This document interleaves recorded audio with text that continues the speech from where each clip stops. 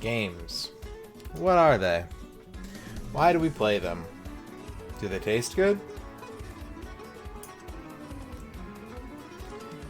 Tonight, we're going to try and answer some of those questions.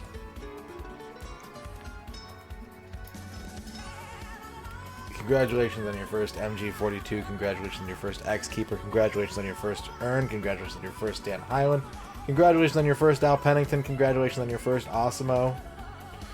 Welcome to the stream. Hello as well to Dorky on TV, Another Noman, Shadrock, Elfbutt, Lurkers. We're back on our Sega 32X bullshit with Motocross Championship. Can we beat this tonight? We should be able to, but you never know. We're also still sponsored by Warpath. We still got bounties to do. Lots of SpawnCon in the pipe. In the corncob vape pen. If you come over, you can play. You can play if you come over, Shadrock. What's up, Calligraphy?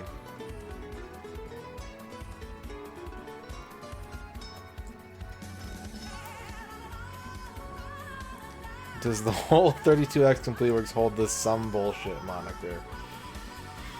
You know, I started working on the new N64 tier list, and while I was working on that, I decided to consider the first 32X tier list, because that one's coming up. And I'm standing by my unified theory of game, which for the 32X would state that there are 4 absolute must-play games on the 32X, and then diminishing returns groups of 4s after that. And, you know, honestly, I had a pretty tough time giving games low rankings this time around. Like, I felt bad for anything that got, like, below an A+. But,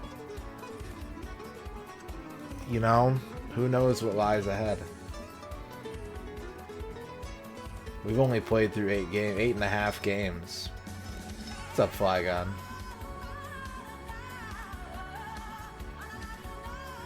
Yeah, once we finish game 10, we can do a 32X tier list. What's up, Dino?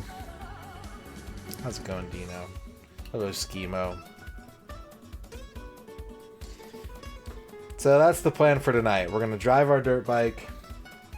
We may do some sponsored content later. Probably at least a little bit of it. I do have a lot going on right now with sponsors.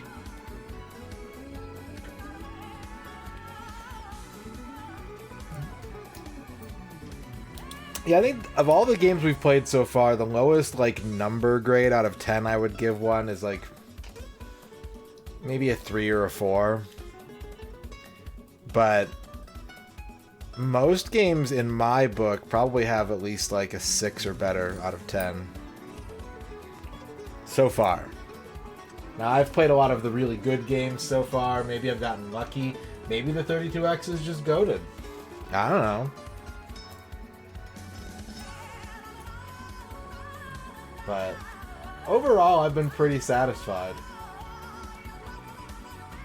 Blasto 100%.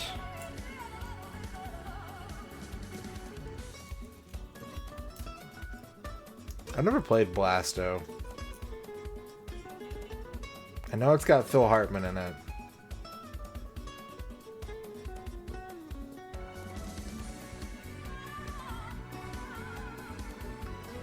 You watched all the SSFF videos on the Zeebo? The Zeebo is interesting. I don't know a lot about the Zeebo, but I know enough to know that I want there to be a good Zeebo emulator.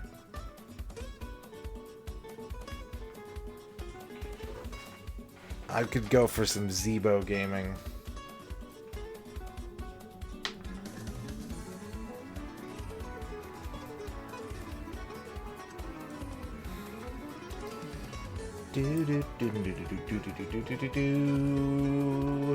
Hacha. Hello. Here's the Warpath stats. 5 people have done Ops 1 through 10. Thank you, 5 people.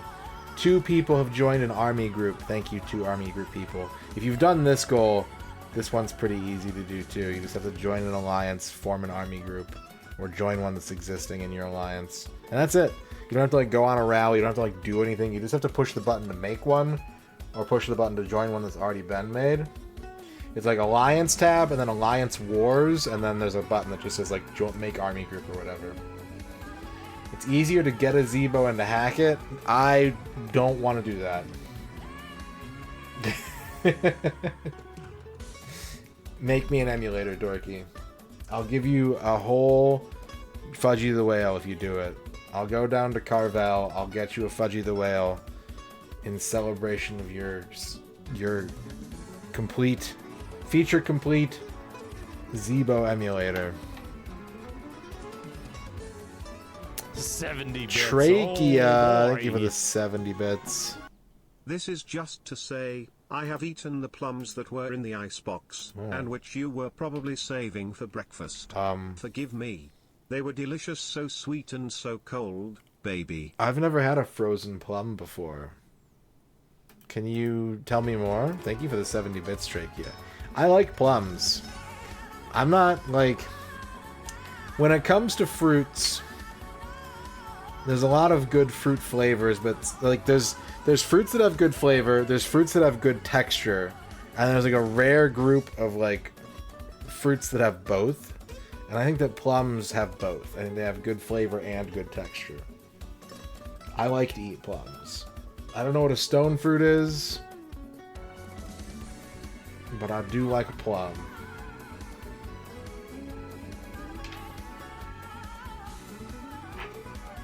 Eating the plums that were in the ice box. See, I always thought an ice box was like a separate freezer, like a box with ice in it. Fruits with pits. No, that's just pit fruit. That's what that's called. What's up, Reg?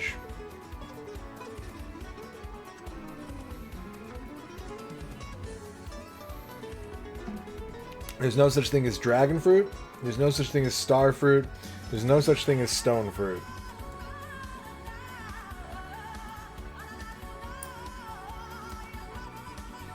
I don't like pomegranates.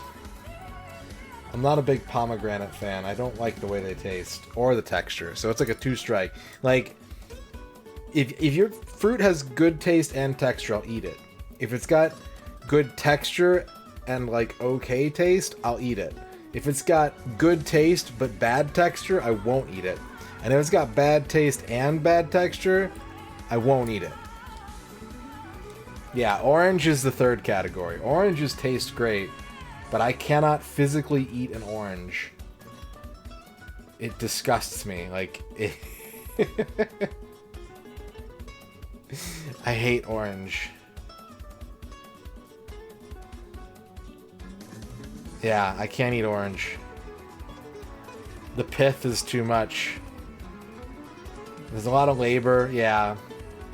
Labor is a good part of the equation, too.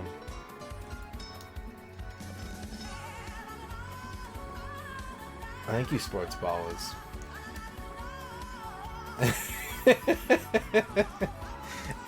Yeah. I can eat canned oranges, which I know is, like, probably the opposite of nutritionally beneficial. But, yeah, just all the little webs, like webs of string around the orange, and like, what's up, Deck Guy? I can't do it. There's certain texture things that, like, I don't consider myself like a picky eater, right? Like, I can be kind of picky, but like, when it comes to certain textures, my body will just be like, you cannot swallow this. Oranges, fatty steaks, Jello. These are things that, like, my body will just, I can chew it, and I can taste it, and then I need to spit out the blob of gross thing that has been mashed together in my mouth. Because my throat's just like, sorry, bud. Nope, can't do it.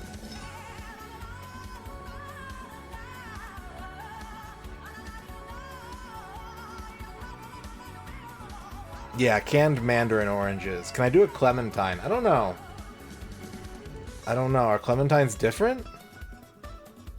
Oh, they have the same pith? Yeah, okay. Yeah. Yeah, then no. I could do bananas. And bananas are like...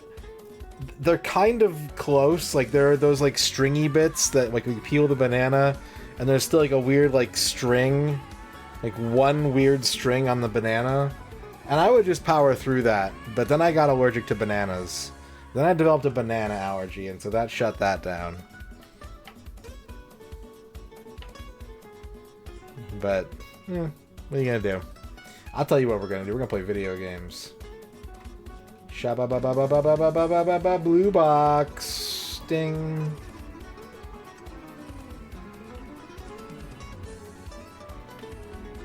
How y'all doing today, chat? Let me know what foods you can't swallow while we play 32X tonight. Got my password. Got my password. Ugh. Zucchini. Wait. Okay, I've got power. Oh. Oh, we got a loose cable. Hold up.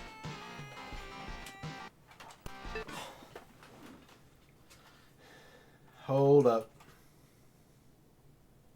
What's going on here? We having a wizard's duel? There we go.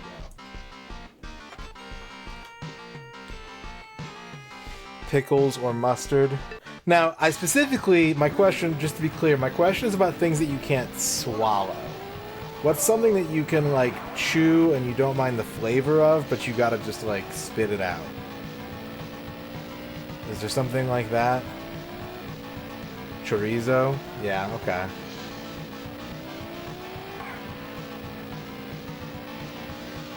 Oh, okay. Nothing? Oh man, I wish. Rhubarb? Rhubarb is very tart. Okay. Season mode. Pro level, because it turns out that there's a slightly different... They added a couple JPEGs to the end screen if you play it on hard. So we're playing it on hard.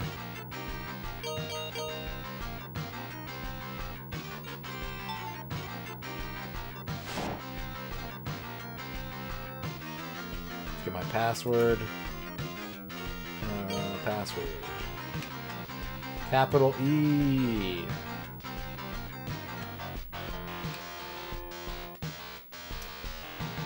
So our goal is to finish in the top 3. 40 can.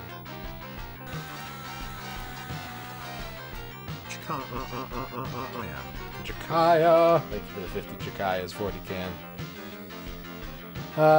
Our goal in every race is to finish in the top 3 and to do 3 hays, which is what the guy says when you do a trick. There's a trick that's worth $200 if you complete it.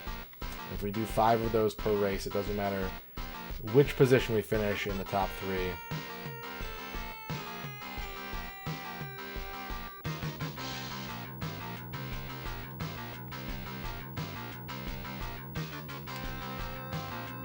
$9A0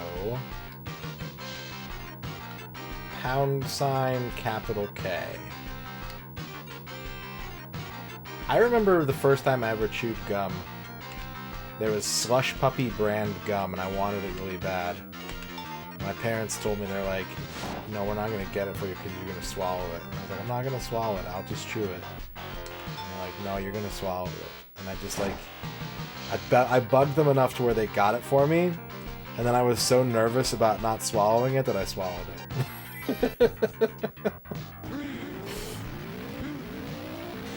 Oh, we gotta start the timer. We gotta start the timer. They set me up for failure. Or they knew that I was 3 years old and I was gonna do that anyways. Who can say? Who knows?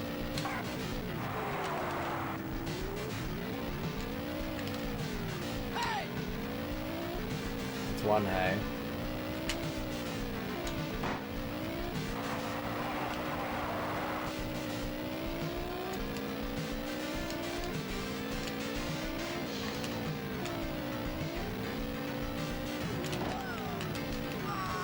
Bazooka Joe banned in my household? I don't think so.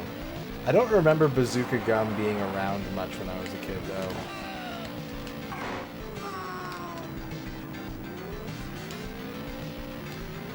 I mean, honestly, I feel like, and maybe this is just cultural bias or confirmation bias or whatever, I feel like the era in which I grew up was like the golden age for gum. There was so many gums. There was Bubble Tape, there was Bubblicious, there was Juicy Fruit, there was Fruit Stripes, there was Big League Chew.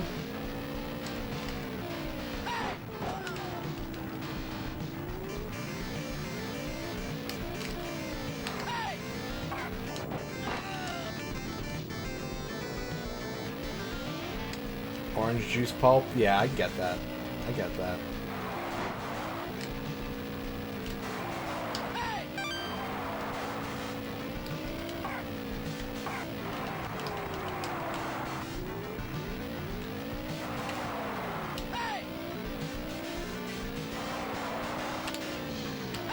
Okay, that's enough hay.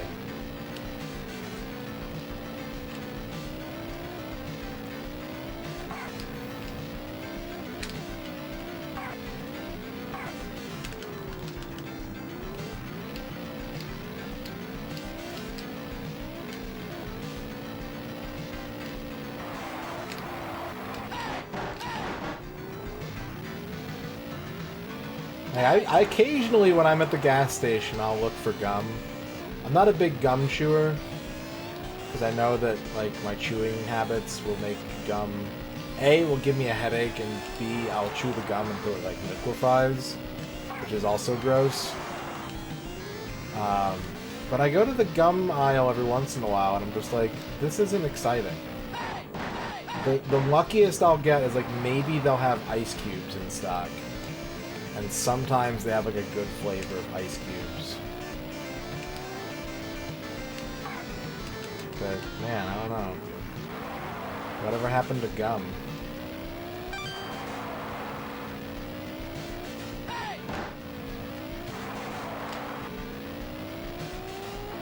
I don't know if bubble tape is still a thing.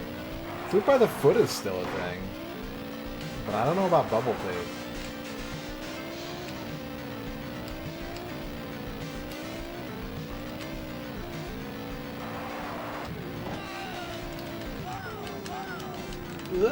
Well, bubble tape exists in Australia still. Okay.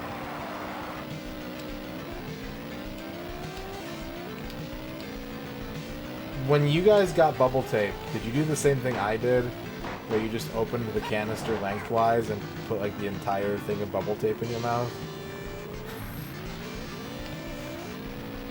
Or did you actually like peel it off like a bit at a time? If you think that makes me a heathen, don't watch me eat a Kit Kat, Shadrock.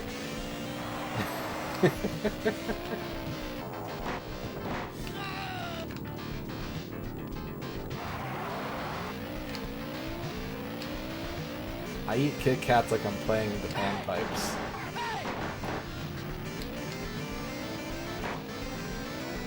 I pretend I'm a little mythological creature in the forests eating my Kit Kats.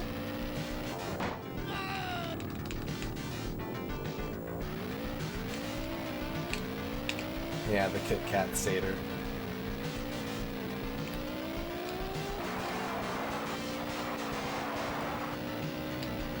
Beep, beep. Fuse Deluxe with the 100 bits. Hey. Hey.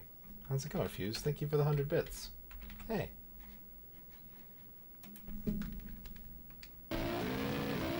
Fuse Deluxe is playing Sekiro. Never Say Shadows Again last night. How did that go, Fuse? It's going pretty good. Just getting started tonight. Saying hey. All my Motocross peeps. What?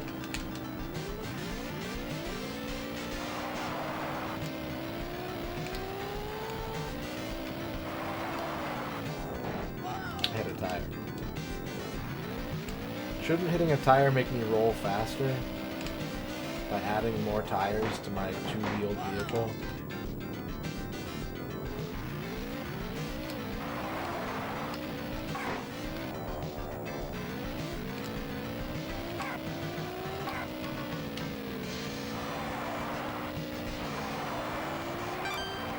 Okay, here's our chance. I hit the mud.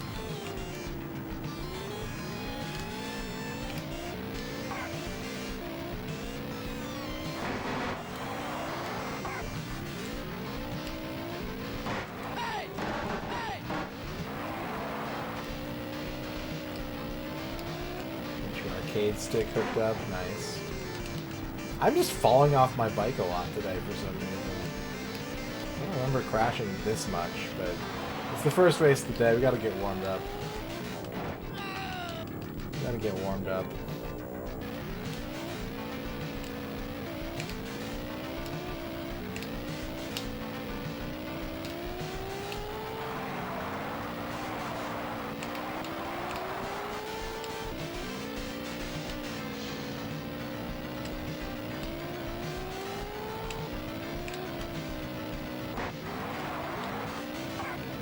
Oh, there's mud after those whoop-de-doos.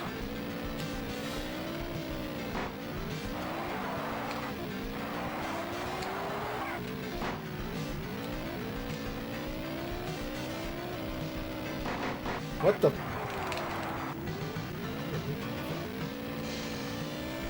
Okay, so first race, room for improvement. That's to be expected. There's the angry guy yelling at Johnny Loser. I don't know why he decided to coach this dude. His name is Johnny Loser and his number is 00. Like, what did you expect, Terry Bradshaw?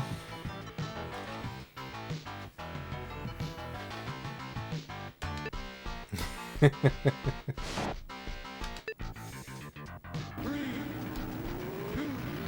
like Craig T. Nelson.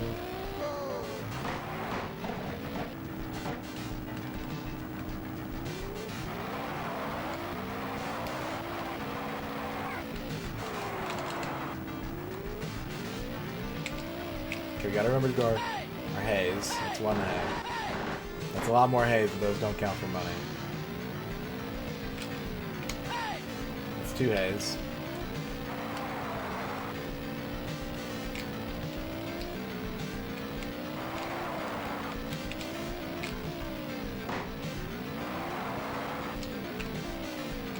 That's 3.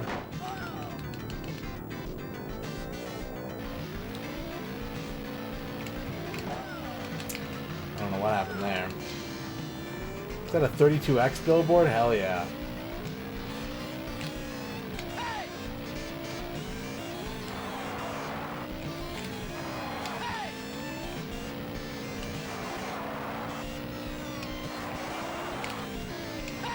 Okay.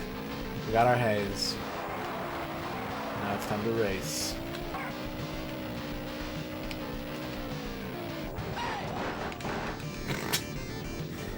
Maybe that's a track design flaw when every single racer eats shit and goes into the tires. Maybe you need to redesign your track.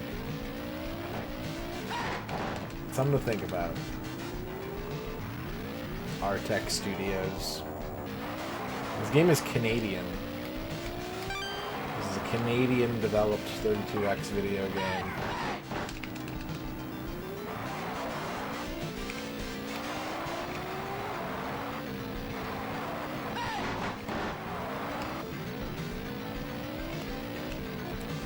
So far we've played games made in America, Japan, Hungary, and now Canada.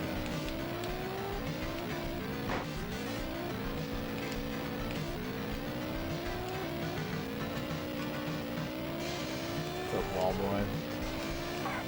Yeah, that's why they say A.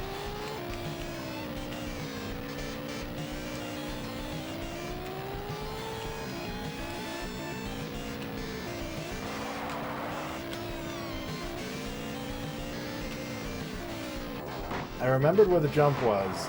I even slowed down to try and steer into it better, And that was the outcome.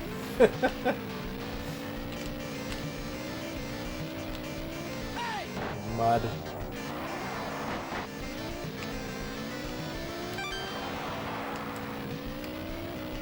Mud.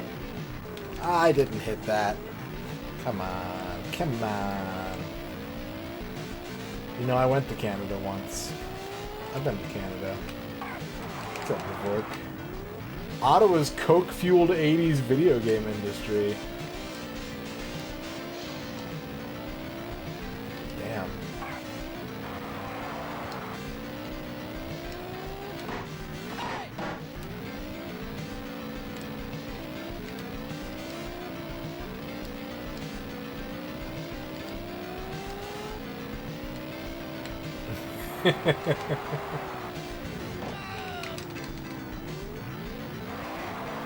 Now, the American stereotype thing to say about Canada here would be to be like, now they're actually talking about nice caffeinated Coca-Cola that the programmers would drink to help them stay up working on their games. Certainly.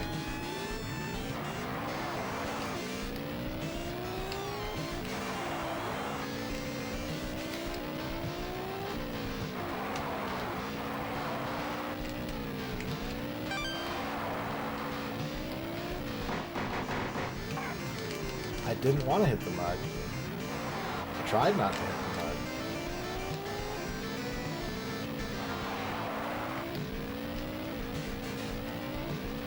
I watched an anime about, well, I say about game development, but it was really only a little bit about game development. But I thought it was funny. It was about like a PC-98 studio, and one of the dudes on the staff was just like, you have to get me Jolt Cola. Jolt Cola is the only thing that helps me stay awake. So it's interesting to see that, like, apparently Jolt Cola was enough of a thing in Japan where they put it as a reference in this.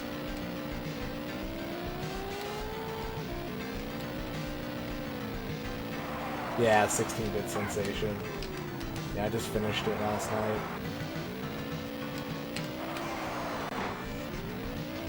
It was okay. It was okay.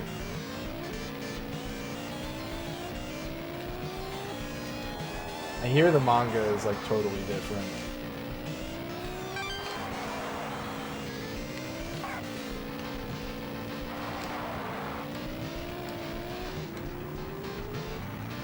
You know, I kind of felt that way too, but that's why I, like, so here was my takeaway, Bavork, is like, that was why I chose to watch that show, but I did think that the, like, weirdo future thing was very, it was very theme appropriate for a PC-98 adventure game.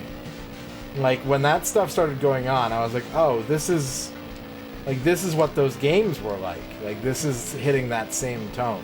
And so I kind of appreciated it for it. It was not why I wanted to watch the show, but I felt like they were going for that, and I think it kind of succeeded, at least thematically.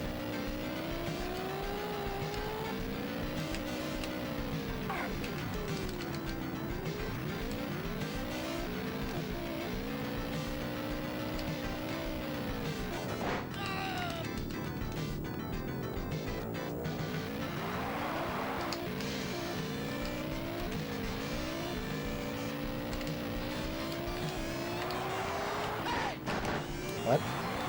Just came to a full dead-ass stop. Wait, this is the last lap? I did it! I did it. There we go. I kind of zoned out and wasn't paying attention, which usually helps me succeed in racing games. I don't know what it is, but like the less I pay attention to most racing games, the better I do. Until you have to like squeeze every like drop of performance out of your car. Then I have to like super focus. Okay, track 11, which is technically track 23, SW7, WO, GBB, GFL. Alright.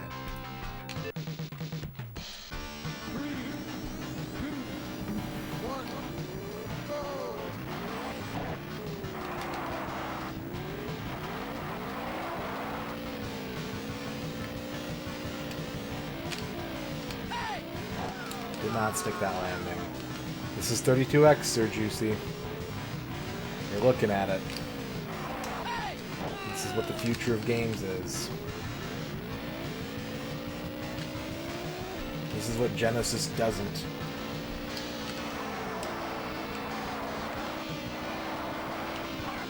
Okay, I already have 60,000, so I don't actually need to do any more stunts at all. I've locked in my stunt budget. I should just try and get out of this circuit.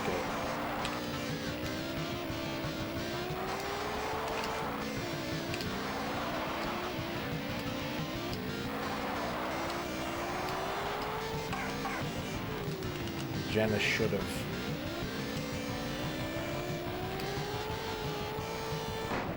Oh, there's a tire there.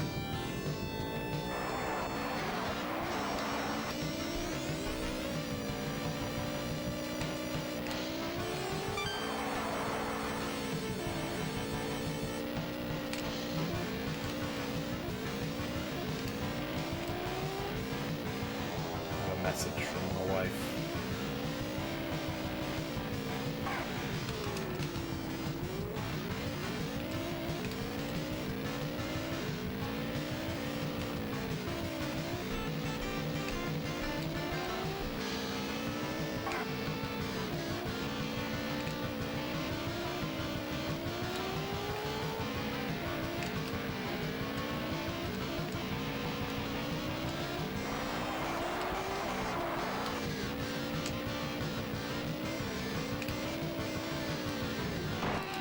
I knew it was a left turn. I tried.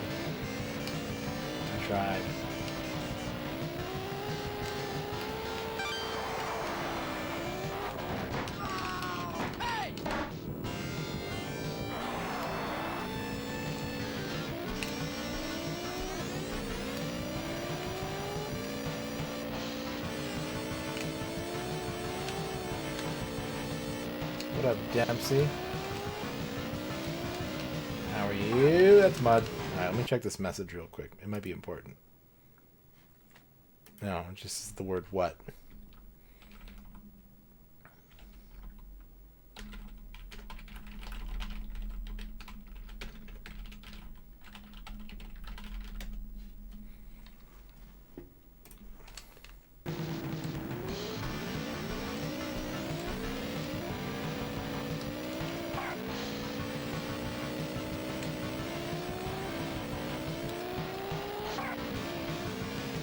Put the kid to sleep.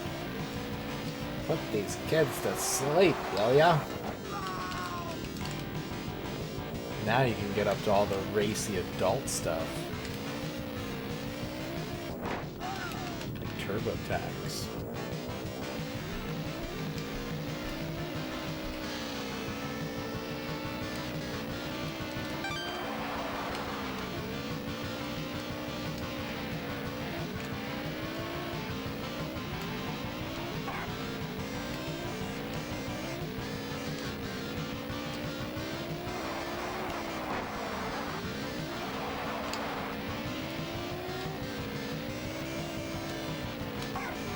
I tried.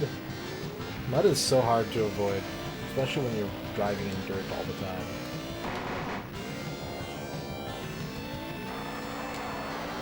This game looks pretty sick. Weirdly, compared to the N64, there are very few racing games on the 32X. I think there's 3? 3 out of 40?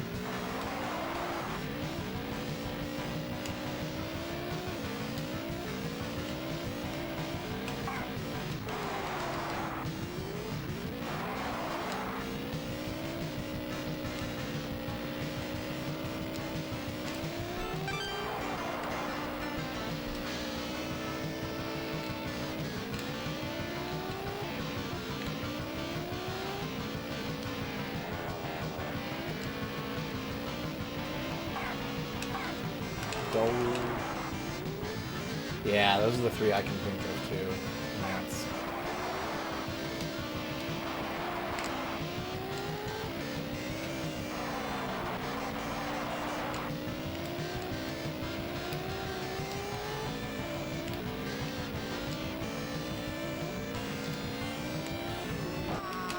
No. Unless...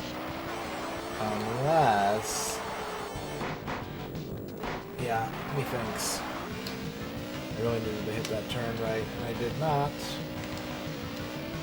Alright, that's going to be a do-over.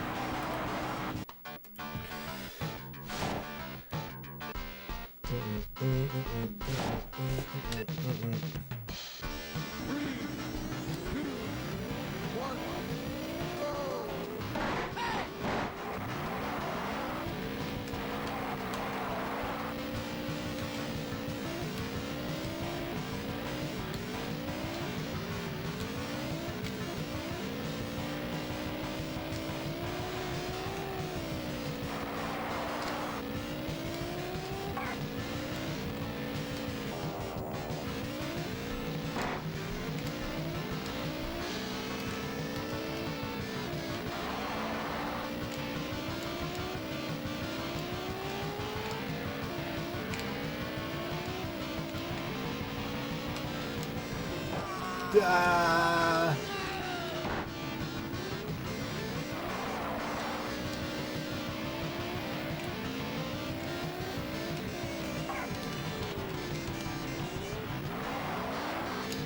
we gotta do is finish third. That's it. That's our only goal in life.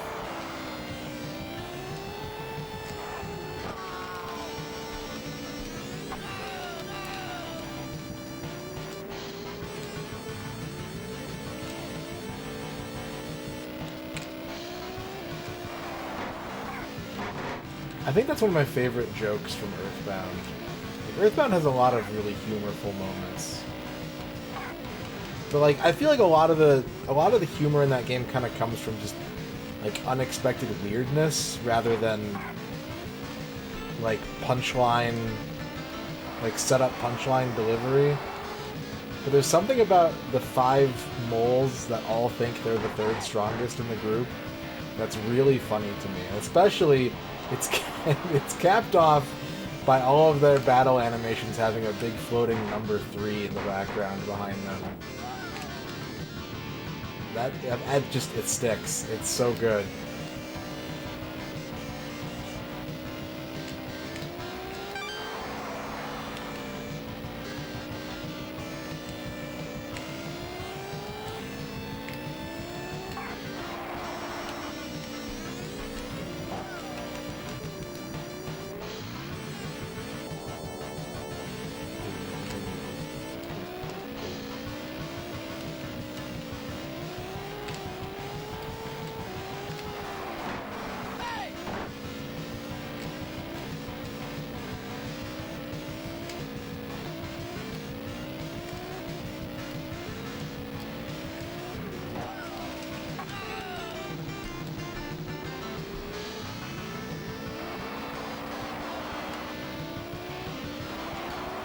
Turn left.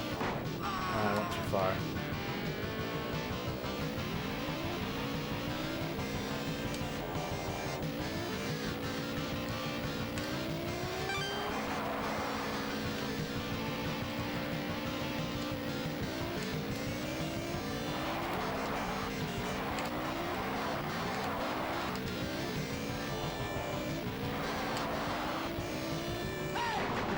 I let up a little too early. That's a shitload of speed.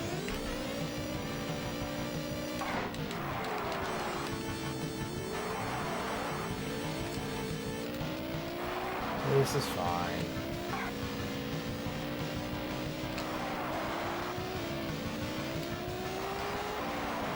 Alright. This is the huge jump, right?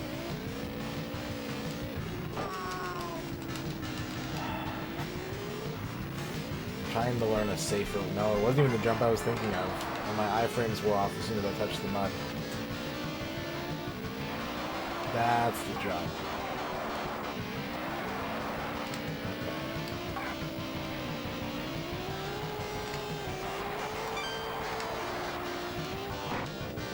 Huh?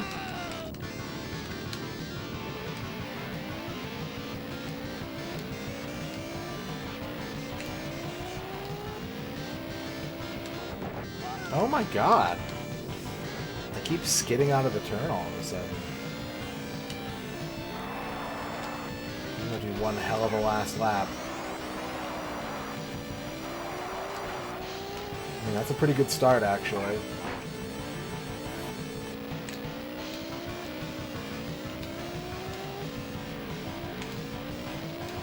this is a right turn. What did I do wrong? I don't even know.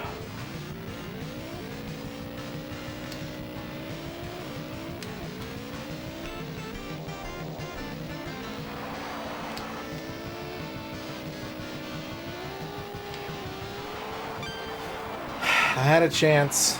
If I didn't crash in that little rampy bit.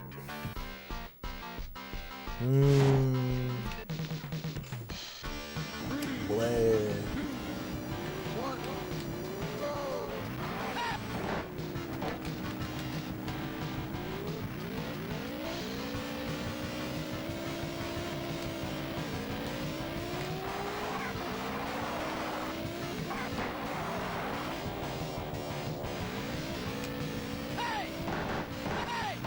What's up, Shamar?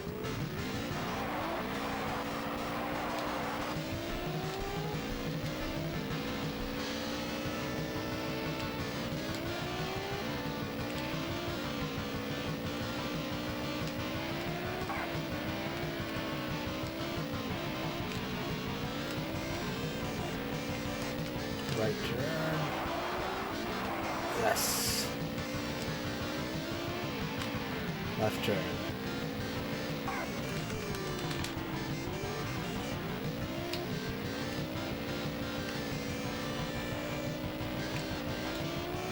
It's not easy to memorize track features in this game, but it pays off when you can.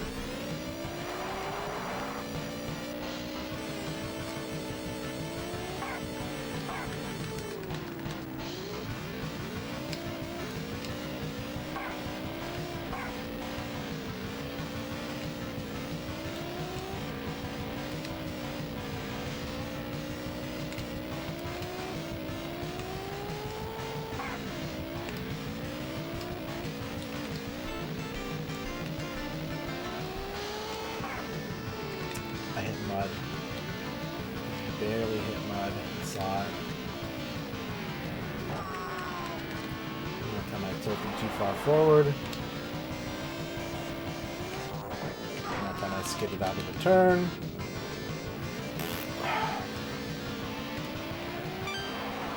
Mistakes.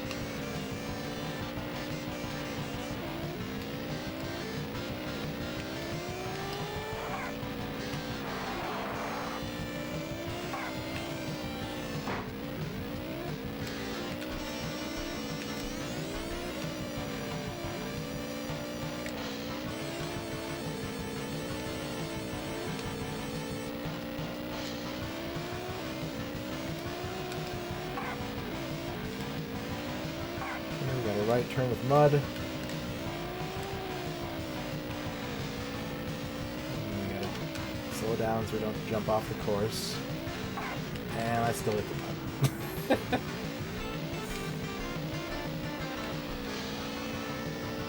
It's okay. That's okay.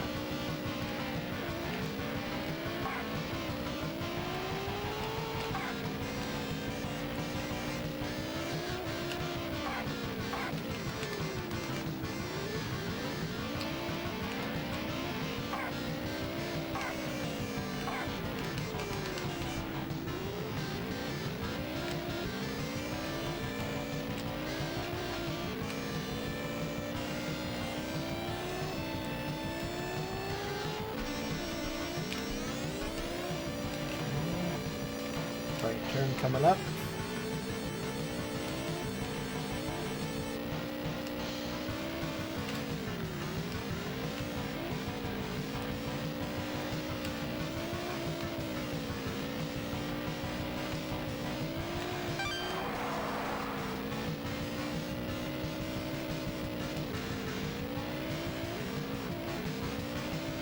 Probably one of the major disconnects from like motocross game played well versus how average person would play motocross game where you typically want to not be in the air because, you know, when you're on the ground, your tires can spin and give you propulsion. But I think the average person that picks up a motocross game is like, sick jobs! Woo!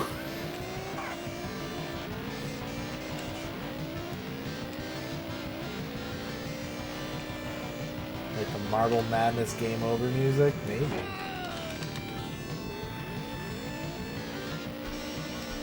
Maybe they were inspired by Marble Madness when they made this game. What's up, Puffy? There we go. Alright, last race of Circuit 2. That's quite the password. F3Z3VIFB88L. Top Boss, hello.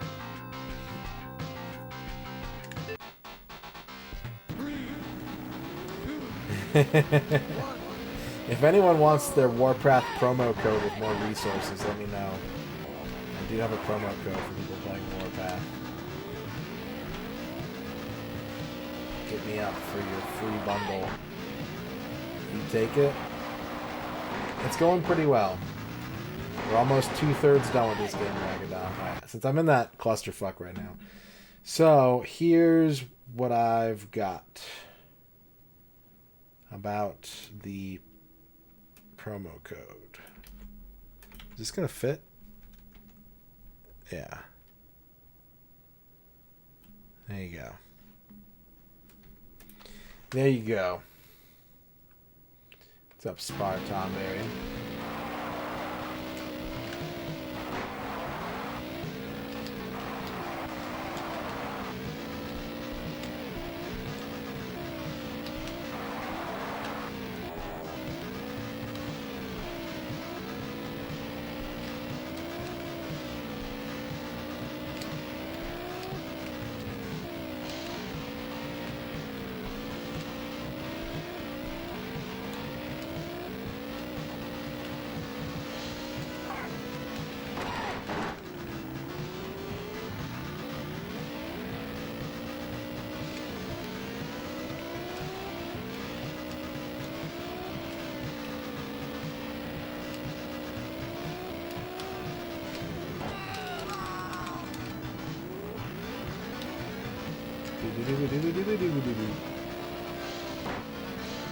Keeping the sides, keeping the walls.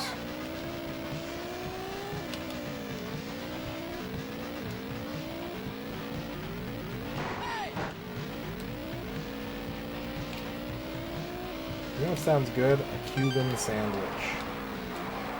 That sounds very good right now.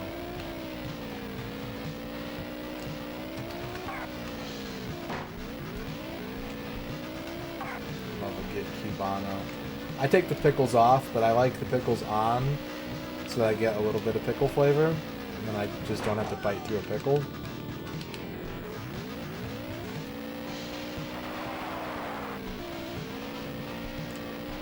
But yeah, pickle's not required.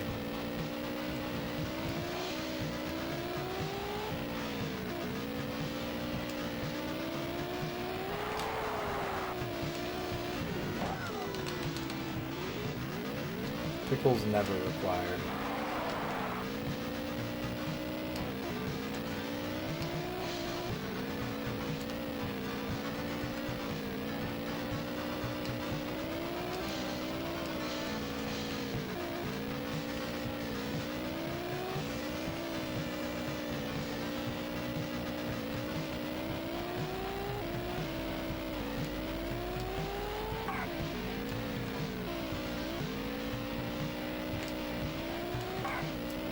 Pickle lovers should never be dismayed at my distaste of pickles, though, because it's like, pickles are the perfect topping to take off and give to someone else. Like, you don't do that with anything else. You don't go like, hey, do you want my tomato? You don't, like, take the tomato off your burger and be like, does anyone want this tomato? But the pickle is, like, extremely shareable. So you should have more friends. If you don't like pickles, you should have more friends that dislike pickles, and then you get tons of free pickles.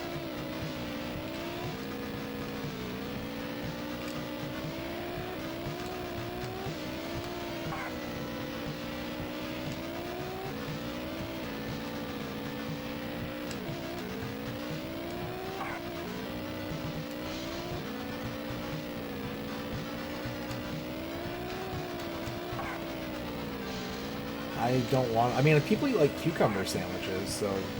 That doesn't seem too far-fetched, but I wouldn't want one.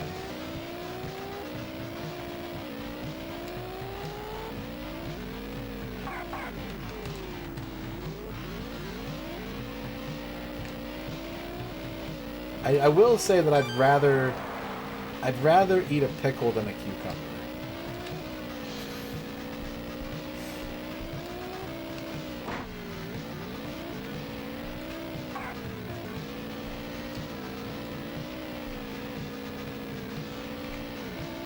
I hate cucumber. Like, I can deal with a little bit of pickle flavor. I don't want to like eat a pickle, but I can deal with a little bit of pickle flavor, but like cucumber flavor is just overbearing and gross. Ugh, don't remind me about the cucumber lime Gatorade.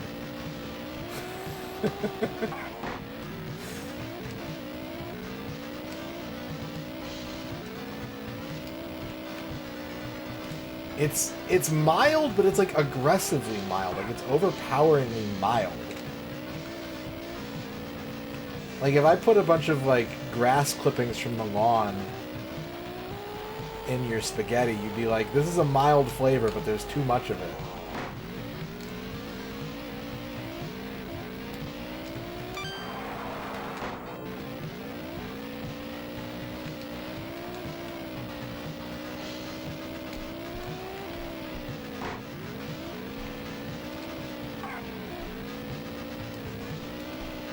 Feel the same about celery? I feel similarly about celery, but I can handle celery. Like, I wouldn't want to eat a whole stick of celery by itself. I don't think I could power through that without being like, bleh.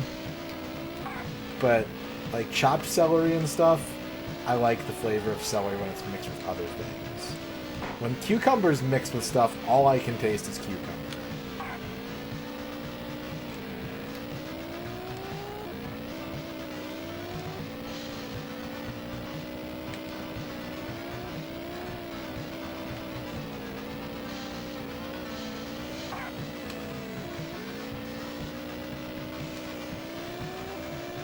What?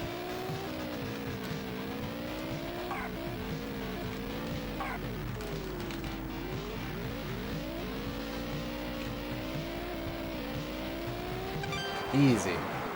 Alright. Circuit 2 is done.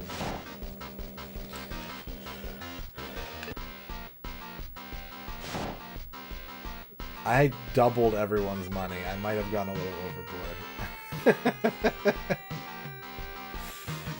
Take that, Chris, Dan, AGMS, Mike, Sebastian, and Phil. Your new bike, Super Bike! We went from 125cc to 250cc to Super Bike CC. This is the final circuit. God damn!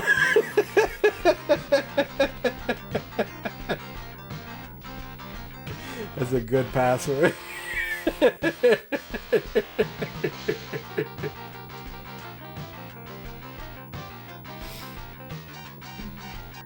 What's up, Retro Island Gaming? It's going good, Blind Janitor. It's going good. How are you?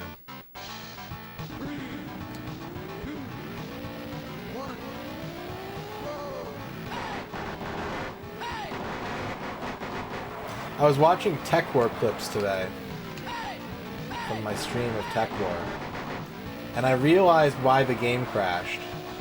I thought the game crashed because I like jumped in front of the train, but apparently I jumped in front of the train, clipped through the train, and then got squished in the train doors, and that's when the game crashed. When the train doors closed on my body, the game crashed.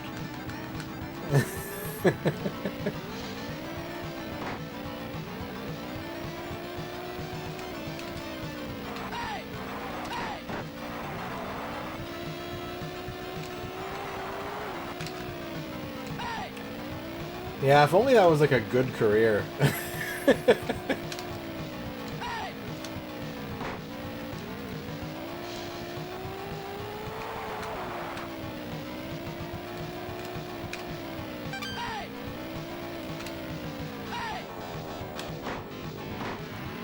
mean, that was my when I grow up dream as a kid.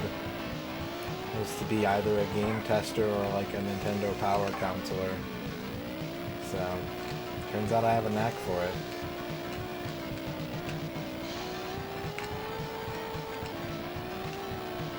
Thank you for the clip, Ragadon.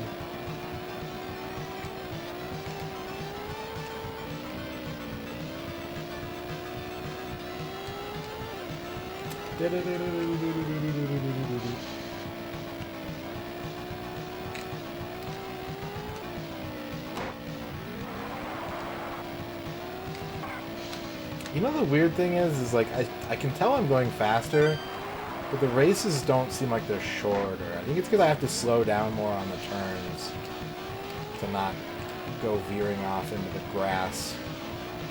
I was gonna say into the dirt, but that's where I want to be in this game. Dirt is home.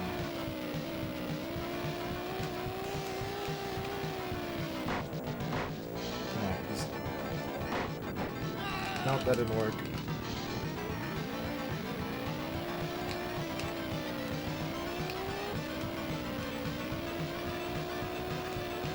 Salad of just cucumber. Oh my god, that sounds disgusting to me. Like it sounds like a very healthy and nutritious salad, but I couldn't. Like I couldn't. All I could get out of that is I could lick the ranch off, and then I would leave the vegetables in the bowl and turn in my assignment. I literally could not eat that food.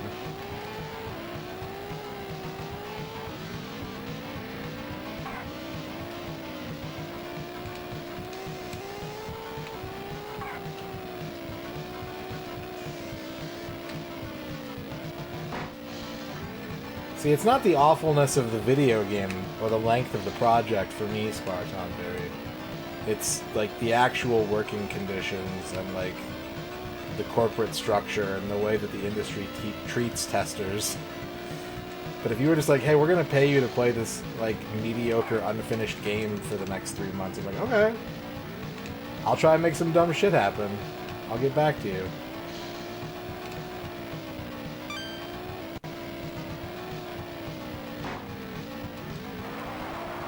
Bone Masher. I didn't even try to do that stunt. That was a bonus hay. I somehow put in the command for hay.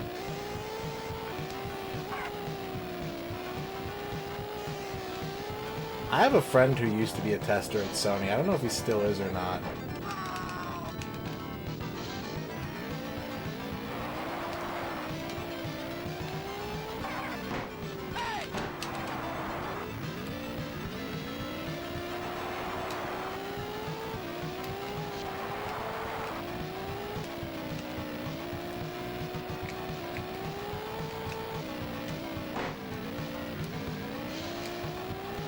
Dangerously close to blowing this.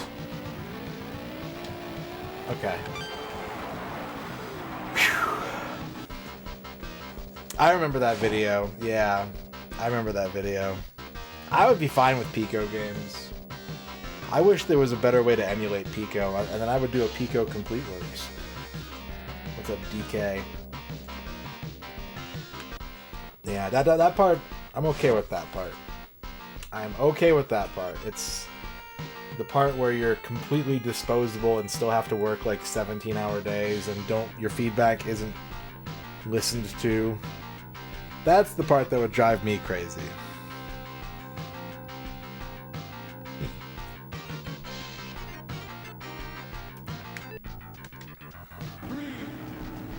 Yeah, my favorite part of that video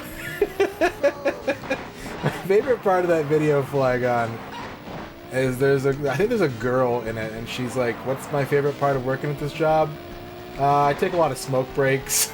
I was like, damn. Just no disillusion here.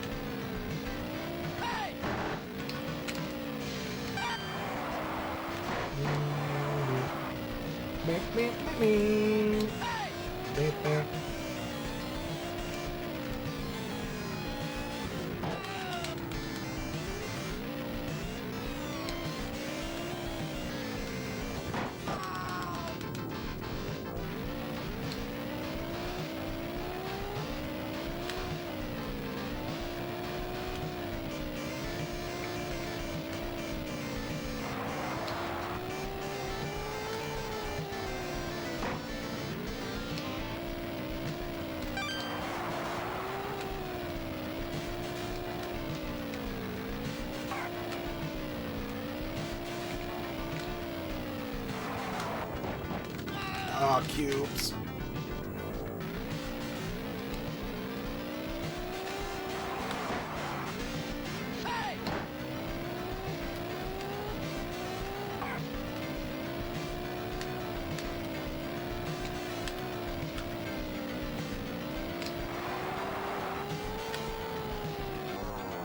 Yeah.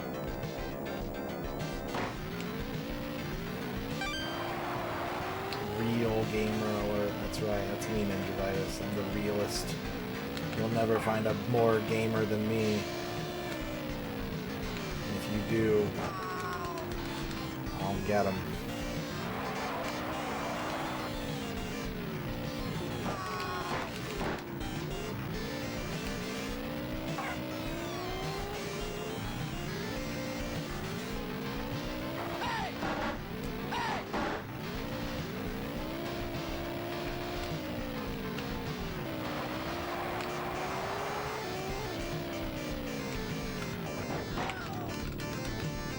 I'm not trying to go into space. I'm merely trying to go fast past these other bikers.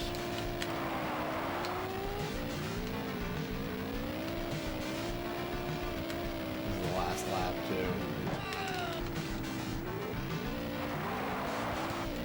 I have to redo this one. I swear by the moon and the stars of Ohio.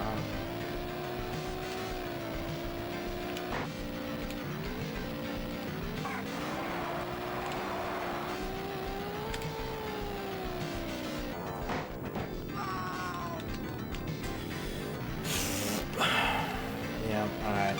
Do over. Ugh.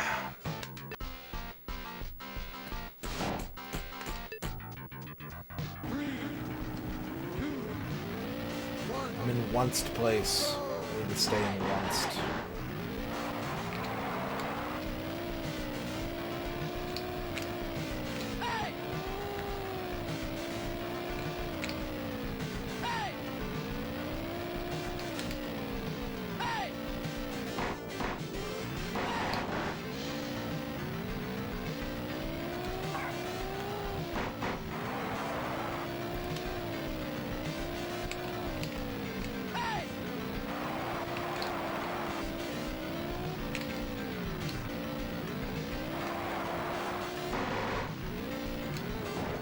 Okay, alright.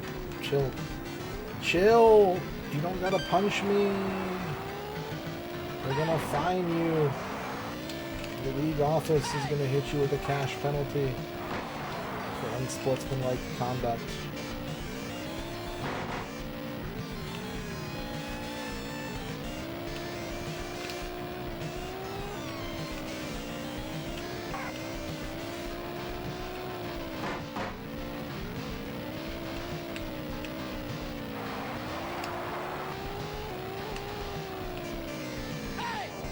Again, accidental hang.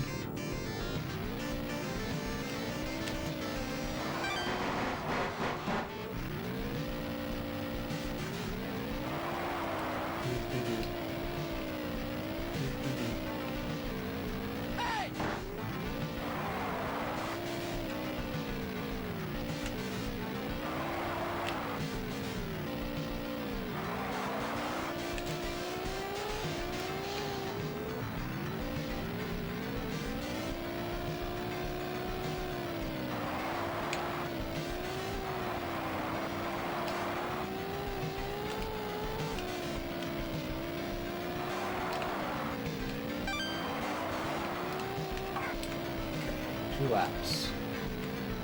Is 4th the only place position? I guess 6th and 8th and 7th and 9th. Okay, so what are the ones that if you read them number and letters, they don't sound the same? First would be onced. Second would be tuned. Third would be threered. 5th would be 5.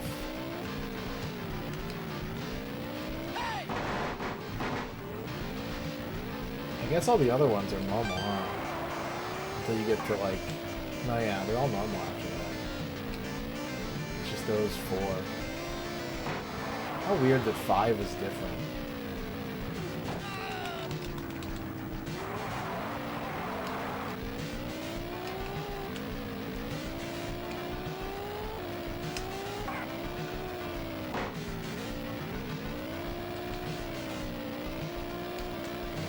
This one.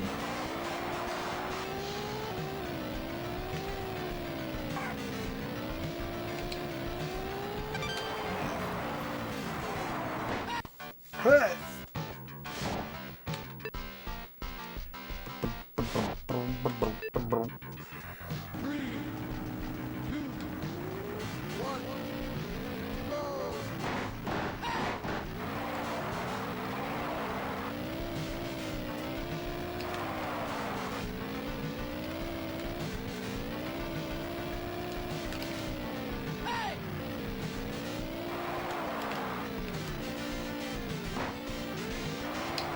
Weird. Couldn't get the stunt to come out that time.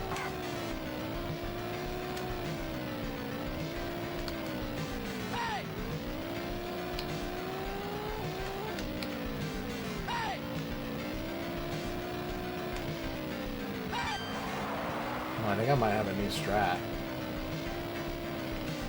I think I might have learned something valuable just now.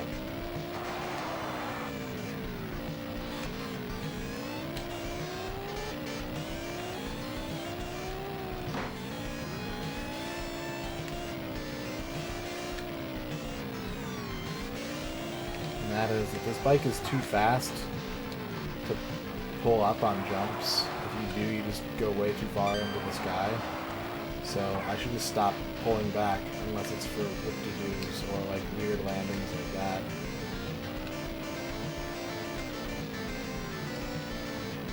As long as I'm not holding forward on the jumps, I won't crash.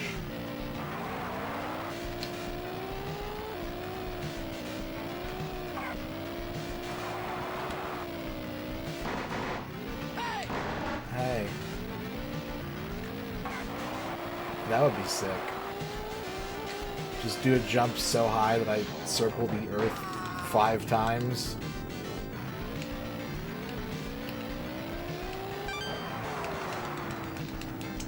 And all of a sudden I'm in 10th.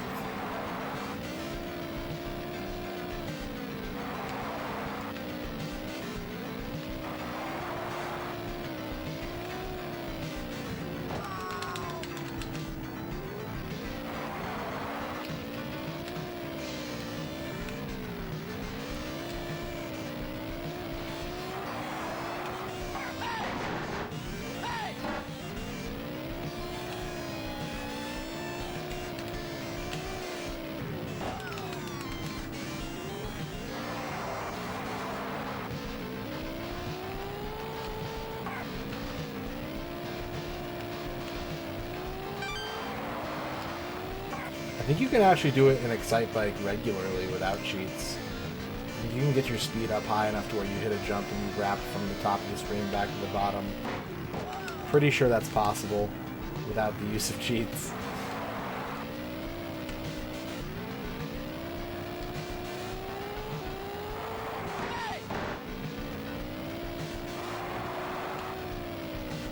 What's up, Duke?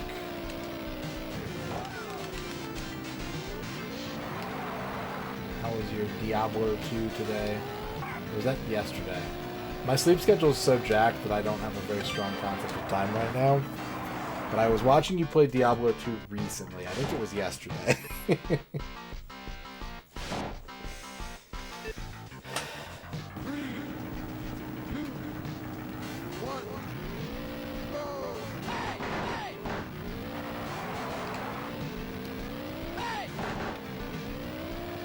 YouTube tech projects.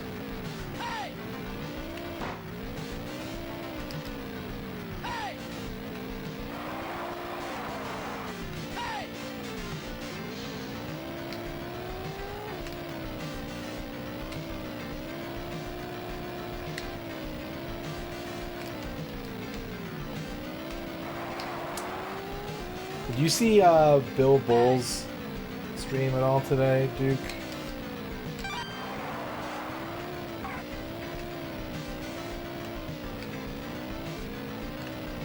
He's playing Clive Barker's Nightbreed, and there's a mini game in that game that is so funny looking that when I was watching it, all I could see was, or all I could hear was your break music.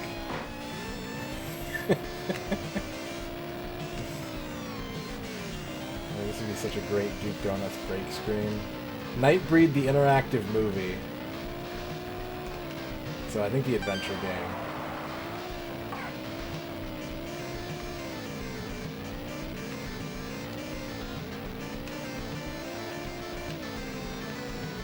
Duke Donuts. 3 years of donuts. That's a lot of donuts. 3 years lol. Thank you for the 3 years of sub, Duke. Big appreciate all of the support and advice and general goodness that you have shared with me in this community for 3 year nuts.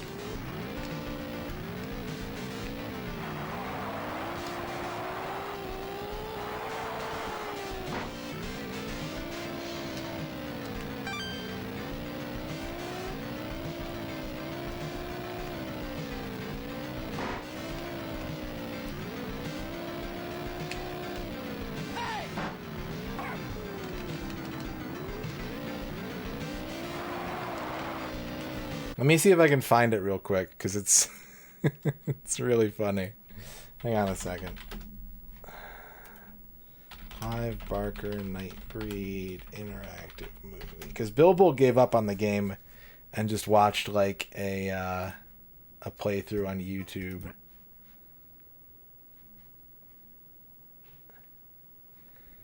Hang on, I've got this Asana ad I need to sit through.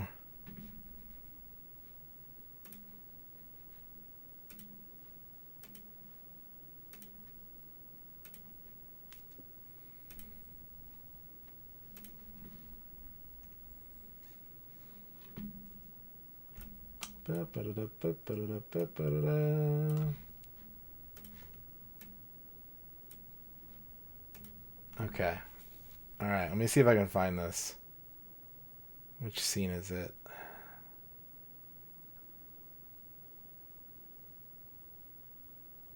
Where is it? Yeah. So I was watching this and all I could hear was your break music in the background. Not this. This next part.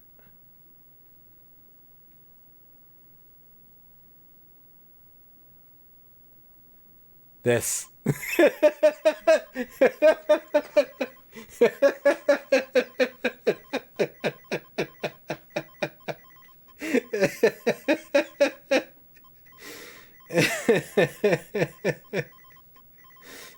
So if you want a new break screen...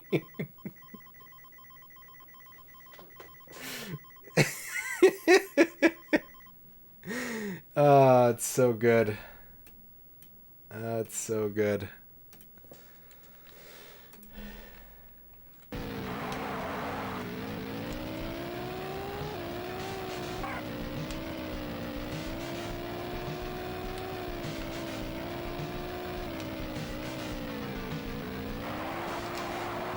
But yeah, Bill said that it was like not a video game and just like a random sequence of events that were unpredictable, so I wouldn't recommend gamers of any constitution to attempt that video game.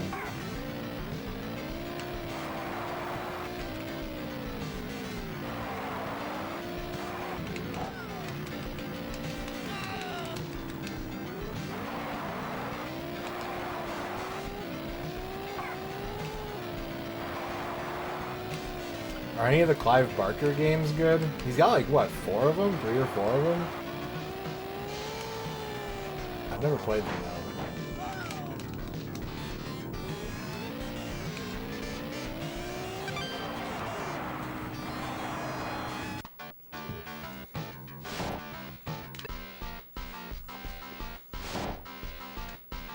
Who is Clive Barker? He's an author.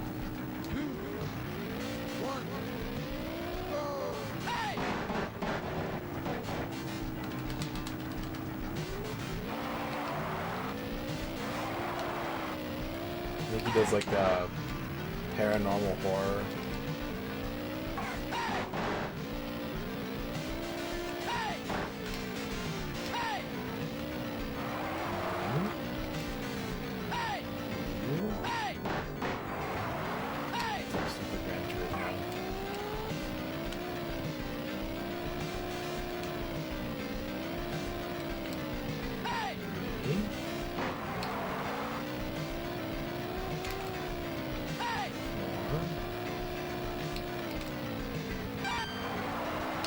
I was looking into it a bit while I was watching Bill's stream, and I saw someone on Reddit say that, like, Jericho is pretty cool, but it's repetitive and it has big unfinished game energy.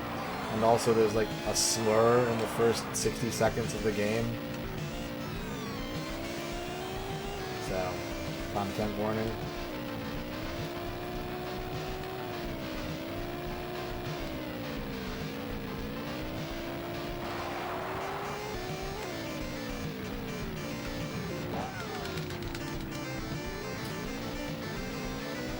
I never really kept up with horror games after the PS1 era, so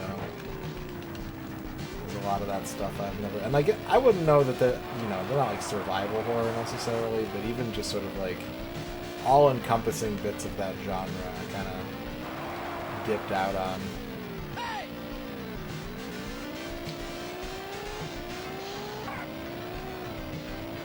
Like DOS, Windows, PS1. That's like the bulk of my horror game playing.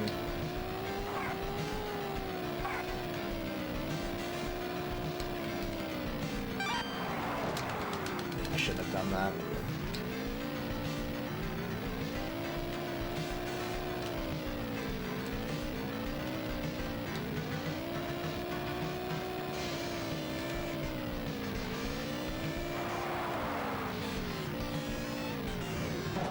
Accidental stunt. Cool.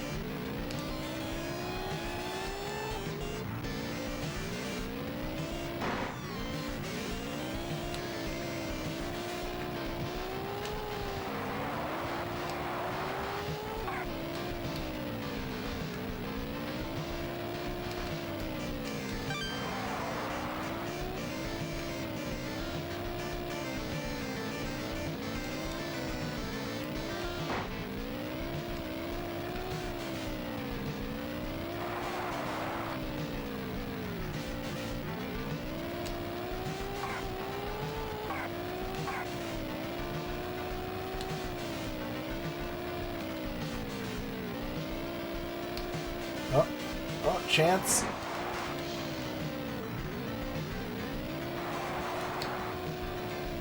Chance ruined by running into the back of another biker. Damn. Oh, damn. Oh, fudge.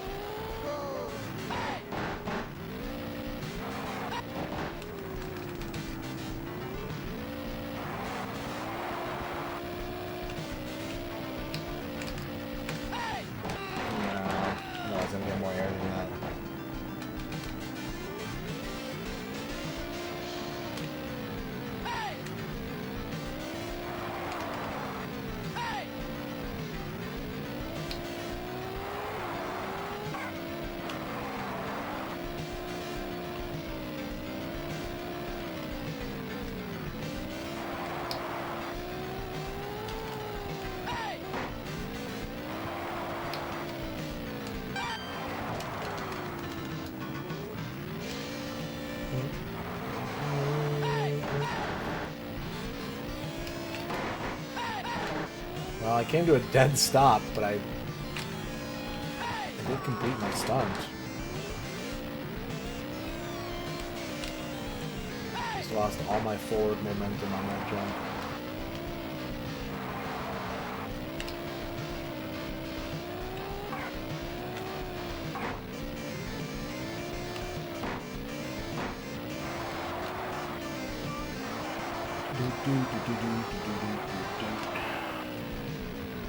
Too much juice. Juice sounds good right now. We'll go for a juice. What kind of juice would you drink right now, Chad? I would want blueberry juice.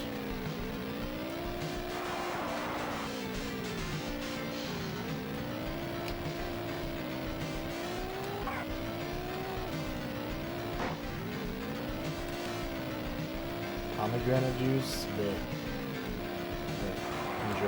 enjoy your antioxidants and health benefits.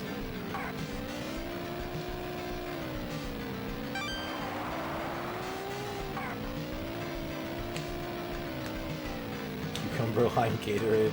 All right, chat. All right, chat. I see what's going on here.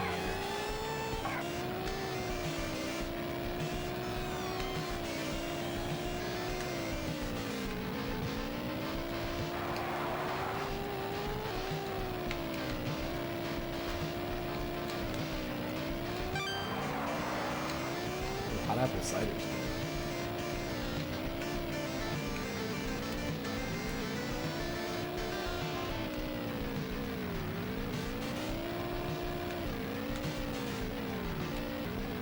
I wonder if this game ever had an official website. I was on the internet around this time, but I don't remember ever going to Sega's website. They didn't have any Sega systems. I should have. Then I could have learned about upcoming Sega titles. Damn. Better, but still not good enough. Let's go to the Wayback Machine.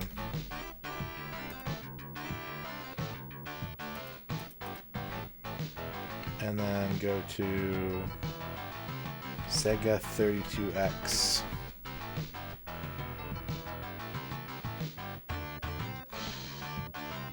I found the German site for the 32X.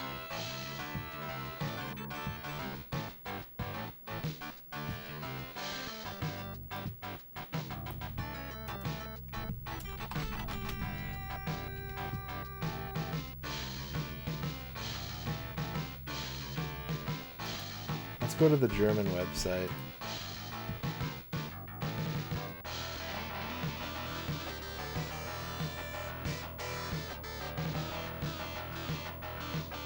Oh, this isn't official, I don't think. I think this is a fan site, maybe?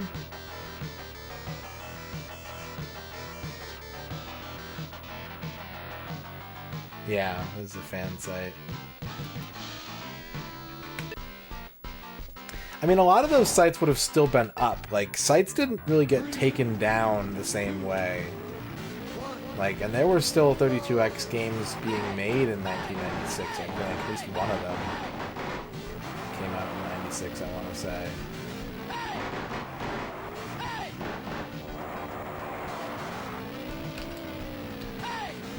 So it seems reasonable if I could figure out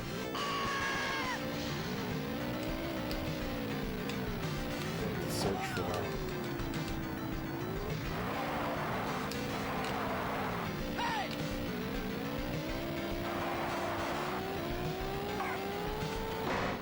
They really haven't. They haven't at all. The exact same fucking shit.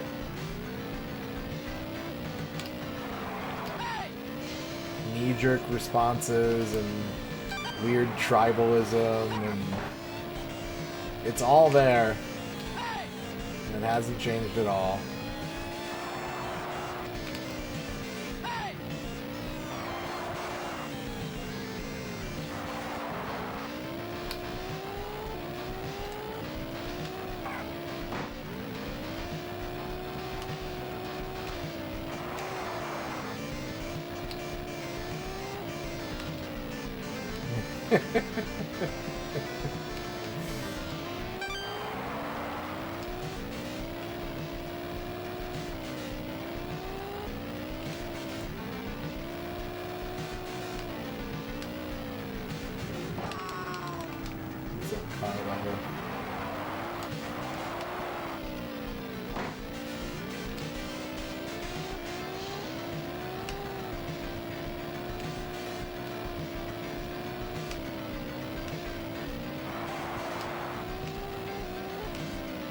Honestly, the most useful that stuff is for me these days, though, is whenever you see someone be like, oh yeah, people hated this game since the day it came out. Everyone's always hated it.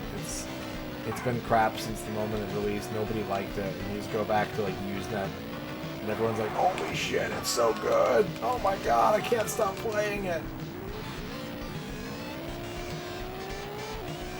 And then at some point, someone, I don't know, let's call him James, made a YouTube video, and suddenly the narrative shifted somehow. That was just a random name, I just pulled it out of the hat. That's not a reference to any person living or dead.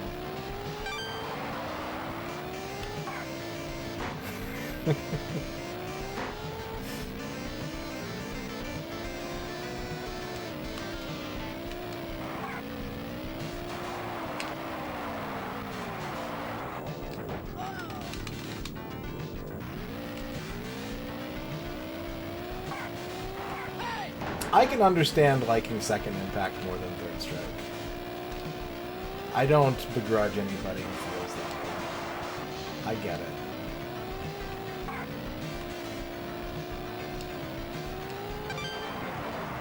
Damn it. Can't get through this course. I really only have two things going against... well, I guess three things going against Second Impact. Green Herring. Thank you for the 100 losers. Loser oh. At first I was like, hey, whoa! And then I was like, oh, right, yeah, the jersey. So one of them is that I am of the opinion that more characters equals better fighting game. Like, that's just how I feel. If it's a shitty character, you can just not pick them. So bigger roster always makes me happy. One of them is that I never, ever, ever, ever saw a Second Impact captain. So, like, Third Strike is what I had for Street Fighter 3. I think I played Street Fighter 3 vanilla once and was just like, I don't get it. And then everything else was Third Strike. And third is, I just think that it's really boring how many characters just have auto combo supers. But other than that, Second Impact is, like, phenomenal. Like, the music is just as good as Third Strike's. Sometimes it's better. Sometimes it's not quite as good, but it's still good. The art is great. The like, pixel art backgrounds and everything definitely have a lot more kind of video game feel than Third Strike's do. Hey.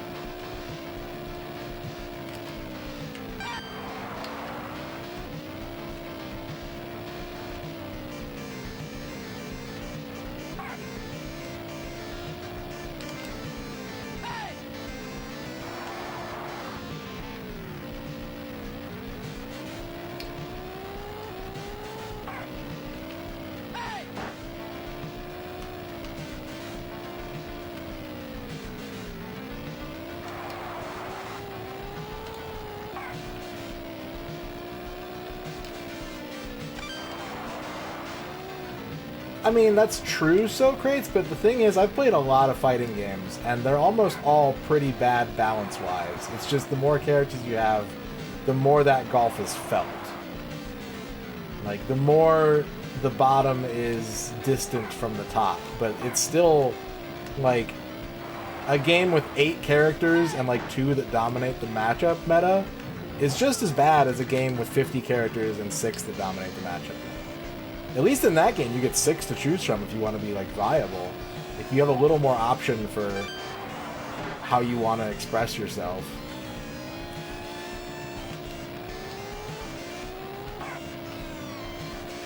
Well, we don't normally agree about fighting game stuff, so that's okay.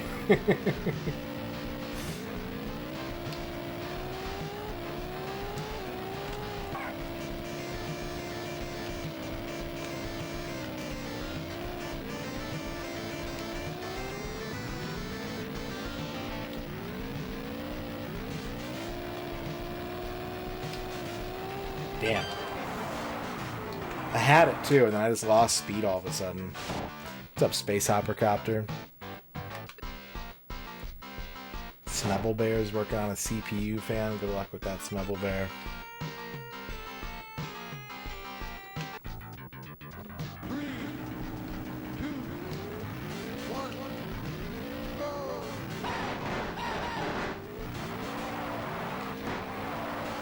Just kick me?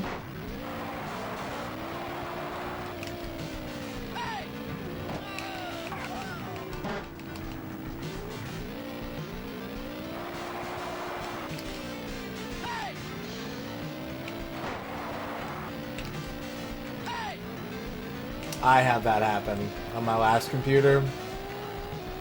The local computer shop only had like one fan in stock that was compatible with what I needed, and it was so big that I just had to leave my case open for the rest of the time that I used that computer. I've been there.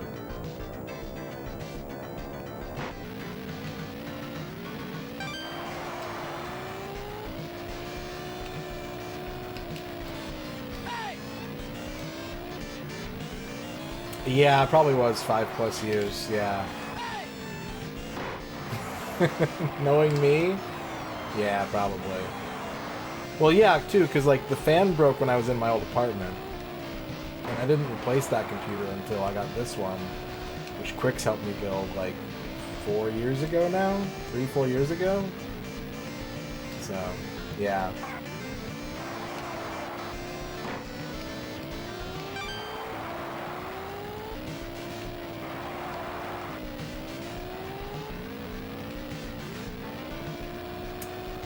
I don't think it was last year.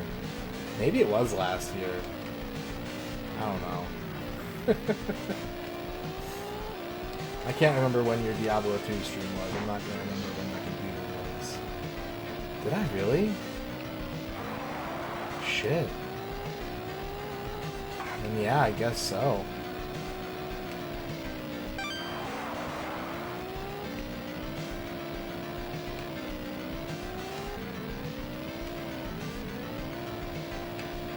Yeah.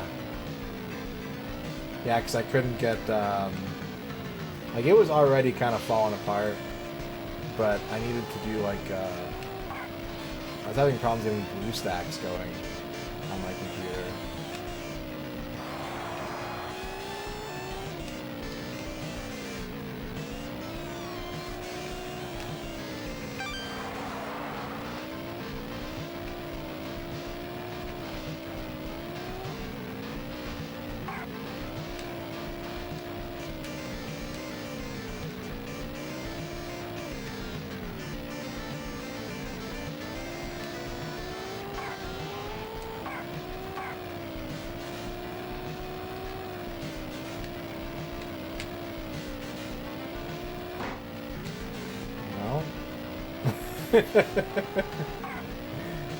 I don't know, but I did beat the race. I'll have to ask Quicks if Quicks shows up tonight.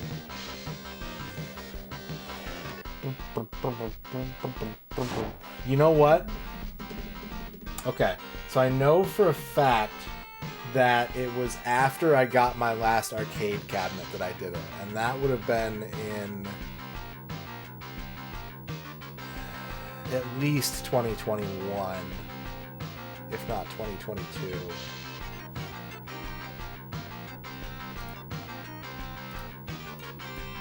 Dr. QXI Grayson. Dr. Kixie Grayson. Going to put off your next PC build until 2030. It's weird. Now that I finally got like a decent computer, it made me want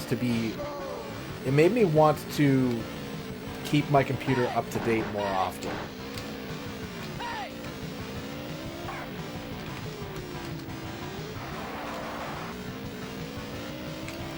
But how that looks for me versus the average like PC enthusiast is very different. Like how that looks for me is, I hope I get a new PC by like 2027. I don't want to like change parts out and shit, but I'm looking forward to getting a better computer in the next 3 years.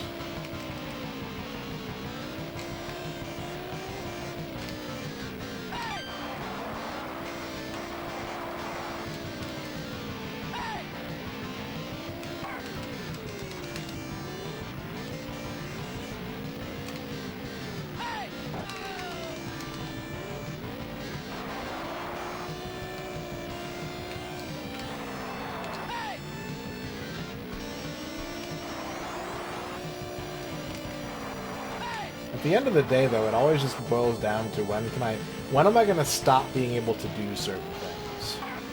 Like, if it's just a matter of, like, oh, I can't have the graphics settings as high, like, then I don't need to upgrade.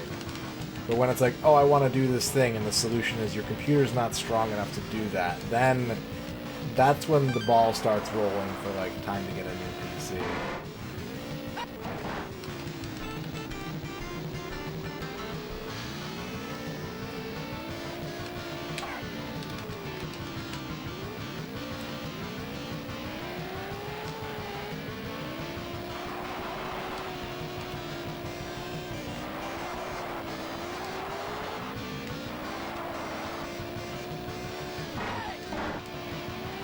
Once the Twitch beta for streams you can taste rolls out, I'm going to have to get a more powerful rig to handle the teletaste engine.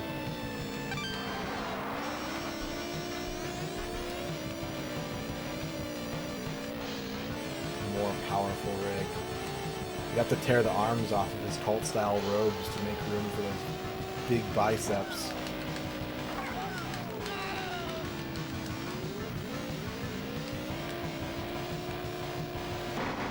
Single stream finish of Unlimited Saga.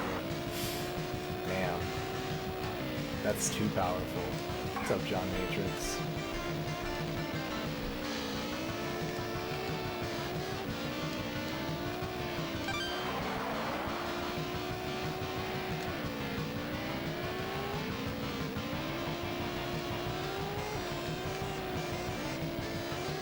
Blind? No. No. With chat helping? Maybe. Depends on how much.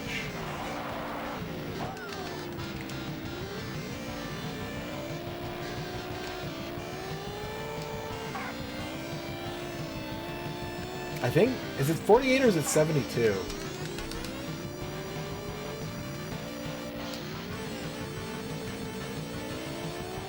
Damn, I had it! And it crashed at the end. Rig has powerful arms? I believe it.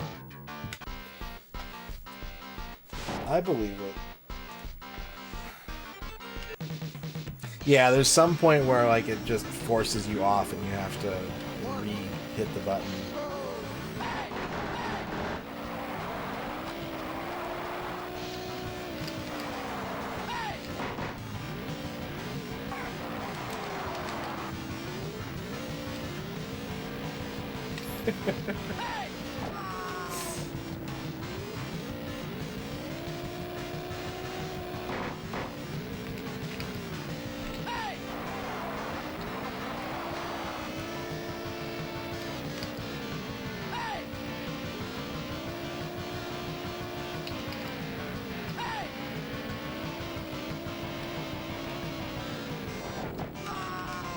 Hey.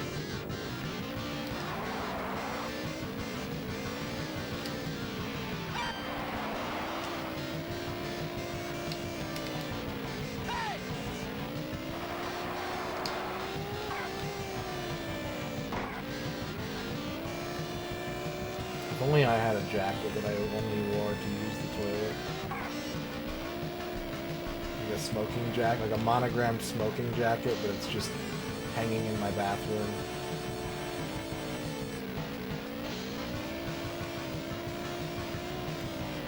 The game zone?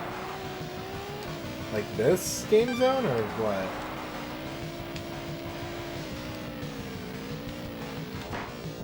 Yeah, that's fine. If I have 60,000 total dollars, then I don't have to care about haze. I have to still care about placing. So I guess like the minimum amount of money you can get while progressing in this game is 36,000. So what's whatever 14 times 5 is, which is 70? I have to log 70 haze while still placing top 3 in every race, and then I don't have to care anymore. And sometimes I finish first or second, that number can go down. Here's an extra one. Mud.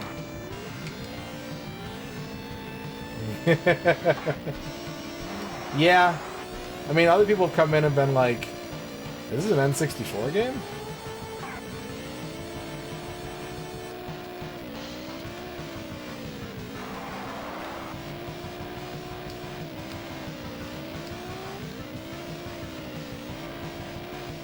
If anything, if you look at it the other way, if you could confuse this game for an N64 game, does that make it like a really fucking high-tier 32X game?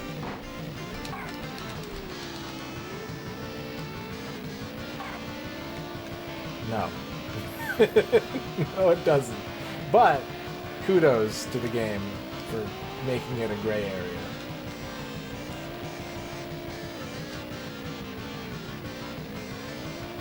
I think Rachel said that this isn't poly, it's just it's just like raster effects with like some overhaul to it.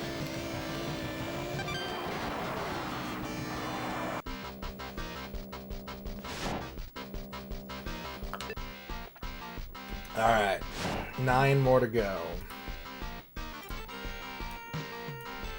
Jari J-Tam Sixon.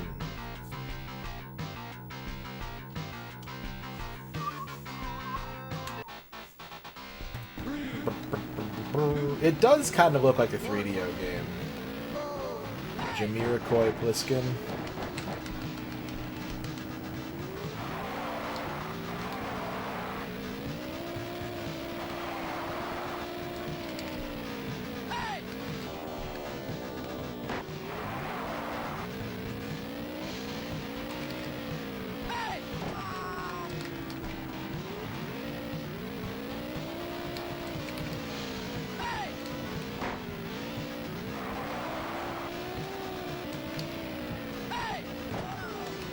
I wouldn't argue that.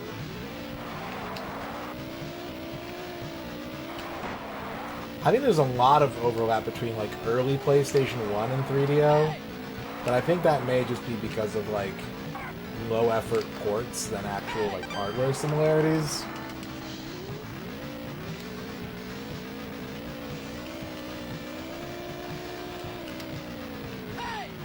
Yeah, reliance on FMV.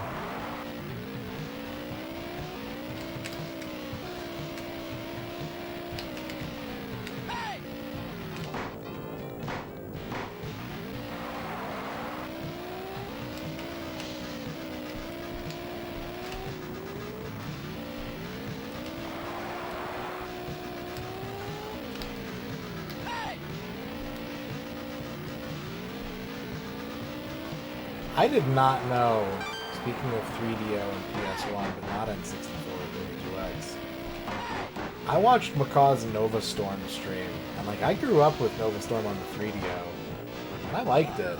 I had no idea that like every single version of Nova Storm was almost fundamentally different, with like exclusive content and exclusive game mechanics.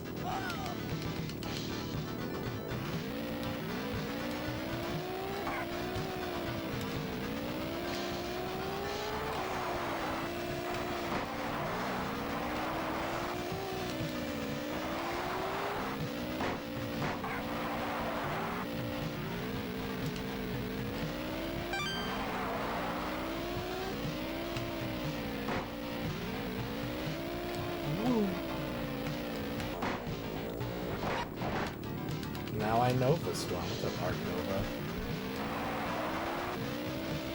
Is that the name of your, like, educational YouTube series? Now You Nova with Arc Nova? Yeah, the correct 1 to 10 are the sniping missions in the Ops Center. That's the ones they're looking for. You know what? It's not 1 to 10, it's 1-10. I just realized.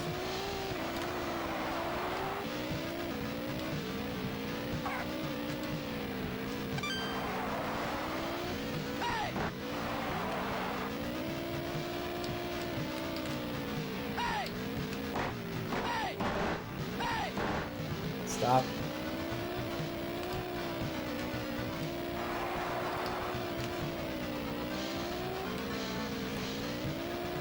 Just gotta catch up to 3rd place guy. I don't know if I can.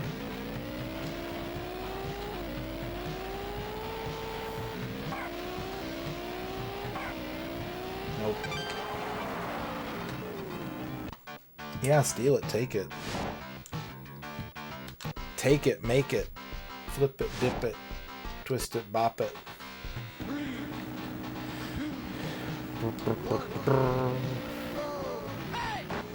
I used to love Super Off-Road the Baja. That's Rally X.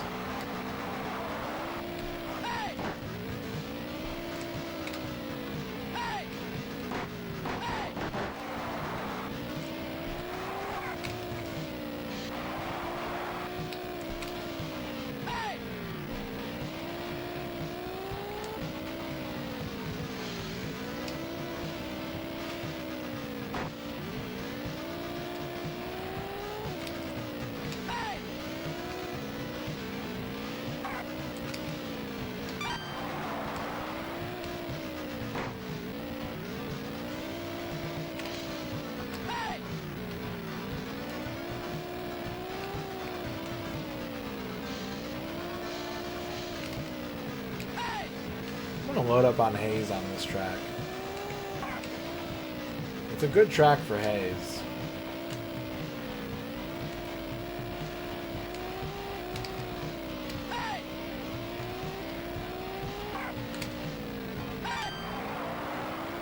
I'm a Haze maker.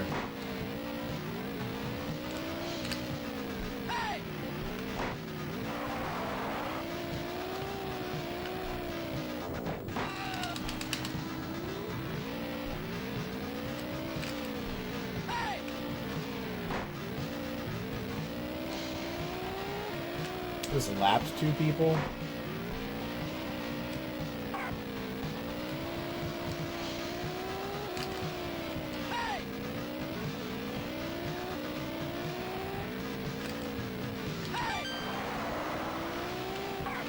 It is good, I agree. I hate when you're playing a racing game and all the computer racers are just like extremely competent.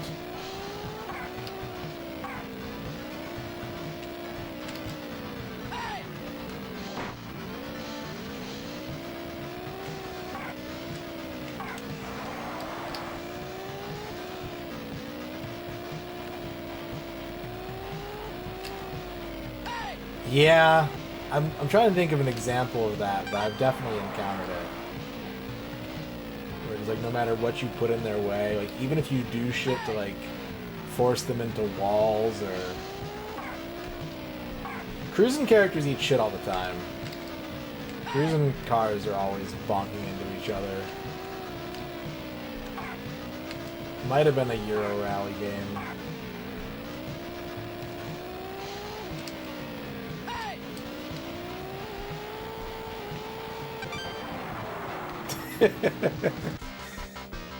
Alright.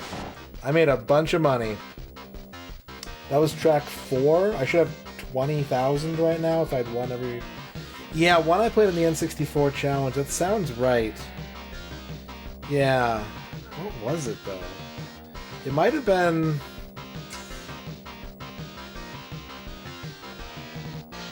GT? Was it GT? Black car on a cobblestone road with a wrought iron fence. That sounds like Rally Challenge 2000. But yeah, okay, I remember that now. I remember that.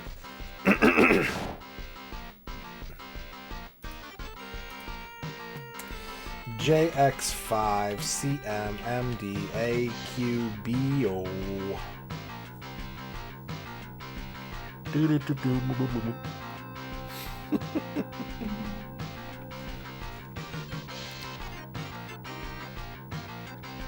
Yeah, it's either V Rally or Rally Challenge, I think, and I'm inclined to bet that it's V Rally because that game was way worse than Rally Challenge.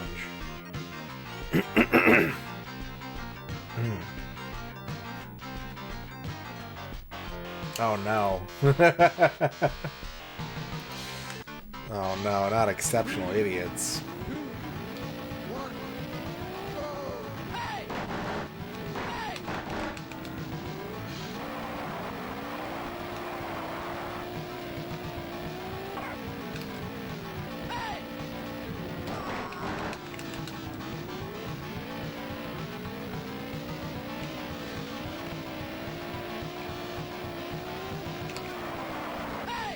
Were they employed by a British gaming magazine? Were you here when I read my most recent, completely baffling UK Game Mag quote, Duke?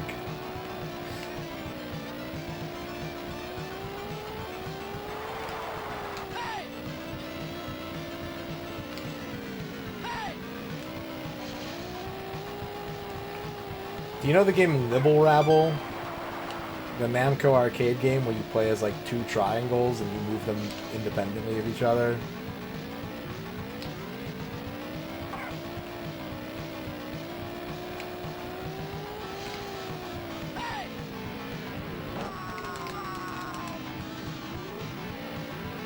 Touchscreens are incompatible with batteries. Yeah, it's a weird game where you play as like two triangles with a string between them. And you have to, like, make boxes around enemies and stuff. Yeah, you draw fences around enemies. I was reading the Wikipedia article for it, and apparently a British game magazine said of the Super Nintendo port that it was a politically correct Super Bomberman.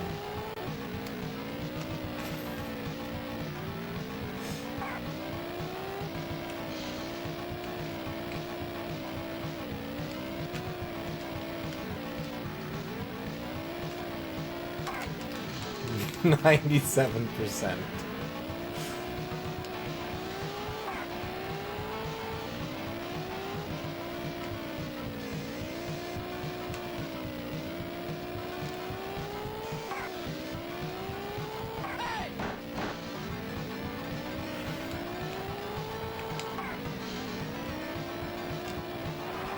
%97 is how much of the video game they were unable to complete before the review had to be submitted. What if that's how those game magazine scores worked?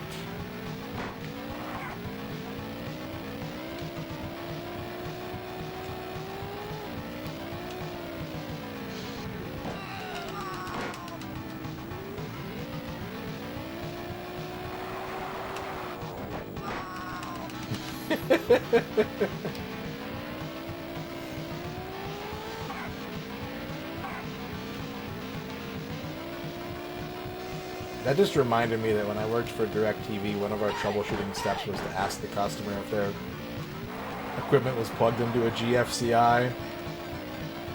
And everybody skipped it because, like, no customer ever was like, oh yeah, no, I know what that is, and it's not plugged into that. They were just like, what are you talking about? I don't have those in my home. I was like, yes, you do. You're just afraid because I'm using terms you're not familiar with. It's okay.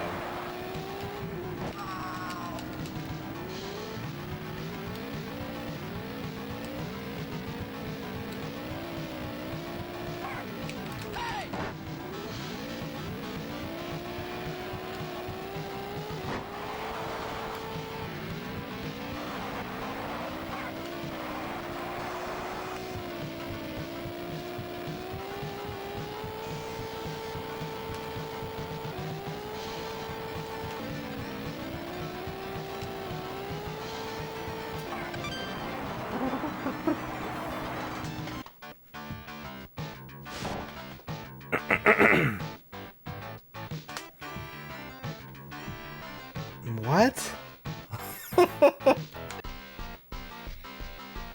Everything is different on business internet. You can't go to any of the same sites you're used to. They're all blacklisted.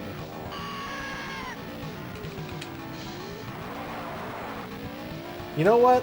I appreciate that this game has a unique scream for if you drive into one of the spectators. It's a very 90s kind of detail, but it didn't have to be there.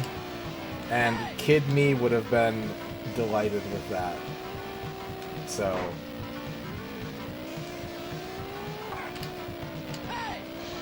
I gotta give this game a little extra credit for that.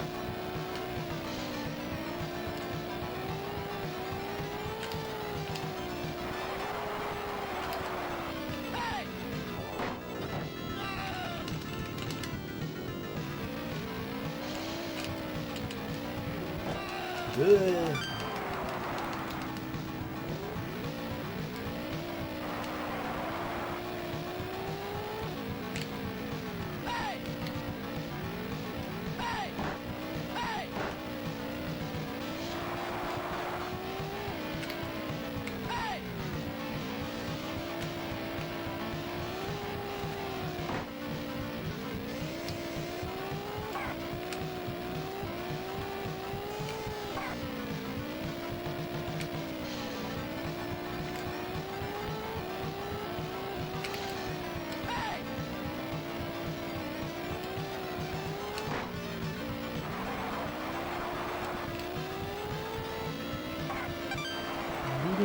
Ah, I was wobbly and I couldn't steer.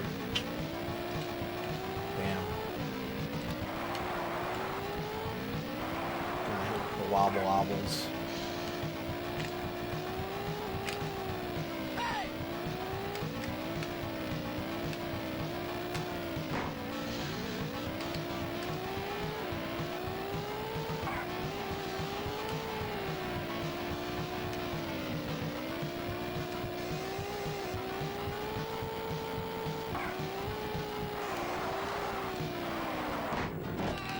I didn't want to do a stunt there. I did one on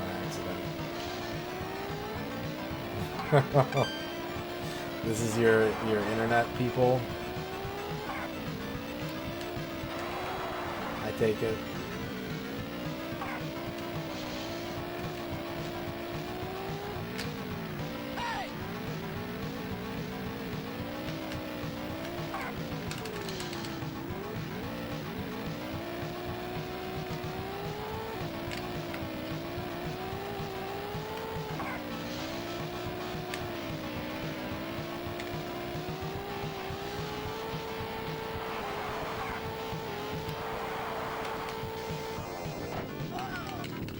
That guy is weird looking. That guy is weird looking.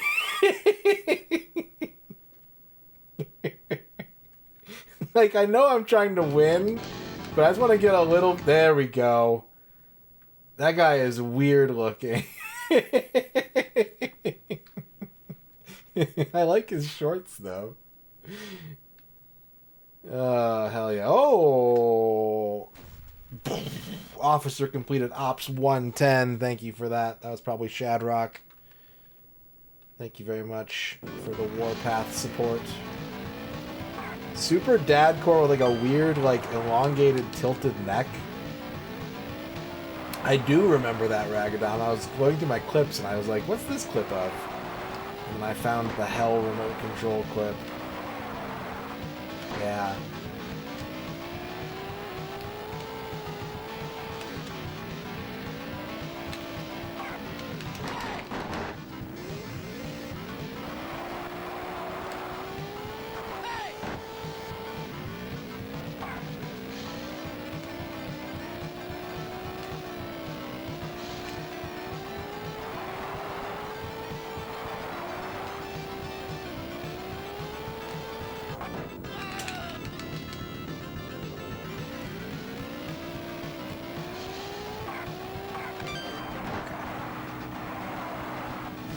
Yeah, it looks like it takes about 20 to 30 minutes delay on the reporting for these goals.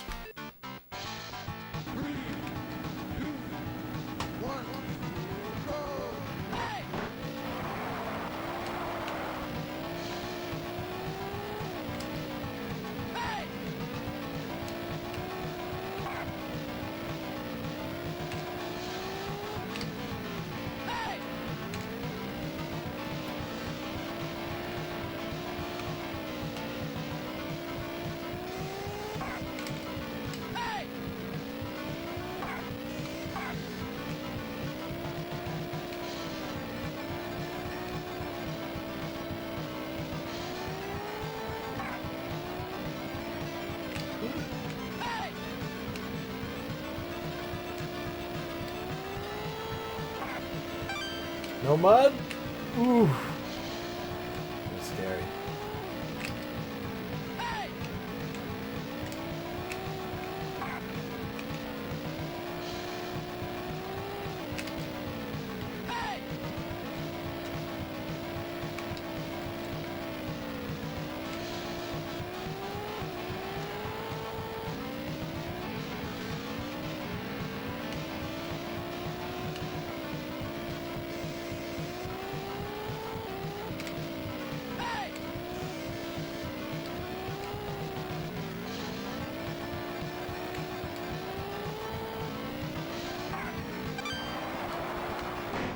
Why?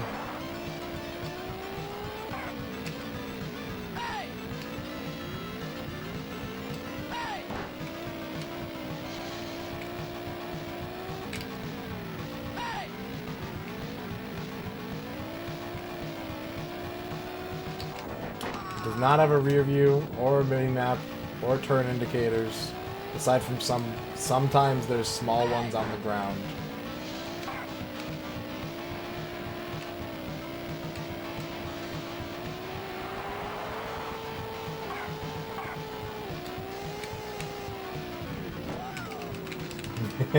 Yeah. Seeing someone come up right behind you and then eat shit. It's a great feeling.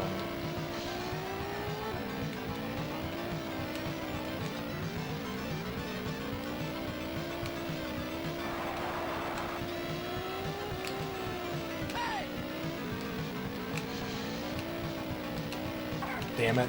I should have stuck to the outside.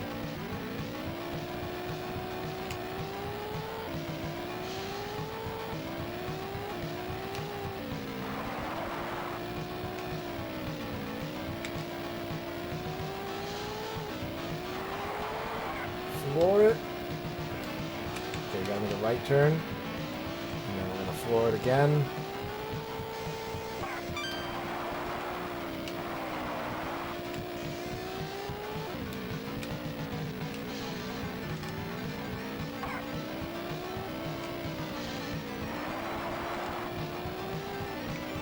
This next turn is a left turn.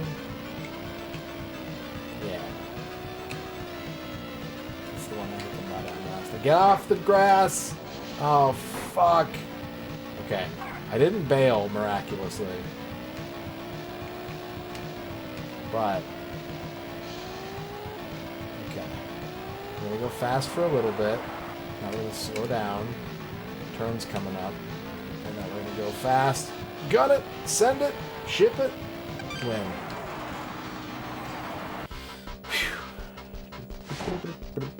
Yeah, no worries. No worries.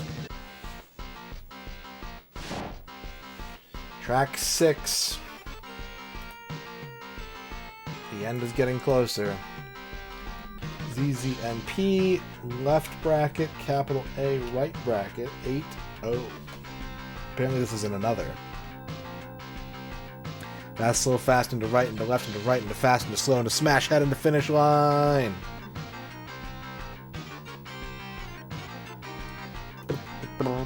What's up, Green Herring? This game has so many characters in the passwords, and I bet a lot of them don't even get used.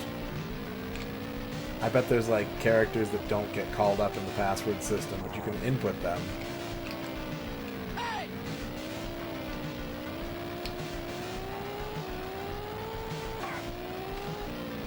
Oh, my eye is itchy.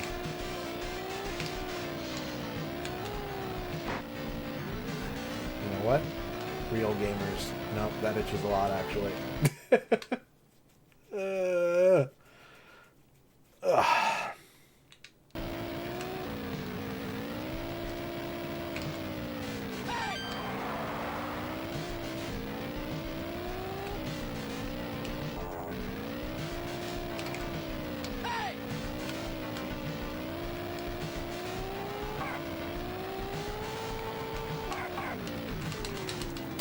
Hidden mud. Hidden mystery mud. You know what I like a lot is that with this fastest bike, the computer is just eating shit on turns a lot. Like, just regular turns. No mud, no jumps.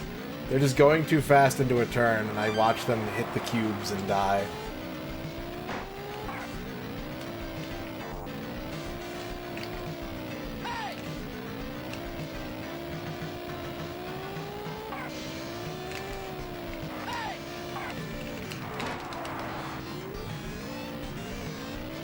I don't know. It's hard to tell, actually. I think there's a fair amount in the middle of the pack. Like, it's real easy to go from 12th to any other position, but it's very difficult sometimes to get into the top 3 if the top 3 has time to get away. It's probably a good thing, though. Like, the fact that I couldn't tell you kind of exactly how the rubber banding in this game works is probably a good sign. It means that if there is any, it's done subtly and well, or there isn't any. But that should always be an effect that you can't ever quite quantify.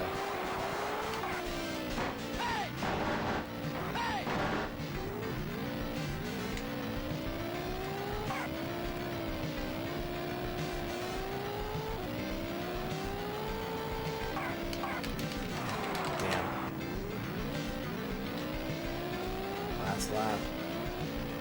Gotta make something happen.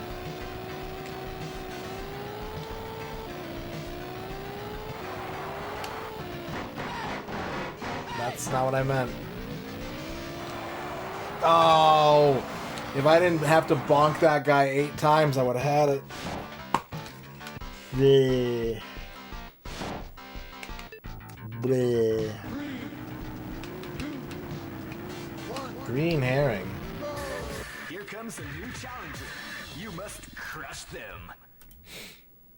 The burning question, do we always have that loser jersey, or does it only appear, as if by magic, whenever we lose a race? So here's the great thing about this game. I'm glad you asked.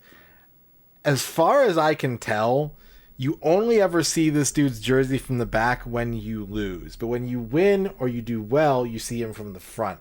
So it's entirely possible that we're just playing a guy whose last name is Loser. Thank you for the 100 bits.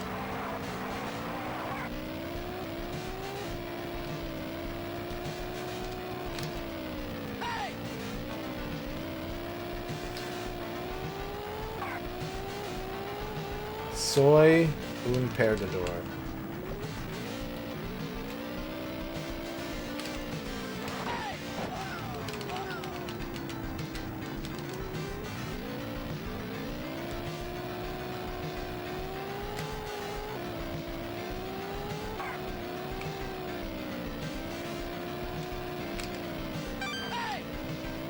His name is Luthor.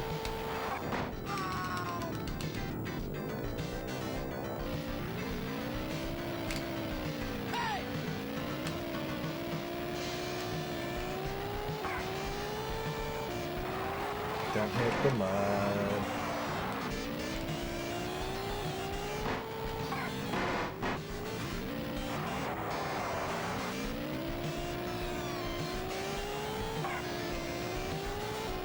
Same fuse. That Daisuke? Let's go.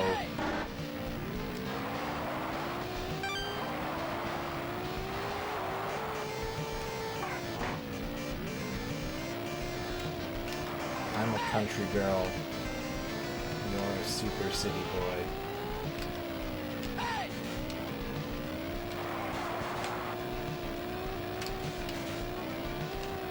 That Babari mode is so good.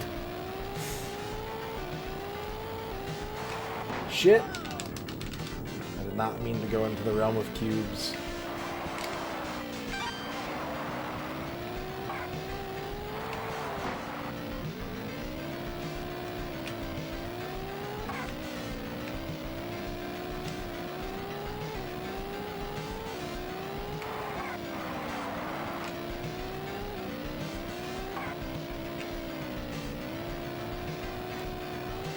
Rachel is a very good bean.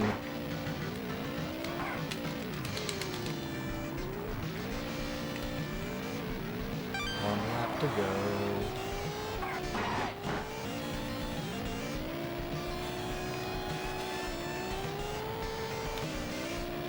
my favorite beans. Chili beans are really good. I actually like lima beans a lot. I'm a big lima bean enjoyer. Jelly beans are pretty good. I don't know if they're in my top 3 though. Imagine if you got like a can of baked beans and like 1 in 7 of them tasted like licorice. Cocoa beans are good. Black beans are really good too. Crystal beans, that's a good one. Mean beans, Mr. Beans, beans from Contraforce.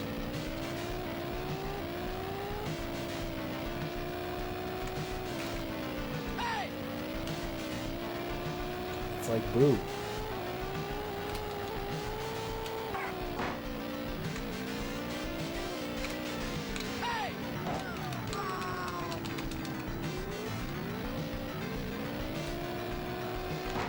Wasn't there like a Beans toy? What am I thinking of? It was like Mad Beans or like... I know there's Don't Spill the Beans, the board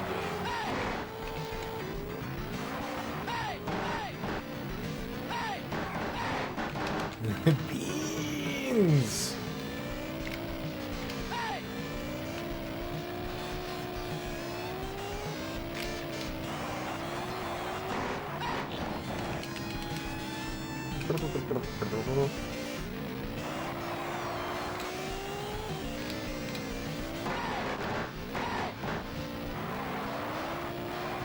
Edamame are good.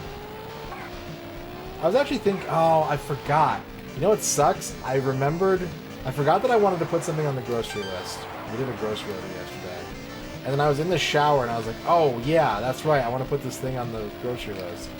And then by the time I got out of the shower, I forgot again. I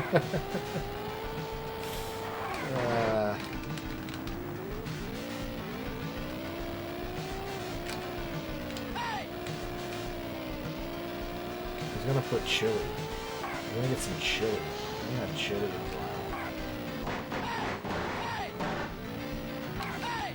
Chili! Chili! Chili!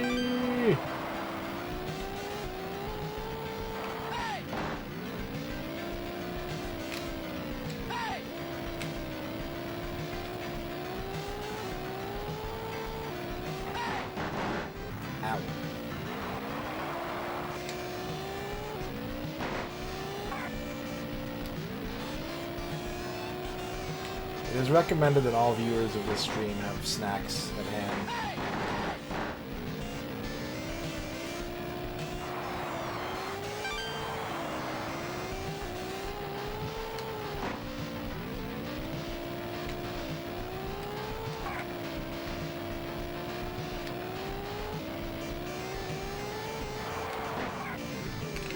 Oh, we all ate shit.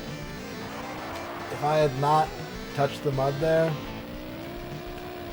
I would have been free 3rd place.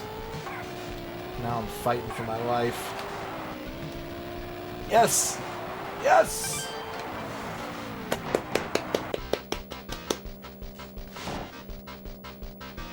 We're still way ahead in the cash.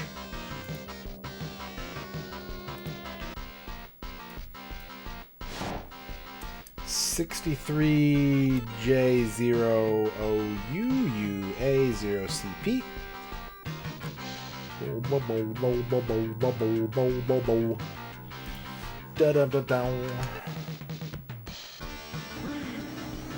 we go. Sega. I had $36,000, right? I think that's what it said. I think mathematically I don't need to do any more tricks for the rest of the game.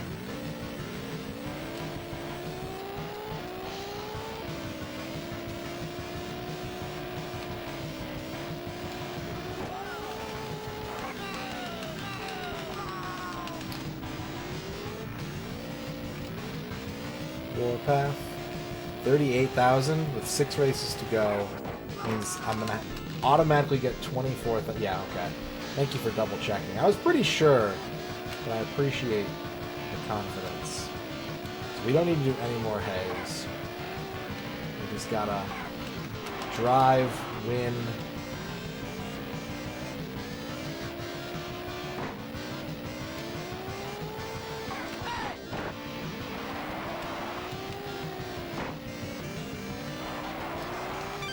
Watch me be wrong. I'm gonna lose 6 races worth of progress. Like, it wouldn't be that hard just to keep up doing it to make sure.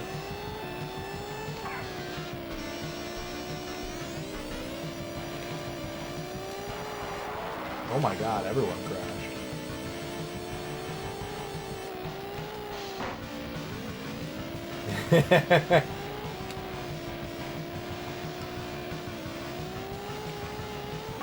I don't think we've actually had We Don't Miss open for a while, to be honest. But you never know. Regular price is 1,500 bits. Discount universal rate is 2,500. Just gonna keep an eye on those goals down there.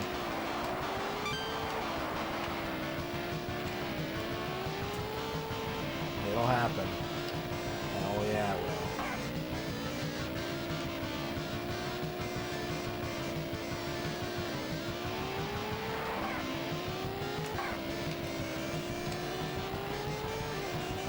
Takes is one eccentric billionaire.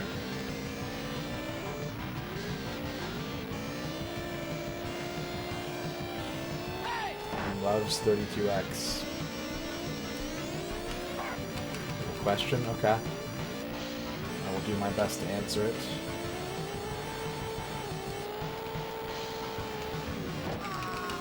Tilted my nose down. Slayer, how level do? Floors, I would think. Just go by floors.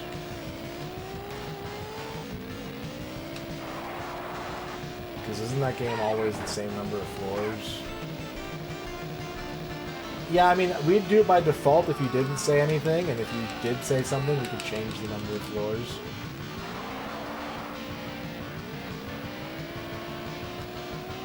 I think they have too many N's in their name, personally. I think it should be Entermans, or like Etmans, or, you know, something to reduce the number of N's in their name would get me to buy their cookies more.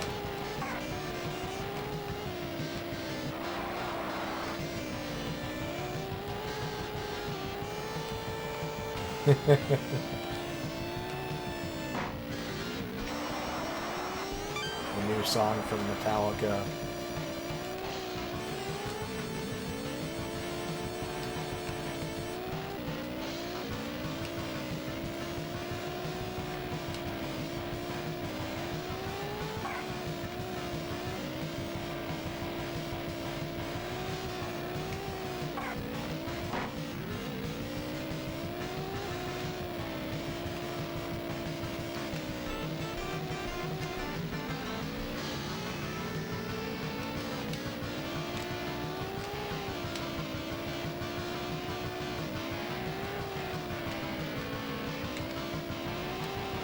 Oh my god.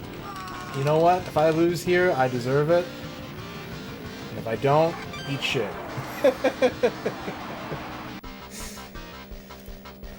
Because I kept being like, okay, this is the last straightaway. Like, this has got to be the last one.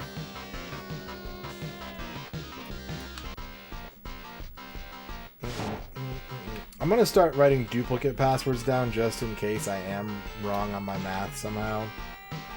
The fact that I doubled everyone else's money last time, though, has me thinking that maybe I don't have to try so hard this time.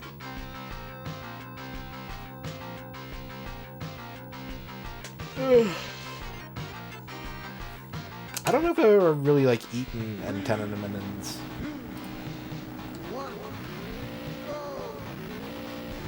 I'm sure I have at some point.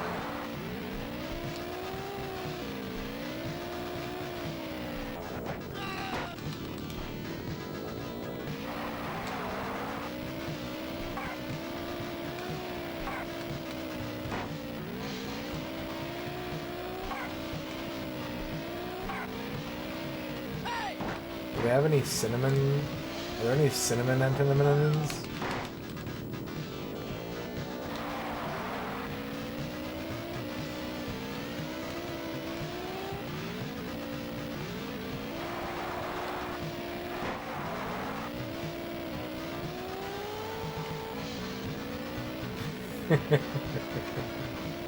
I like how Donut still just has one N in it.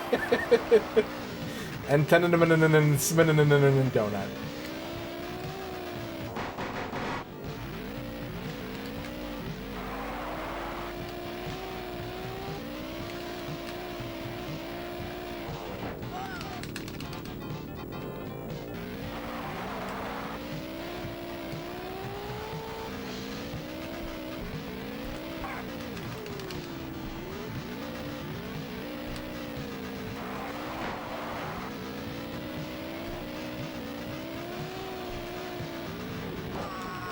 Wow.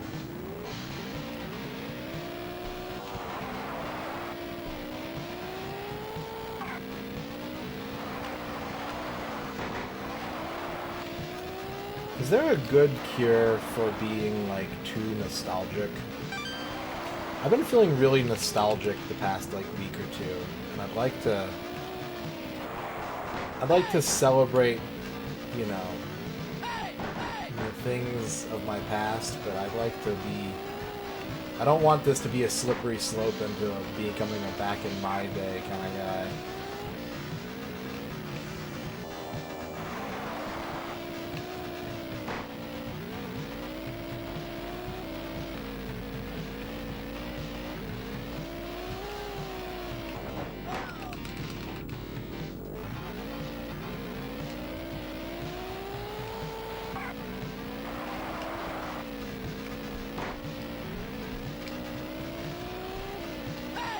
I had this really weird dream the other night where, like, I was at my uncle's house and he had this staircase in his kitchen that just led to this, like, pink crystal sewer where there were penguins. And it was just like, it wasn't even a door. It was just like a concrete staircase that led directly from his kitchen into this weird penguin catacomb underneath the Ohio streets.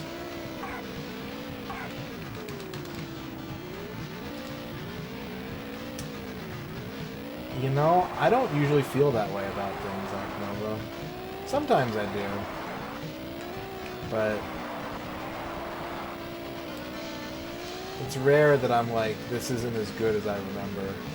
It happens more with TV than anything, I guess. Like, music, I don't feel that way. Games, I don't feel that way, usually. TV, I'm like, wow, I like this a lot, but it's not very good. Look up my grade school classmates on Facebook.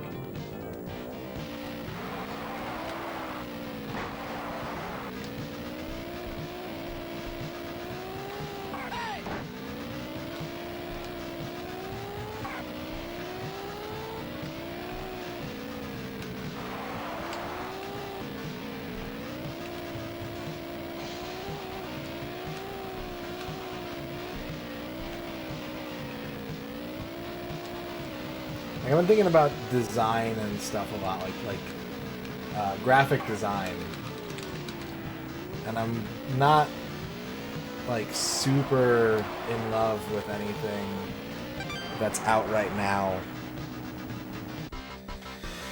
Yeah, I remember watching the fucking like night vision bombing shit on CNN when I was a kid, so yeah, that hasn't changed. That's... Look at Dragon magazines. There is a magazine... I don't necessarily want to get into the realm of, like, look at a magazine type redeems.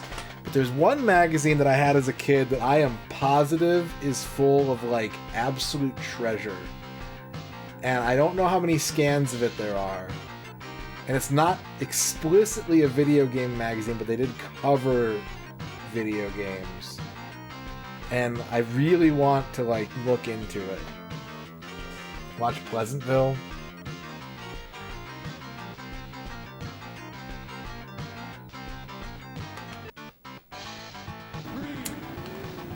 Like, the subject matter has got to be... It's either going to be, like... It's going to be a lot of, holy shit, I remember this, and it's going to be a lot of, like... It's got high, I am very clever potential.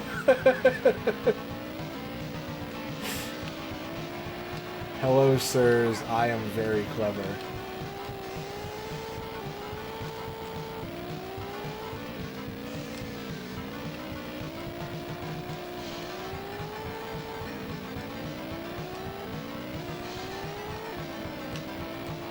Does anyone remember Games Magazine?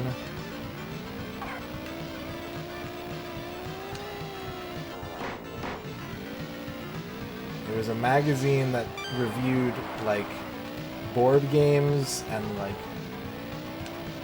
video games, specifically computer games, typically, and would have, like, 30 pages of, like, logic puzzles and stuff in every issue.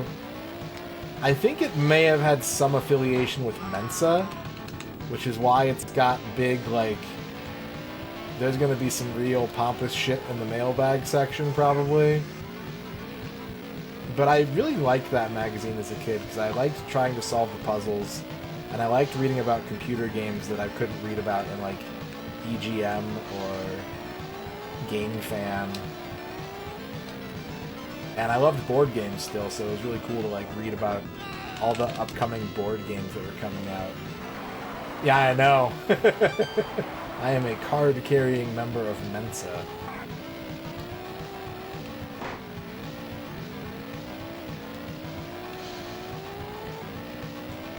If someone asked me to describe my personality, I think a very effective way about doing it is, I think I could qualify for Mensa, like, if it were legitimate.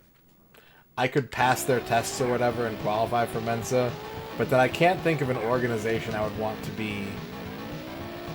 Well, no, that's not true at all. I want nothing to do with that organization.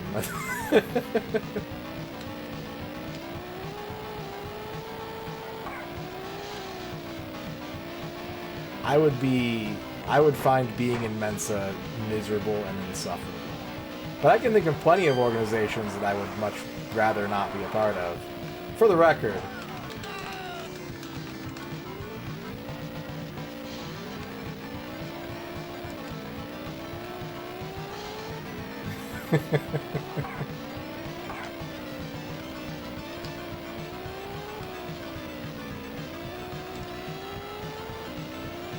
I might do that, Duke. I might do like how Tom has it, where you type in like a month, year, and a page. I might do that.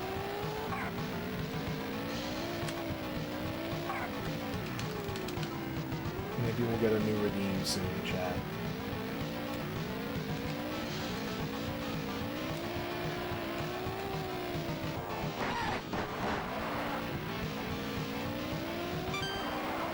Yeah, I can't do muted scream.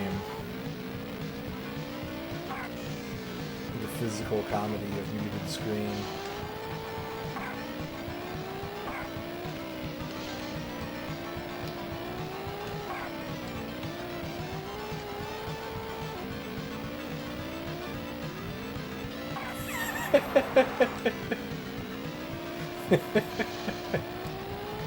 Yeah, I would assume that if Dino did that, he would have like a special screen that he would cut away to that just didn't have like a mic setting for it, and it would work. It would absolutely work. Dino can pull that off.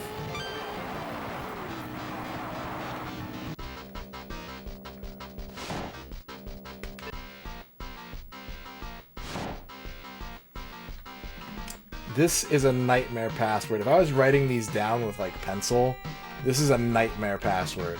Look at this shit. It's got a lowercase k, it's got a 6 and a capital G.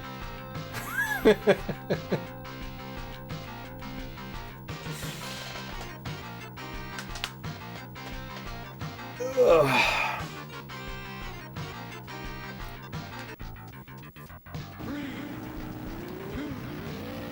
We're gonna be done with this very soon, chat.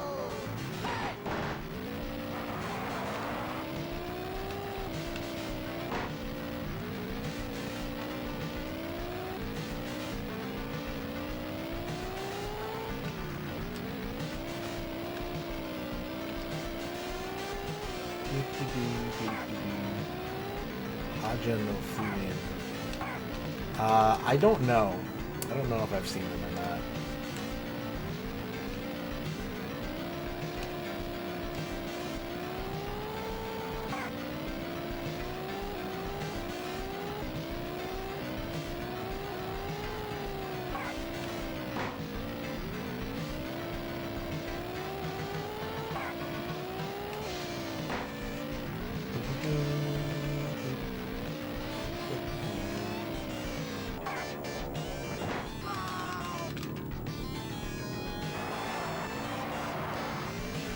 Did anyone in chat ever write down passwords for Mega Man games? Because I feel like I've got a personality test.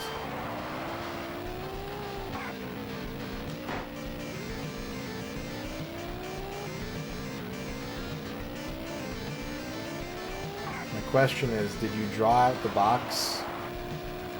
Or did you just write the coordinates where the dots were down?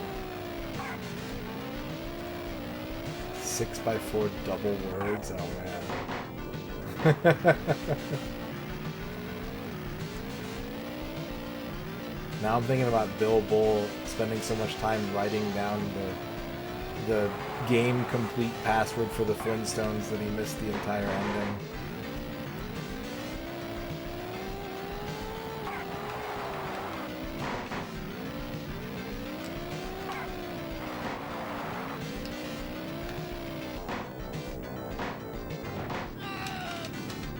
I think I used to draw the box Arc Nova until... What was the Mega Man game that introduced multicolored dots in the password? And that's when I was like, you know what? I'm just going to write coordinates down. I'm better at it and it's easier. Was that Mega Man 3?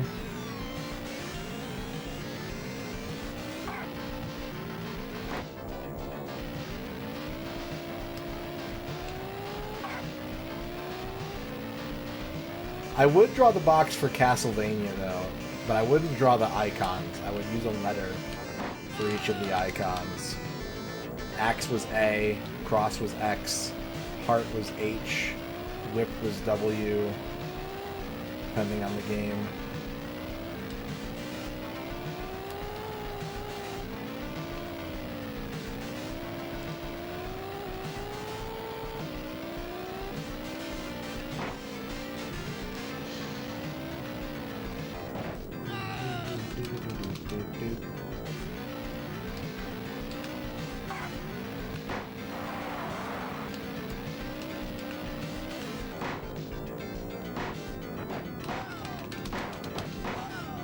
Anytime games use visual passwords instead of just alphanumeric, I'm just like,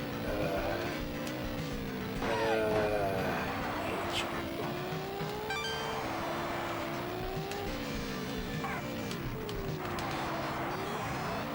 Passwords for Skulljagger, those were fine until they stopped giving them to me.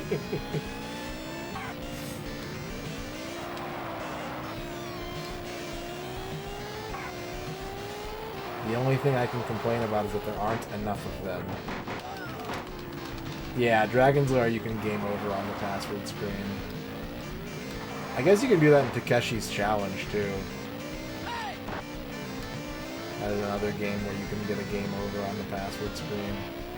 Chapter 16. Let's go, No Man. Thank you.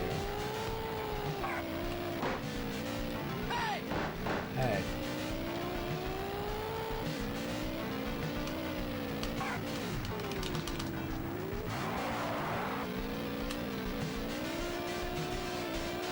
Oh, shit. Wasn't third for a second there. Saw it.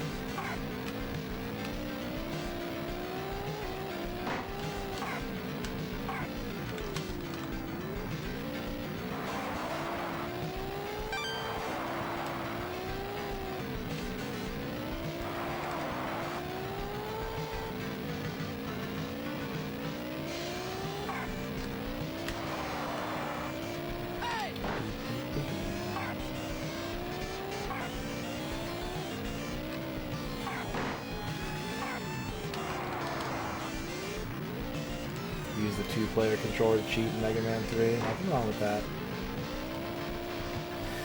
Nothing wrong with that unless you brag to everyone that you're the best at Mega Man 3.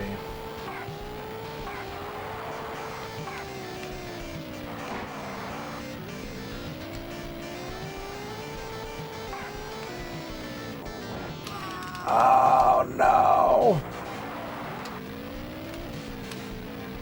Yes. No. End course. End. Please. shit! One turn away.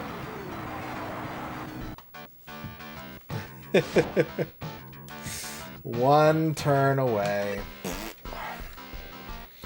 I never played Radon Bunghole Bay. It's my life. I don't need to play the video game. I deal with my bunghole all the time. Bye-bye.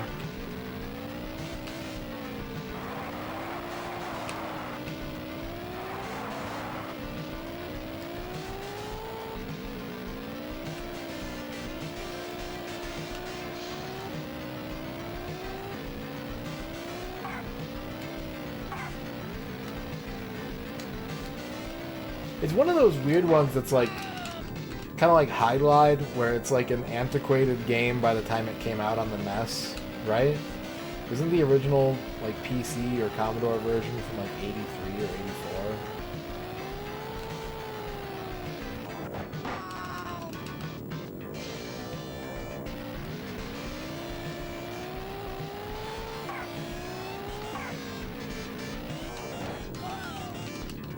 It's interesting because I can understand why they would do that, especially given the like home PC market at the time.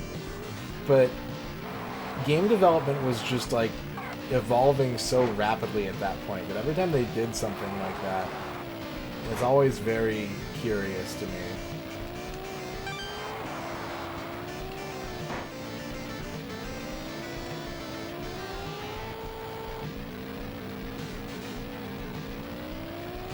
I was thinking about it specifically in the context of, like, Doom. I was thinking about 32X Doom the other day. And how, in a lot of ways, I feel like that was a big... Not 32X Doom specifically, but the fact that, like, Doom was so huge as a video game that it had to be on, like, every console that could handle it. But none of them that were around at the time could really handle it. So it kind of cemented, you know, I think PC superiority for a lot of people for a long time. Because it was a game that everybody had or wanted, and it was, like, relevant for years. But try as they might, like, consoles couldn't quite pull it off.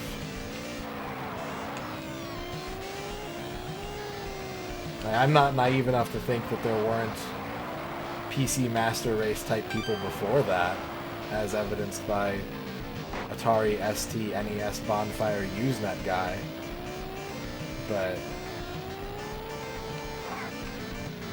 yeah, I think if the people who made Doom for the PC had been tasked with, you know, putting it on console, it would have been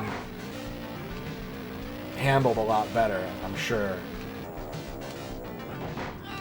But because of finances and publishing deals and bureaucracy, and none of them were really given the level of care and, like, fine-tuning that it needed. Just companies saw dollar signs and said, put Doom on this, I don't care what it looks like or plays like, it needs to have Doom. What I was thinking about specifically, right? I was thinking about how the 32X Doom was the first console Doom to market, right? Like, they were all in development for the most part, but I think 32X was the first one to hit shelves. And PC ownership was so, like, not uncommon, but it wasn't a given at that point in time. That Sega being like, we're going to be the first console that has Doom for our 32X system was actually, like, good market positioning for them. Like, if it had taken longer for other versions of Doom to come out, and if the 32X version of Doom had been maybe even, like, 15 to 20% better, like, I think it actually would have helped them out quite a bit.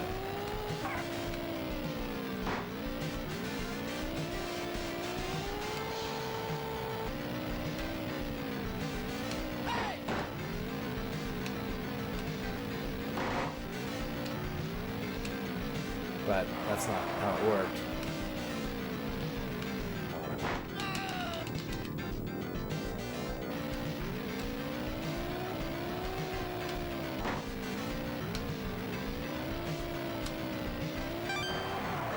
Like, I don't know what the next home Doom was, if it was 3DO or Jag.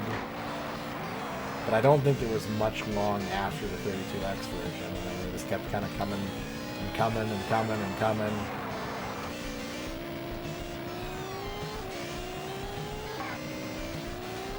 And so, like, the relevance of having a subpar Doom port on your system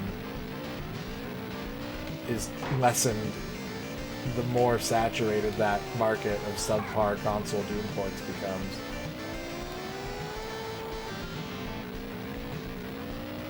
Like, if they had, God forbid, can you imagine if Sega had somehow worked out an exclusivity deal?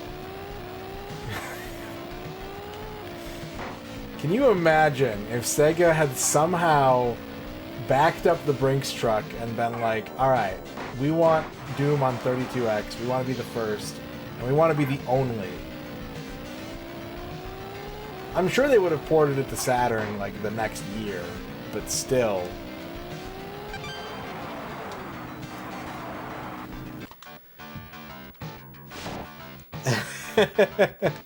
I don't think id would have made a reasonable offer for that, honestly.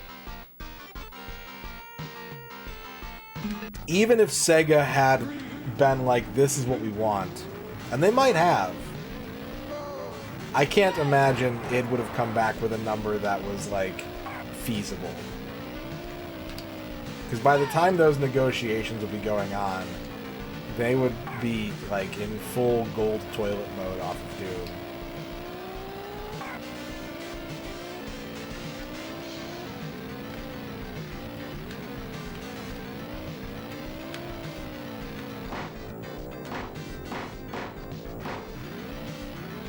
When has Sega ever played hardball with exclusives?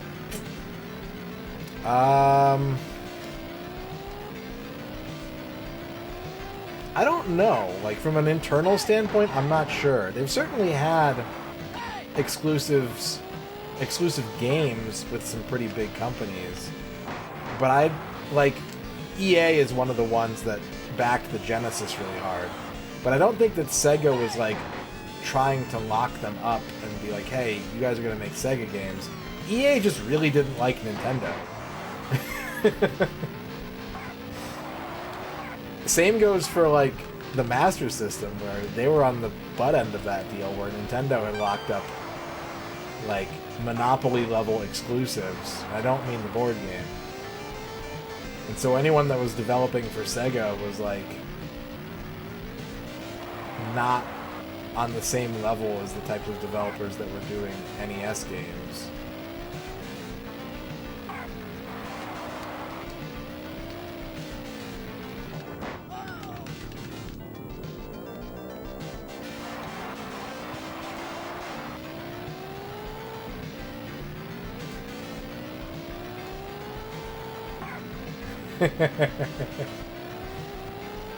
That would be crazy. That's unfathomable.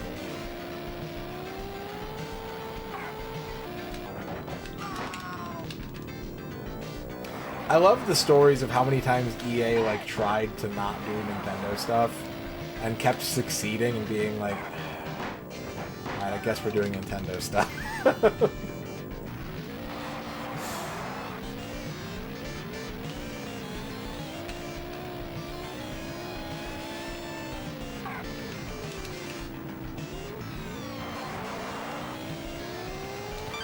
I think it was FIFA 64 was the most pre-ordered game at the time of its release. Like, no other game had been pre-ordered as much as FIFA 64. And EA was just doing it as a test case. They put it out to see if the N64 would be a viable platform for them. And ended up with a mega hit on their hands, and we're just like, alright, I guess we're doing N64 games.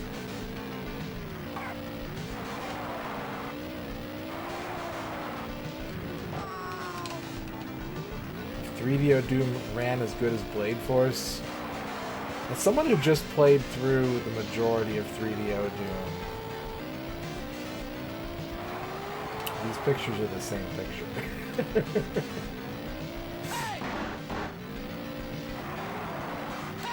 Now, if it was like full 3D like Blade Force, that would be fucking sick.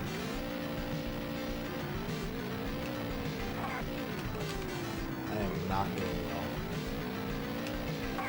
It has points where it absolutely does run horribly, I agree. But I don't know, playing through it, I didn't really feel like it was that egregious for a console port of its time. I would probably pick 3DO Doom over Super Nintendo Doom if I had to play through a Doom game. I was playing on emulator, yeah. I was. I do not own 3 Doom. What's up, Sid Quint? Dvorak, congratulations on your first. I wish I was the first.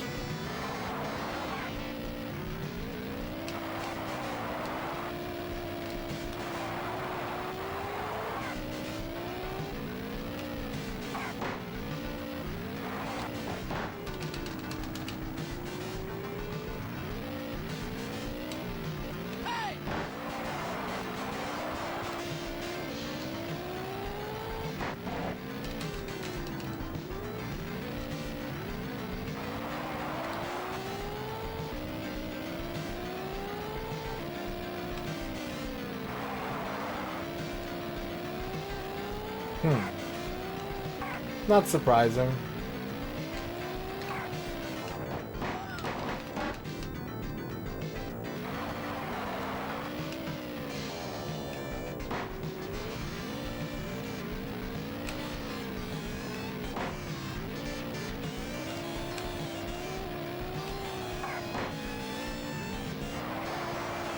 I did have everyone in chat be like, I can't look at this, like it's horrible, I can't play it. Guys, it's okay. You don't need frame rate. It's a luxury, not a necessity.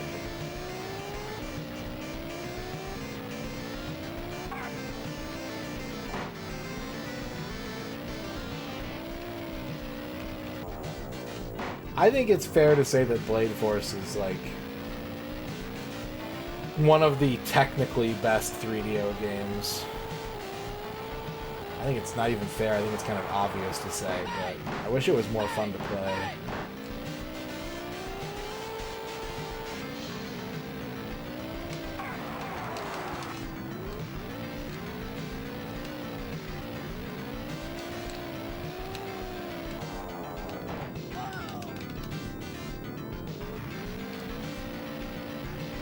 See, I feel the opposite, Dorky. I feel like everything is so multi-platform now. And back in the day, you had way more diversity of library. Because a lot of what you get these days is it's publicized more. It's publicized more when it's like, you are going to be the first console to have this game. It's only on this system. And then in a year, it'll be everywhere else. And that certainly happened back in the 16-bit era and the 32-bit era. But I just think there's a lot more, like, it's one of those things, I mean, you think back to the jokes about, oh, you know, name an Xbox One exclusive.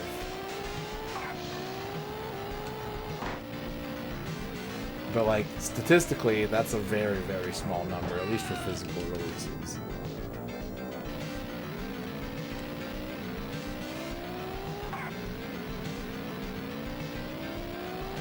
I think a big part of what drove that too is that internal software development was a lot more common. You know, companies having their own teams working on games for their platform. You don't quite see that as much anymore, aside from Nintendo.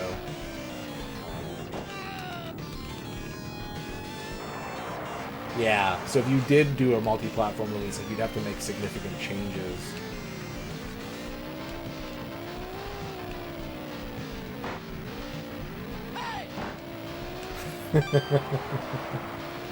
That's their internal development team, the Teams team.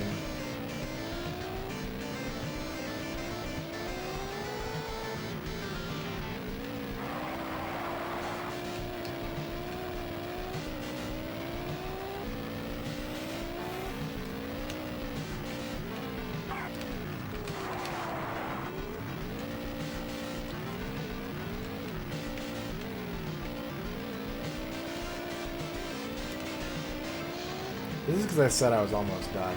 Now I got stuck on this track. It's a good question, Flygon. It really kind of begs the question. Like, I want to know how quickly that impacted Sega. Like, how early were they pursuing third-party licenses? And who was interested? And was anything partially developed before that came down? Before, like, did Nintendo have that established? Did they have that baked into their third-party agreement? Or was that something that they did later on in the market? I don't actually know. But I do wonder that a lot. Because, like, I think the Master System could have easily had lots of high-quality games. And I've always felt like it doesn't. Like, my personal opinion is that it doesn't. But I can't necessarily... Like, it's not the hardware's fault. I think part of it is Sega not prioritizing their consumer division very well. And I think part of it is... A much larger part of it is Nintendo's monopolistic tactics at that point.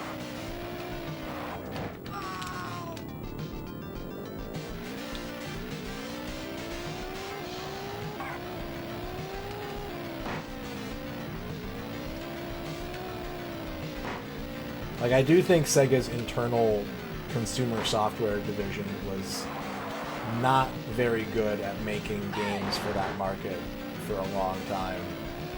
They pulled off a couple good ones, but they were kind of in Atari Jaguar mode for a bit too long.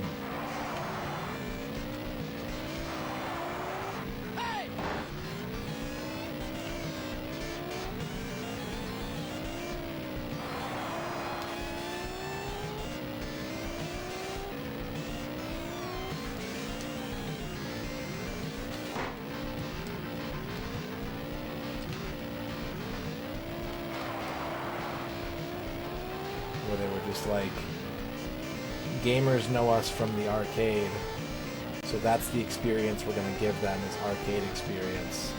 And then whenever they did a console style game, like, it was very blatantly like diet popular NES game, with, again, a couple very notable exceptions. It's been more than 10 laps, Raccoon. It's been more than 10 laps.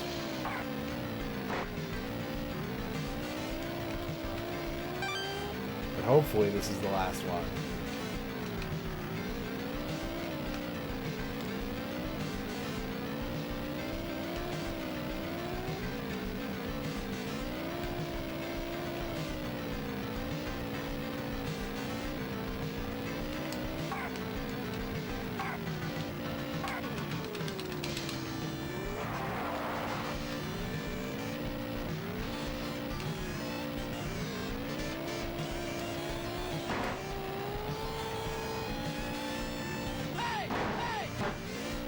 Yeah, I know it didn't do well in Japan, but I don't know...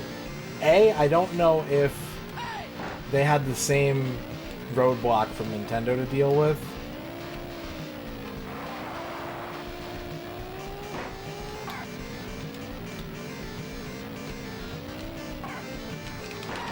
I fucked up. I fucked it up in one in this race.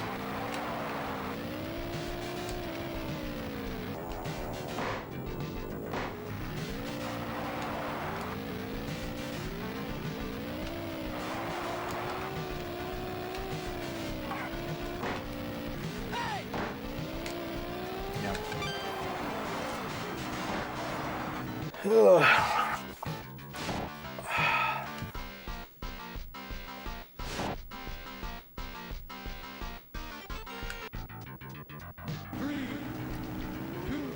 100% JP exclusives were developed and published by Sega.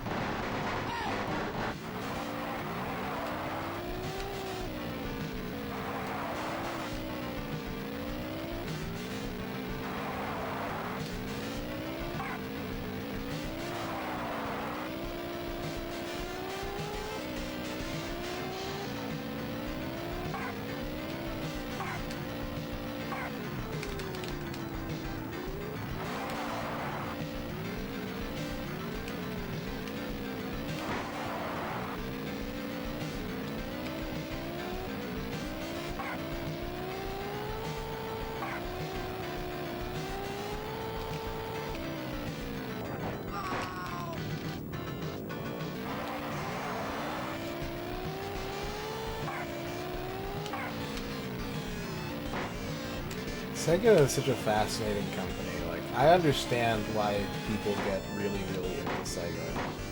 I totally get it.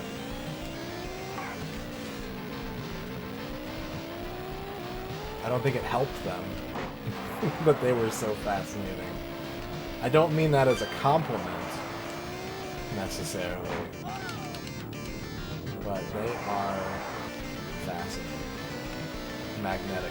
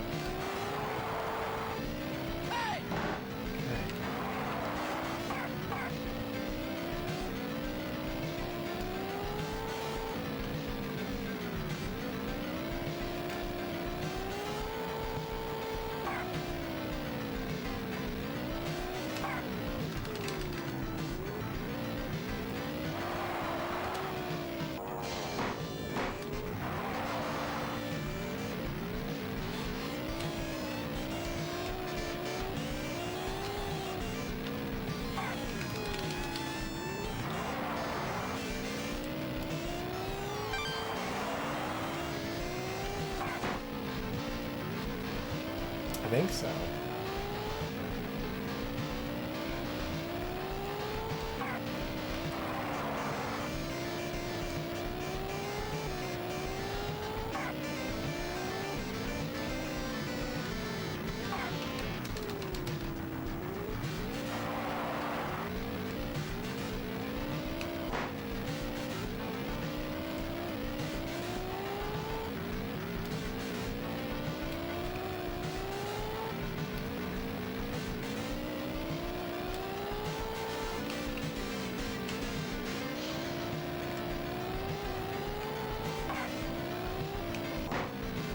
Cats are cute. Welcome to the chat. We talked about this a little bit in the past, and it's a weird sort of situation where, if you think about it from the Japanese side of things, the two add-on consoles that had really kind of come out prior to the Sega CD both did like good to excellent. And so there was kind of no reason to think that that model wouldn't just work. But the Famicom Disk System did well, and the PC Engine CD did great. And so it's like, yeah, if you're making business decisions in 1991, 2, 3, 4, and you're specifically based in Japan, you'd be like, yeah, like, people are okay with this.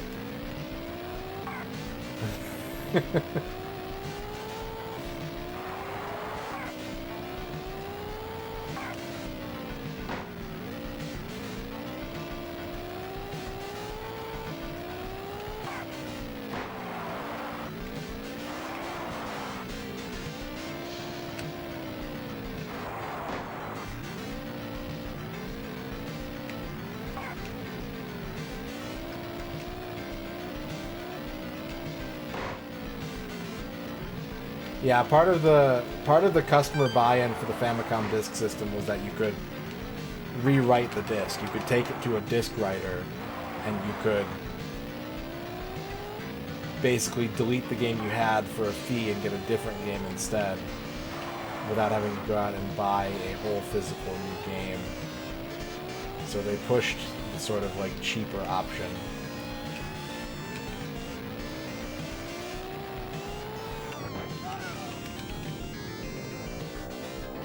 Like a game growler, exactly,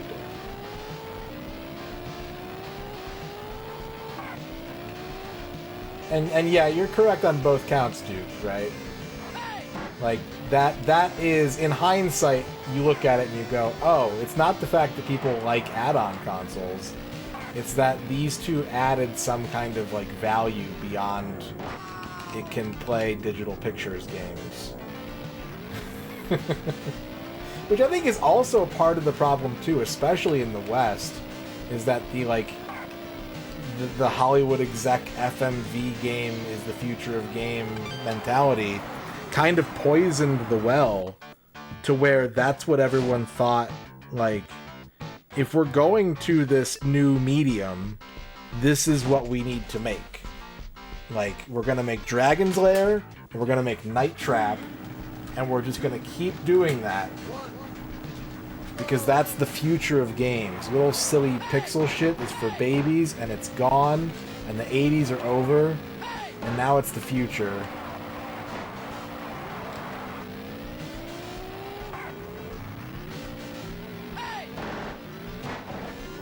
And so they misinterpreted the data, you know? And they misinterpreted the data. They saw 2 add-ons that did well for their competitors. And instead of reading it as, like, you know, this benefits the consumer in some way, they went with, like, oh, like, people will spend money on new hardware to keep their systems going. And to diversify their library or whatever. CD is the future. And it was. But not like that. Not with 4 colors. And 75 by 6 resolution video.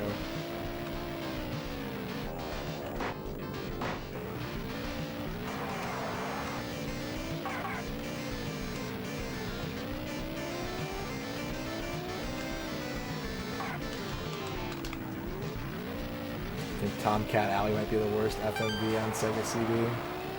I haven't bothered to play through enough of them to know.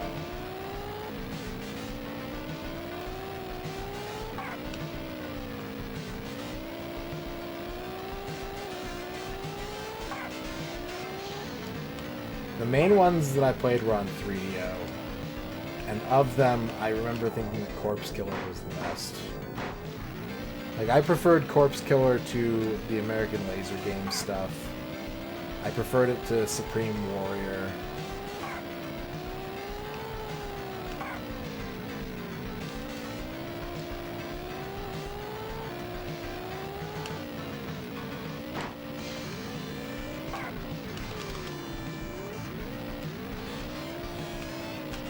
Plus it has Vincent Scavelli in it. That's his name, right? The One Flew Over the Cuckoo's Nest guy with the really sunken eyes.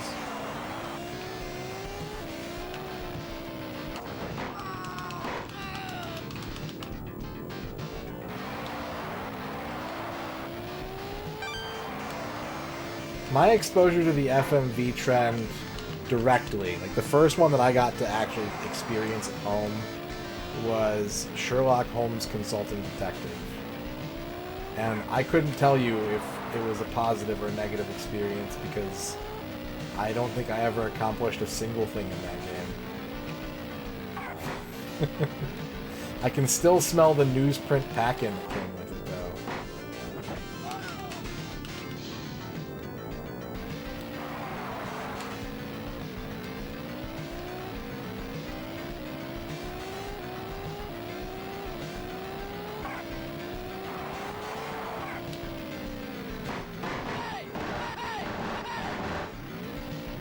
I think it's because the CPU is tuned on the basic bike, and this is the second sped up bike that we've unlocked, and so the CPU's behaviors are not wired for the speeds that it's traveling.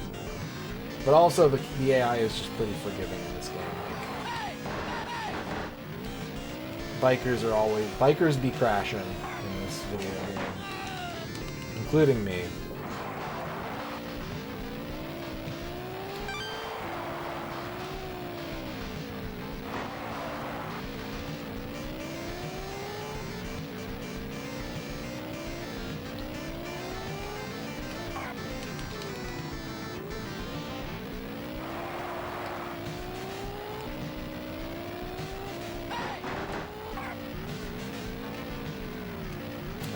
Fucking judge. One of these days I actually want to like stream that game in its entirety, but I think that would create the same physical discomfort that being stuck in a point and click would induce in me. Maybe even exponentially so. But it's one of those like formative game experiences that's just completely unresolved for me.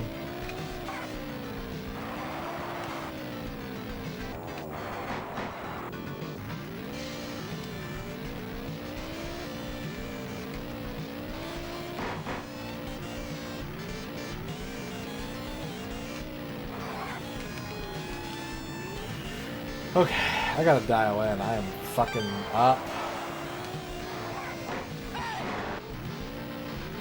Maybe I should take a break.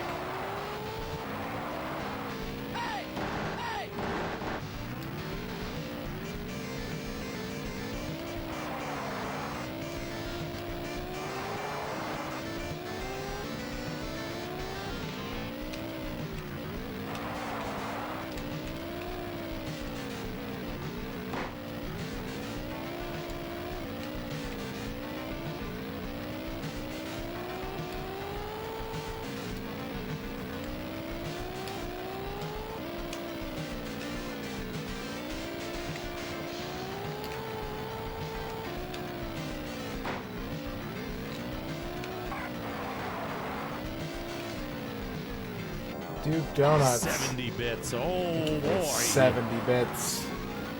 Hey, Hey. hey, Hey. hey, Hey. hey. Hey. Damn it.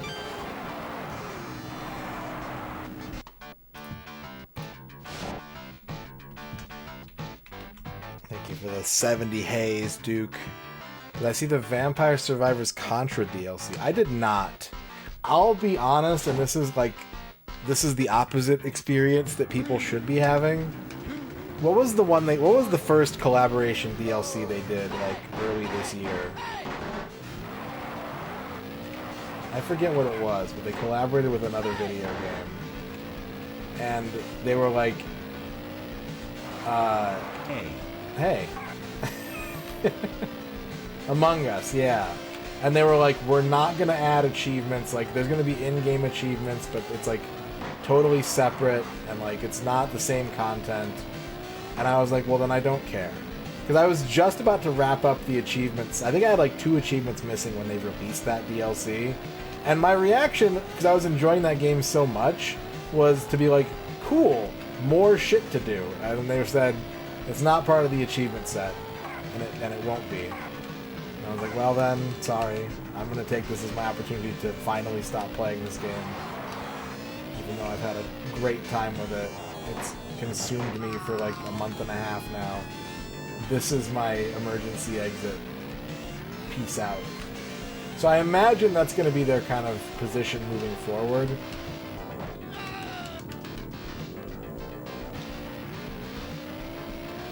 That is true. Like, it's a blatant... There's sprites.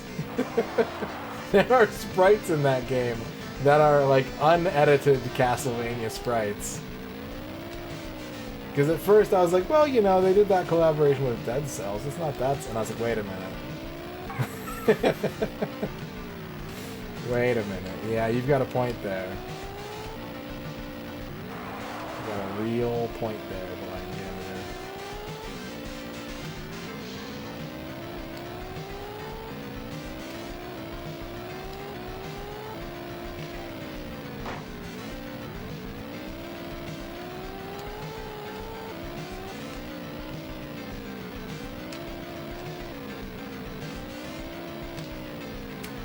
Should have taken it slow.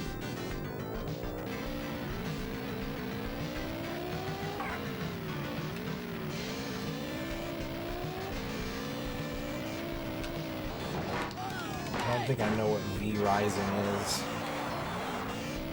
I'm gonna assume the V stands for vampire.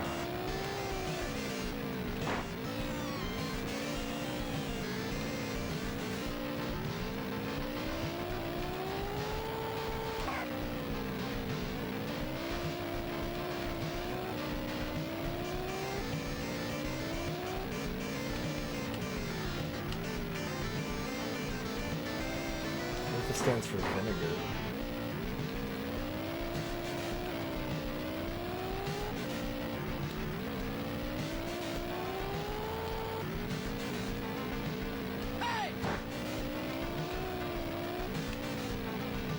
I have no idea. I think it's out.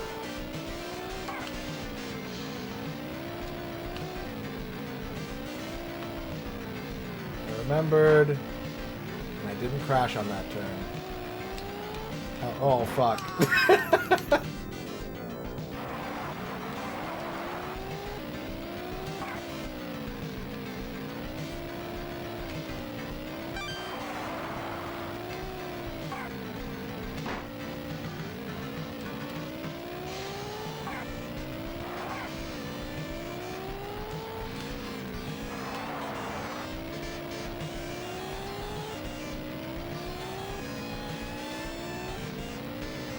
I think the demand for that game became so much that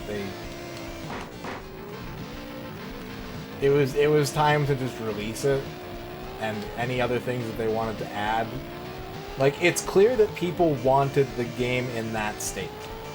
So at that point, you can take any features that are missing, and that's your design document for Vampire Survivors 2.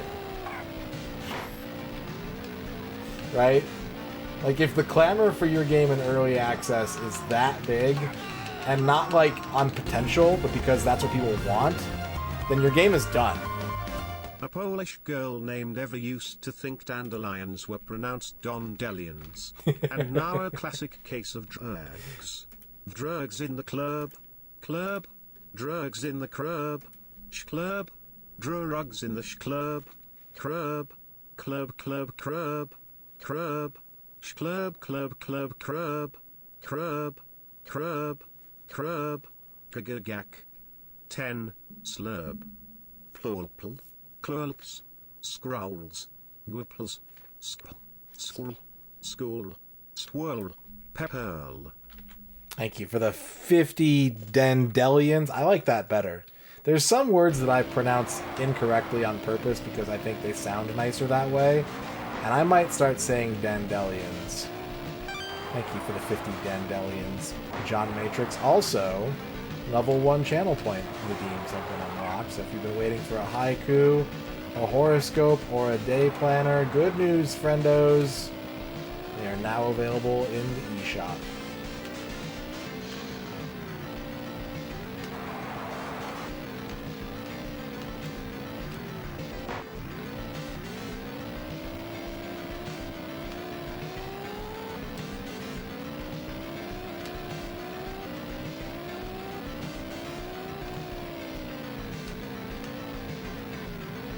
Neon Genesis Dandelion.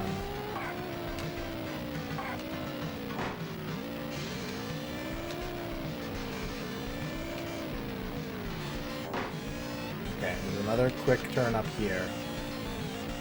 Yep.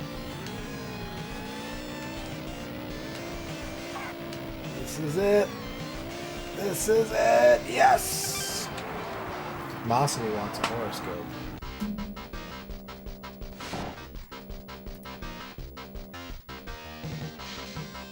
I should also state, what I just said about Vampire Survivors, I feel like is very easy to poke holes in. So that's from, like, the standpoint of a commercial product. Obviously, if you have, like, an artistic vision for your game, then it's done when you're done with it.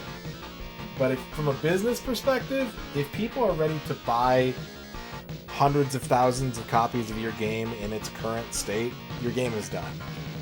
And you can save any other ideas you have for a different game. 50, yeah, we got Konami bucks. We got the Konami dollars.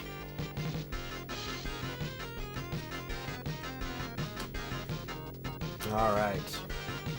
Horoscope time. Masumi, ooh, it's this fella, the city council chairman. Look at this powerful individual. This is the number 2 strongest card in the deck.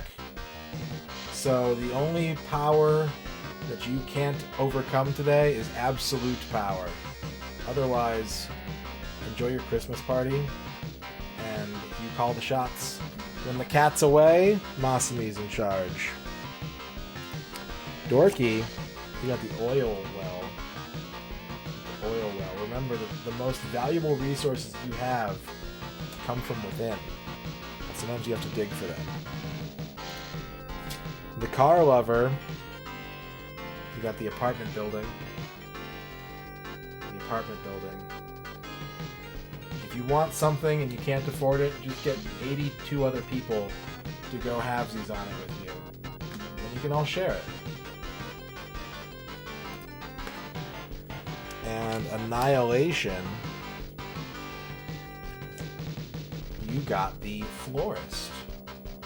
You got the florist. Time to look for some nice flowers. Make a gesture to someone of uncommon gratitude. Surprise them that you've been thinking about them. Or it's that time of year you might need to start taking your allergy pills. That one can mean one of two things. Schemo wants a horoscope.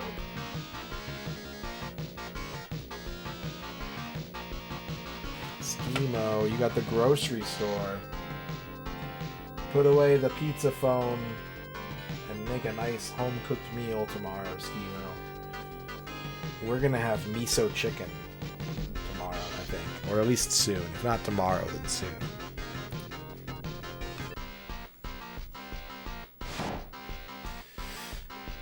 Okay, 2 tracks to go. D, B, D, H, U, D, N, B, right bracket, F, R.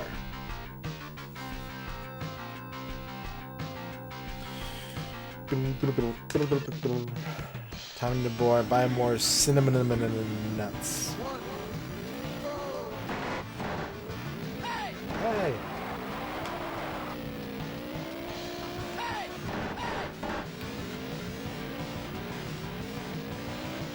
Is this the new longest 32X game of the challenge? It might be.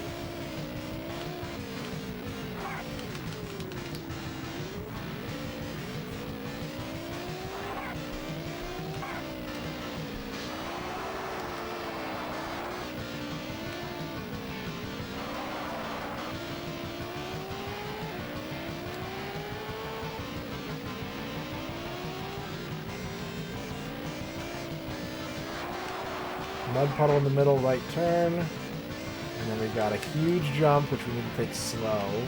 Left. More mud in the middle.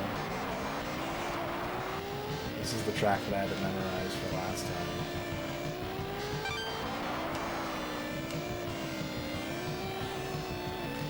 Primal Rage is still the longest. It's a question of minutes at this point, though, right? I don't think we broke 8 hours on Primal Rage.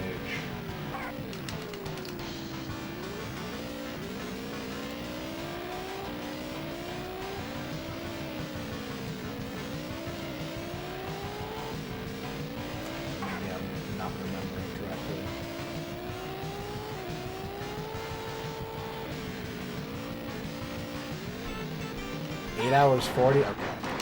It's probably, I know the last time I said something I got stuck in retry hell, but it's probably gonna hold the top spot.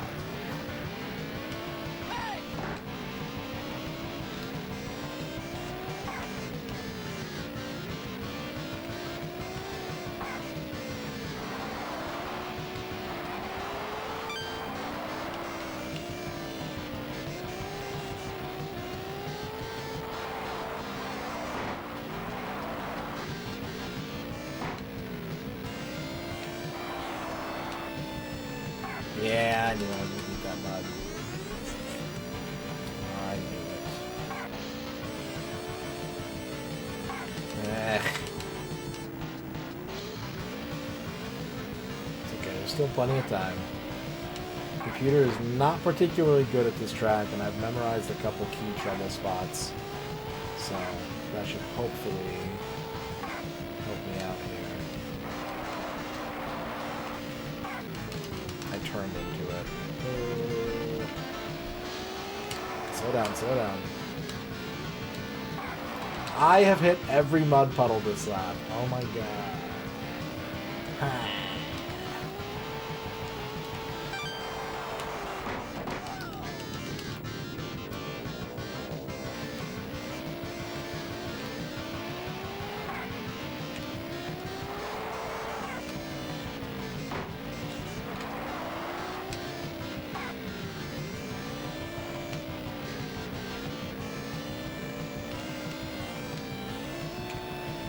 Better. Except for that. Except because I said something.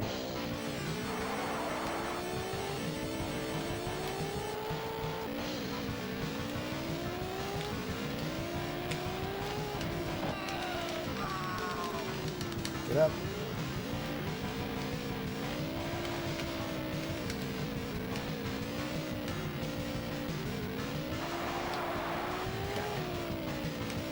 Fifth place heading into lap 5, the final lap. My phone just farted.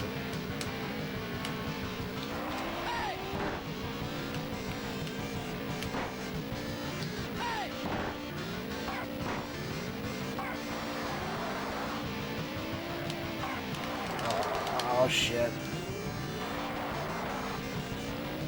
We just got out of a frustrating part, and hopefully we're going to stay out of it. No. Nope. Nope.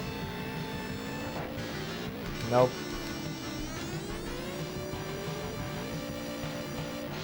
Yeah, we're going to have to redo this one.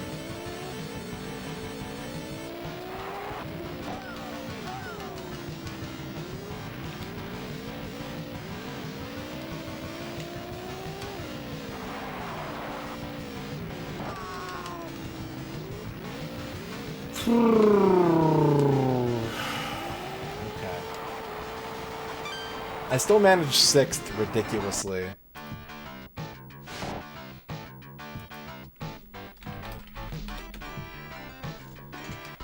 Balatro is the hot game right now.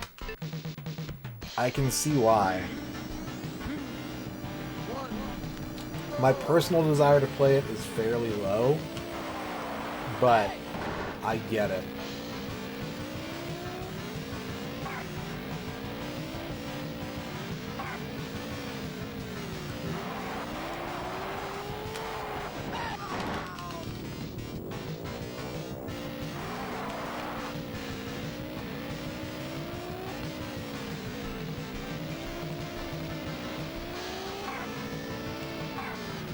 I really hope that that game started out like as a physical design. Like, even if it was always intended to be a video game, I really want the developers to have like play tested it with real cards.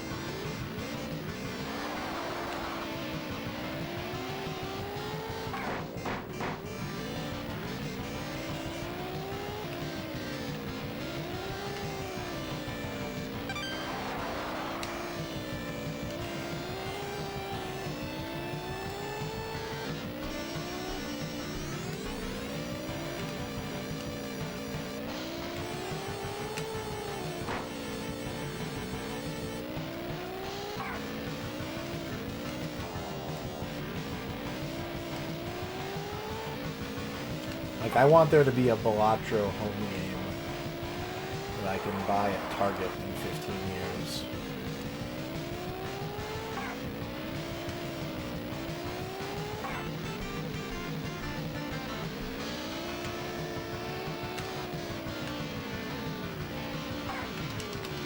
That one too fast.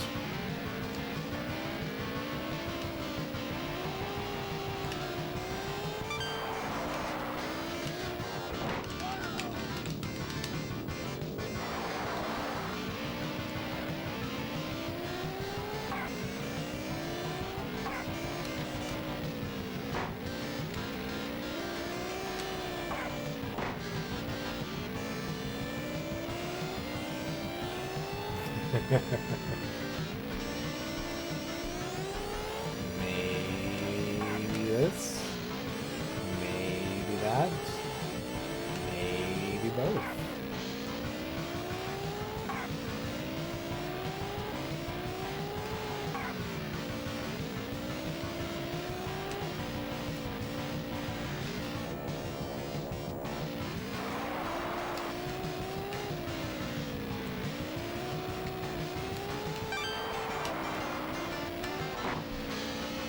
surprised I didn't crash there. Yeah, it does seem that way, right? Like something that you have to put hands on. And then once you have, like, once you've done it yourself, you can watch someone else play it and be like, oh, this is where I would do this, and then this would happen, and this is what I would go for. Like, it's a very easy kind of play at home, like, play behind the keyboard mentally. But just looking at it, it's like, I don't get it. There's cards, and when you move the card, a bunch of other things happen with the cards, and is that good?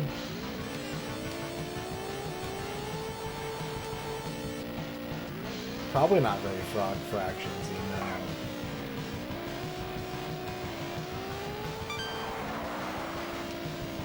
I kind of liken it to my experience doing those Mahjong streams and having people in the chat who knew way more about Mahjong than I did. Where you could just go like, oh yeah, this is a situation where I would hold these tiles and I get rid of this, and this is what I'm trying to complete. I think Balatro kind of does the same thing. With some obviously added wrinkles and intrigue and excitement.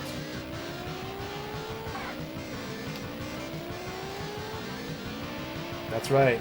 I just spoiled the chat. Balatro is just Mahjong for Westerners. You're welcome.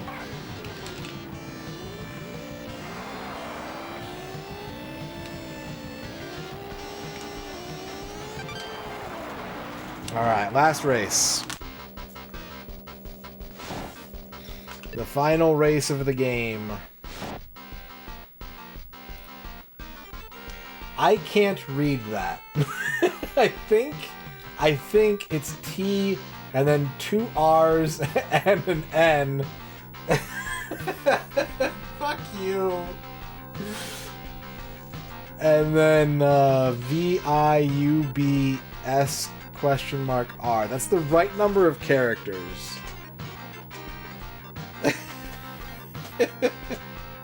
That's the right number of characters, but I'm not sure. That's fucked.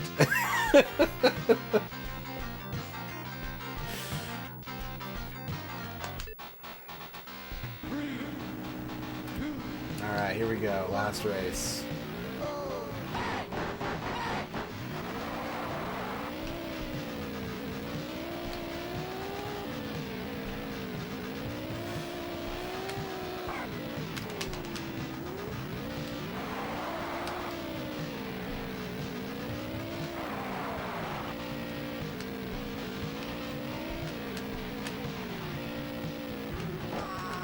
That is a frightening amount of air to catch on a motorcycle.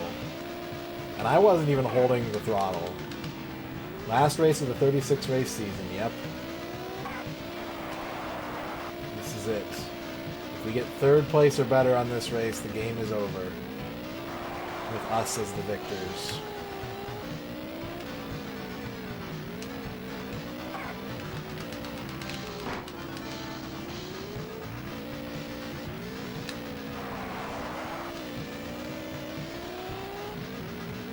And our 32X journey becomes 22.5% complete.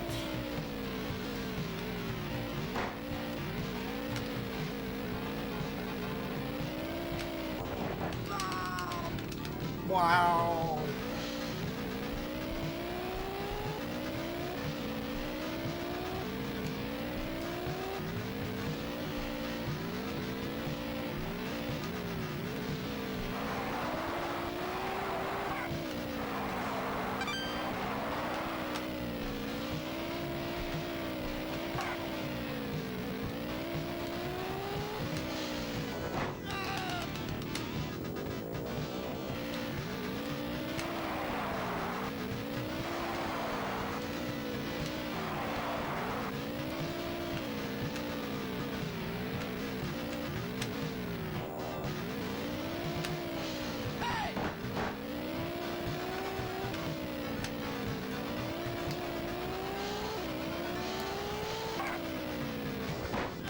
Damn it.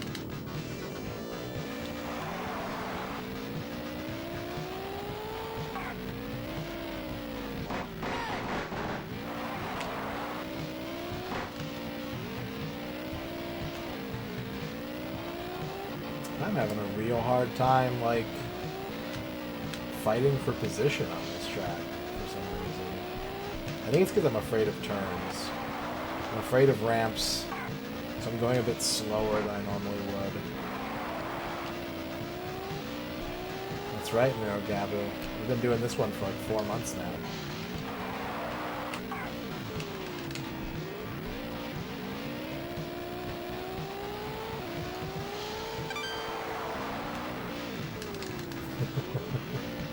No, not a ramp, no!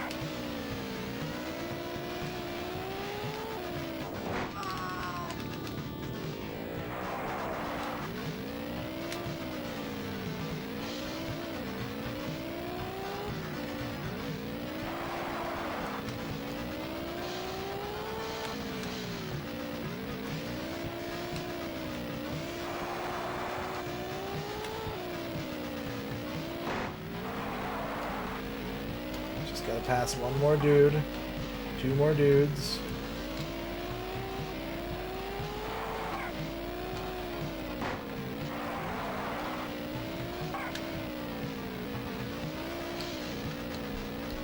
Thank you for the clip, Green Herring.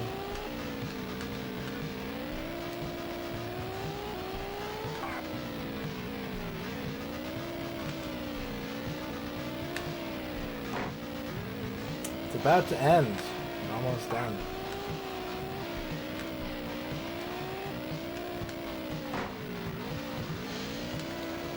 This is the last race of the game.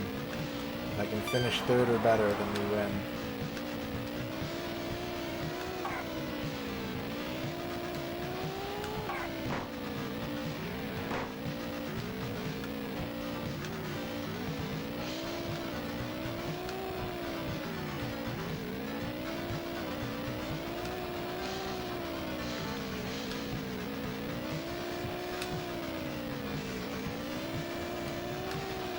Nice.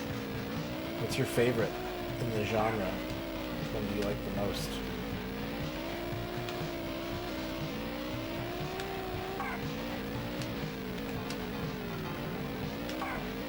Don't.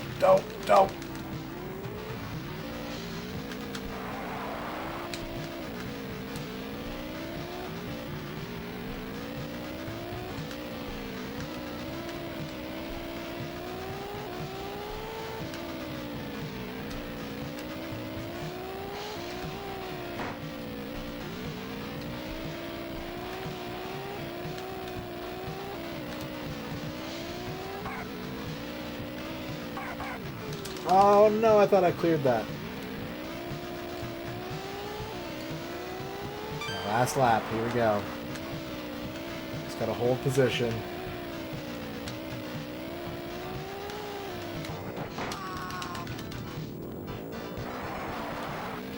And I immediately wreck and fall back into 4th.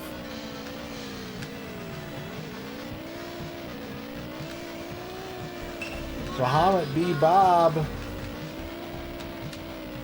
Thank you for the raid.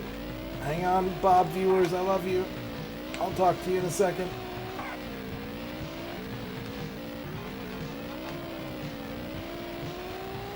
What's up, Odd One? What's up, Bob? This is the last lap of this game if I don't fall out of 3rd place. One more turn, right? Maybe 2 more turns? Yeah. 3 more turns? That's too many turns! Okay, that's it. Now we're jumping for home, right? Right? Nope.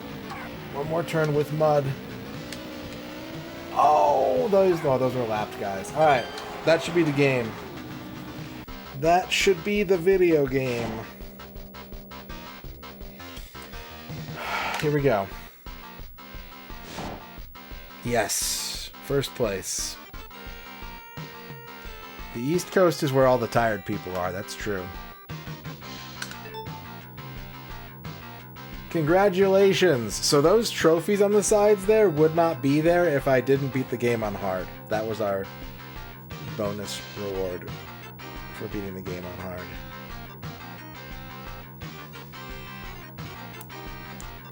Oh, Super Burnout is pretty cool. Congratulations. The end. Stop the timer. That is game number 9 of the Sega 32X Motocross Championship. Ooh, look at the 2-player mode. The power of bad kerning propelled us forward to victory. Thank you, Bad Kerning.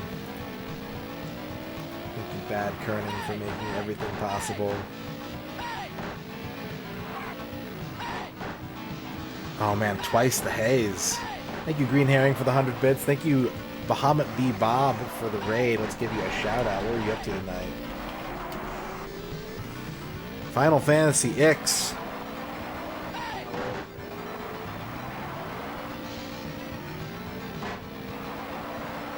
Hit power like a creature DI.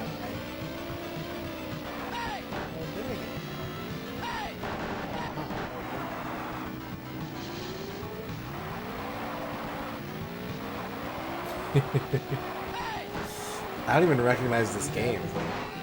What game was that?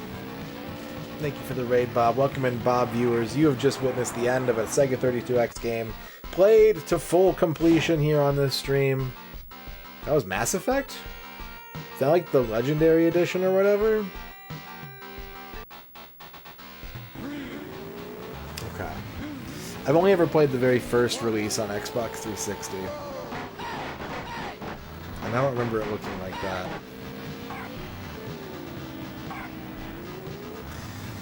Alright, so what do we think about this game? I think it's better than its reputation suggests. But I think that's more of a problem with people talking shit about this game than it is that this game is actually, like, secretly good. It's competent, and there is fun to be had with it. But at its core, it's got some real things that are hard to work around, like knowing when and where to steer, knowing how tilted your bike is and if you can land safely or not. And, yeah, it's pretty much just Road Rash without the extra attitude. If you like Road Rash, and you'd be okay playing Road Rash without, like, chains and pipes and clubs and stuff, good news. This is that game. It's packaged as a straight racing game with punches and kicks added rather than like this new video game experience. And that hurts this game, I think. If this had been a Road Rash and made to be a Road Rash for the 32X, I think people would have been really into it. But, yeah, it's adequate. That's right, we won because we did more stunts than anybody else.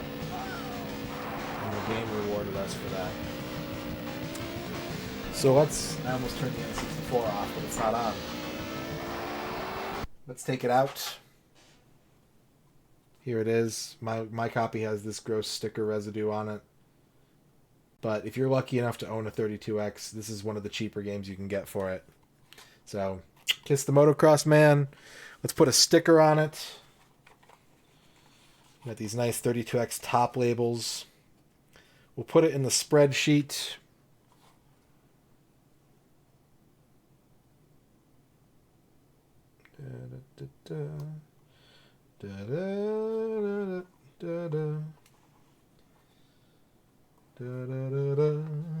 Nine games complete. La la la la la la la la. Okay, let's get some music. We were talking about Second Impact earlier. We can play some of my favorite Second Impact song. Alright, 32X document. Here it is. Bestine?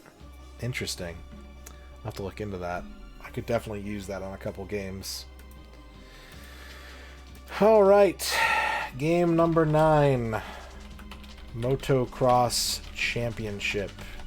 It took us 7 hours, 52 minutes, and 22 seconds, making it the second longest game of the challenge so far, behind Primal Rage.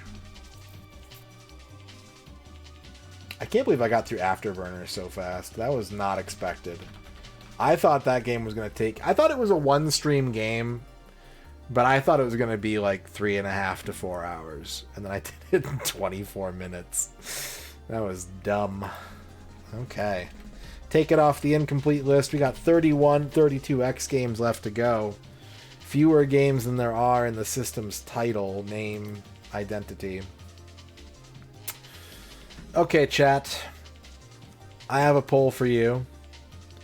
As I have had many polls for you lately. I've been giving you agency in this stream.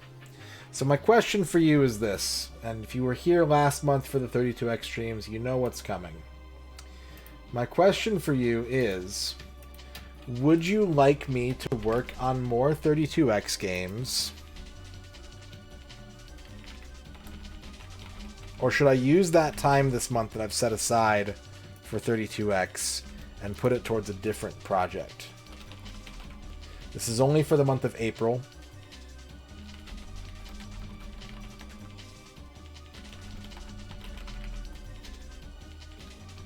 I'm going to give you a 3-minute poll on this one. 3-minute poll. Should I work on more 32X games this month, or should I allocate that budget towards another project? Vote now. You have 3 minutes to vote with.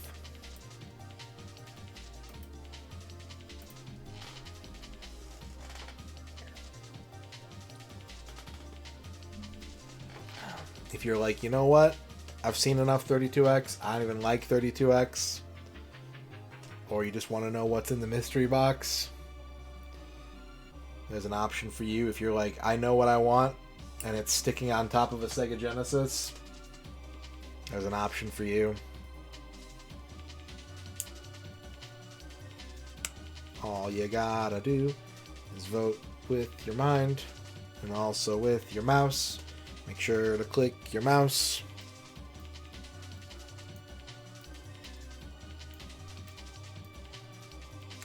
That's true, Magnus, yeah. The more we beat, the less there is.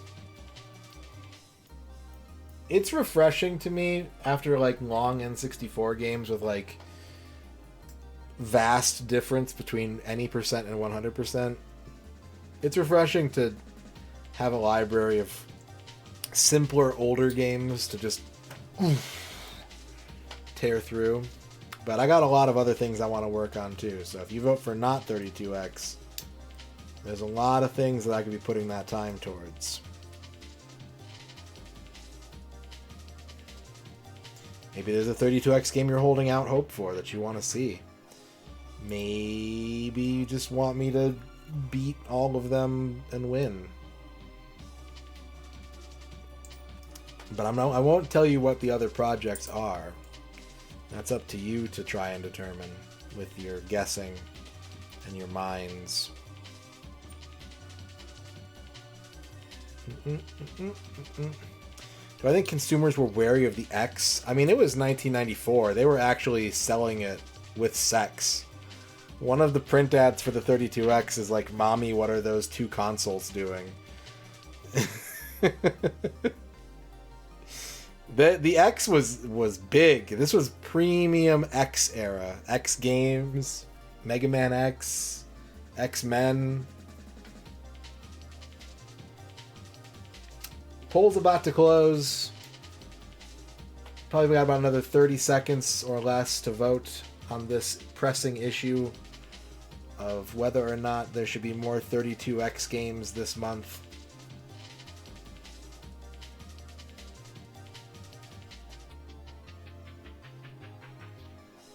Alright, chat has voted at a rate of 2-1, pretty much. Almost. About 2-1 that they want to see more 32X games. I understand. I will oblige. You have my word. It shall be so. Okay, but not tonight. Not tonight. I have a couple more streams this month earmarked for 32X. Hopefully we'll get to those. Tonight, I'm going to take my customary post-game win 10-minute break. And then we do have more of this to do this week, so let's knock out some more Warpath when I get back. We'll play Warpath for a little bit. But yeah, 9 games down, 31 to go. I hope you stick around. I hope you're excited for what the next 32X game will be.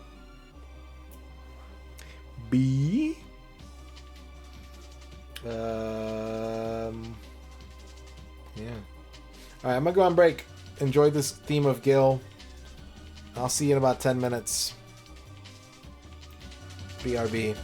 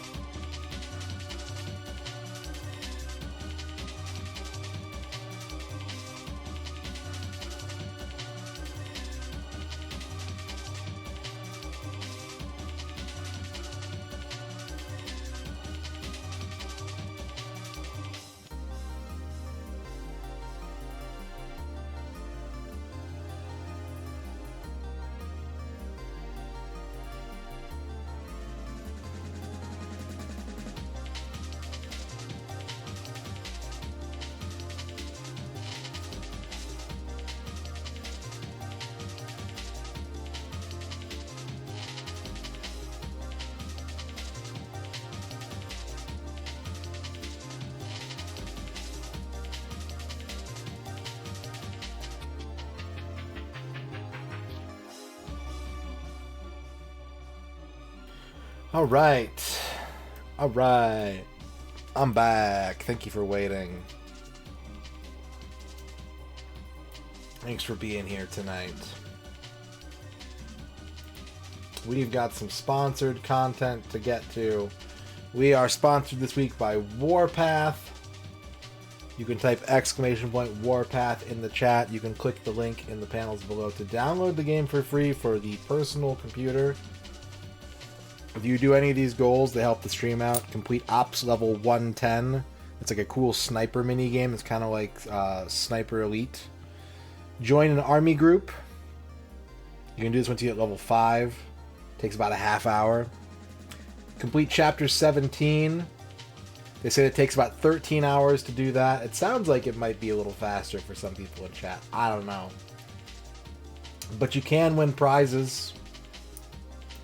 I do have prizes on offer. If you do complete chapter 17, you can send me a screenshot where it says chapter complete. If you click on 17 in the chapter list, it'll say chapter complete when it's done.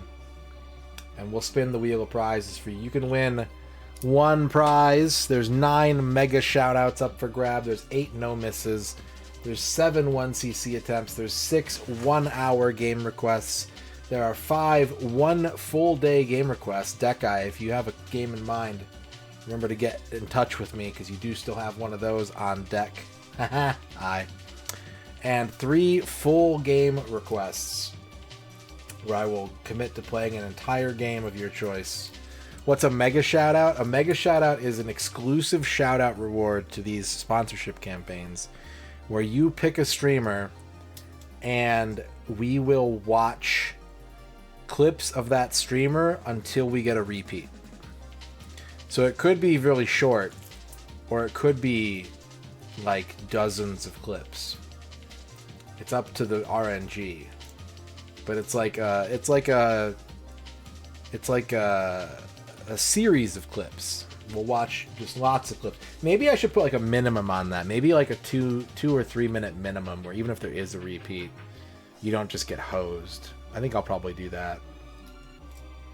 We haven't done one yet though, so I don't have to like put an asterisk anywhere or anything. But now it's time for me to play Warpath, so you can see what the game is all about.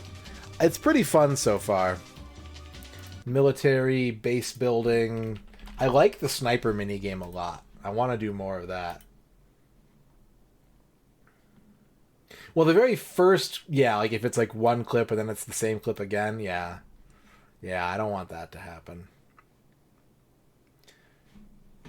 I don't want that to happen. I don't want chat to think that I'm cheating them out of their free game labor sponsorship. What if the mega shoutout was just me playing that clip for 5 minutes without any breaks? It's not working.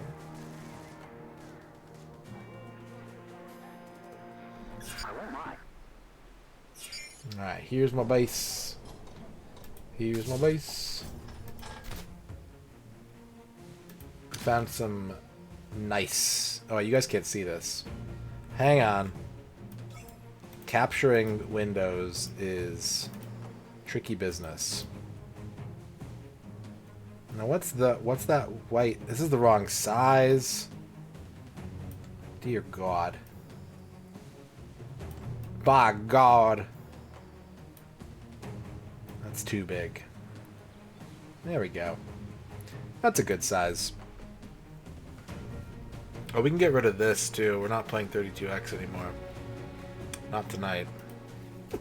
Okay, nice. I'm on chapter 6 right now. Oh, we found more stuff? Nice. We found 16 things? Is that what that's saying? Oh, that's just my overall. Okay, what do we got here?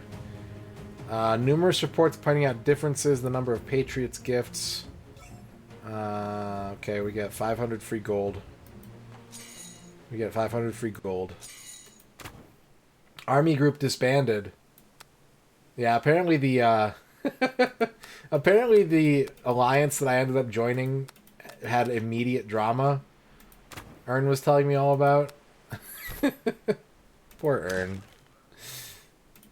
The amount of shit she goes through in her Puzzles and Survival alliance is ridiculous. But she's dedicated.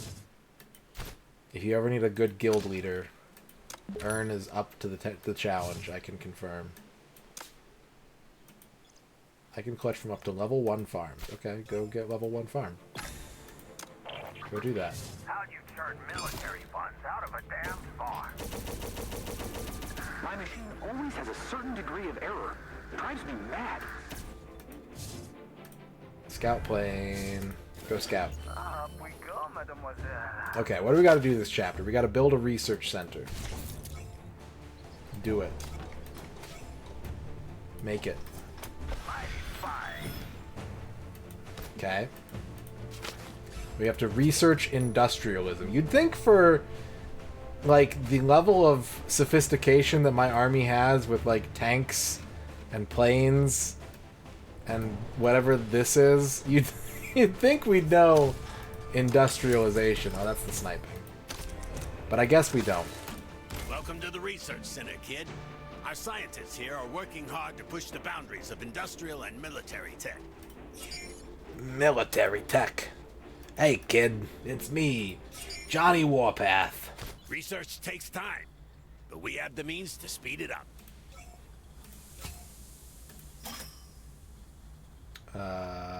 Is that it? I can do other things while that's going. I'm not in a hurry.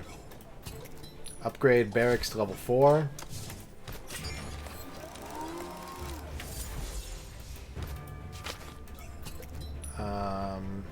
Have 2 officers assigned to a troop. Oh, I have 2 officer slots now. Well, put Miss Percy in there. Excellent. We need more soldiers. Planks, beans, money. Okay, what else do we need to do? We need to call in 2 airdrops.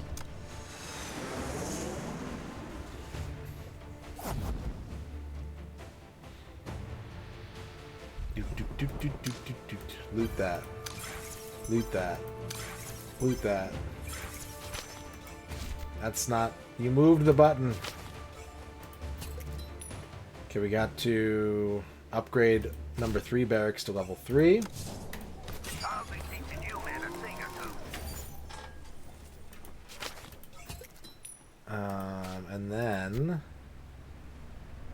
And then we need to go fight a level 4 Raven troop. Nice to meet you. Nice to meet you too. They're guarding bricks. It says we're evenly matched. Should we get stronger? I don't want to be evenly matched. I want to be a winner.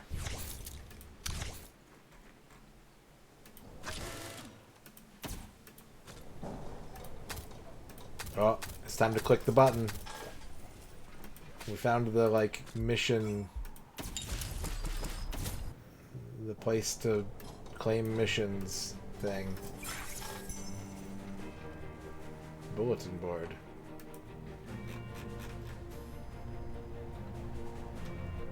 Oh, is this the don't leak? Oh, no, okay. I thought maybe this game was also having a, like, don't leak military secrets kind of situation, but I guess not. We do have gotchas. We got some gotchas to do. Militia squad. Okay, that's the only one I had, I think. Yeah. Where's Waldo? I'll be teaching you men a thing or two.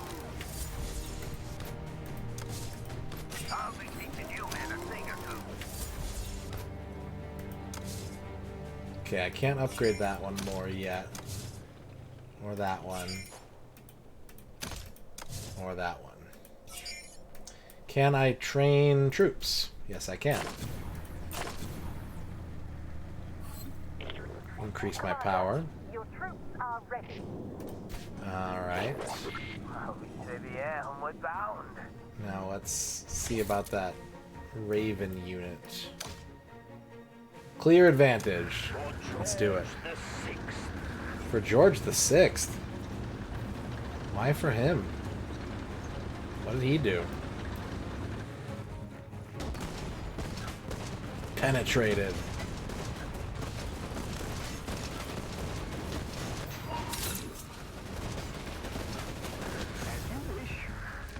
Give me the bricks.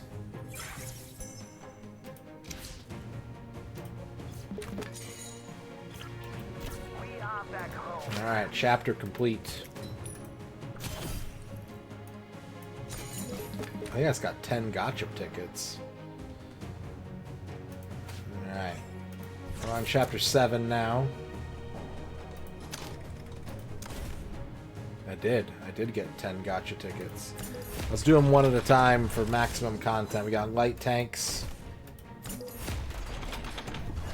Whoa, whoa, whoa. M2 tanks. Militia squad. Classic Renault tank. New recruit squad. Oh, it's orange! The Panzer IV Ausf, 5-star tank. The Panzer IV was made to support the Panzer III, but the latter had too many limitations and gradually became redundant. The Panzer IV became the main tank for the Germans and earned the name Warhorse because it was so reliable. Let's look at the exhibit.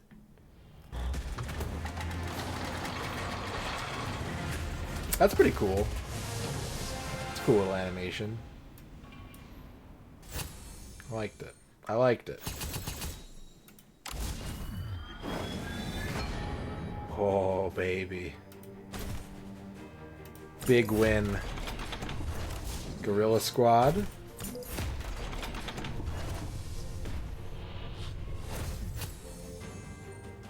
Mosin Nagant Squad. The Burden rifle was outdated by the Russo-Turkish War, and the Tsars needed a new weapon. The gun chosen was the magazine-fed Mosin Nagant, which was easy to produce and highly reliable.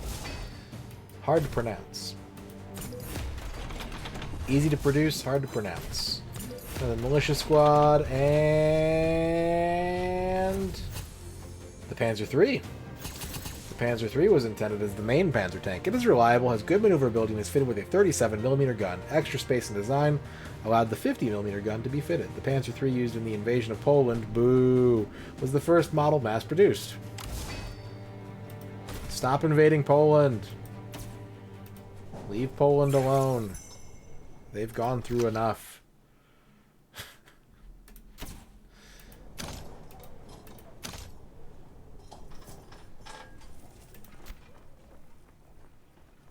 Alright, we gotta trade this out for this 5-star tank.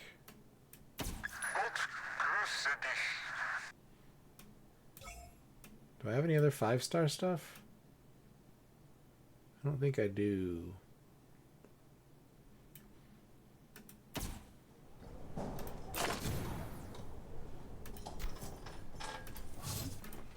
Send out the scout plane.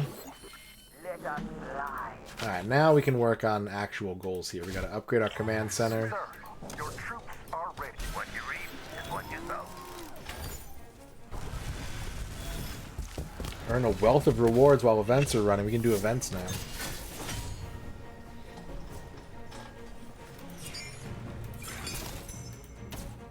Commander, I've prepared some combat objectives and plans, which I hope you'll find useful. Thank you. Dailies.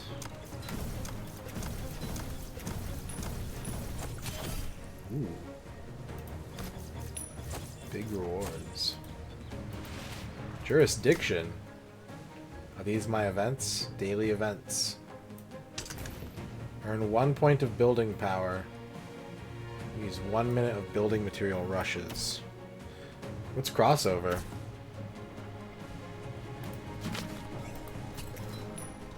Build a drill ground. I was picturing like a giant drill, but that makes more sense. Losing troops in campaign mode won't affect your actual troops. Ah, I see. Hopefully. Okay, they want us to do campaign mode, clearly. Although I can also upgrade some units.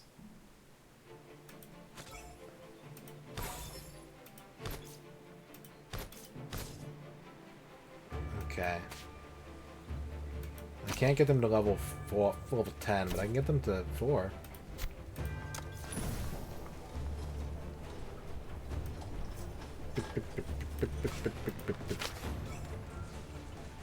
Alright, let's go to the campaign.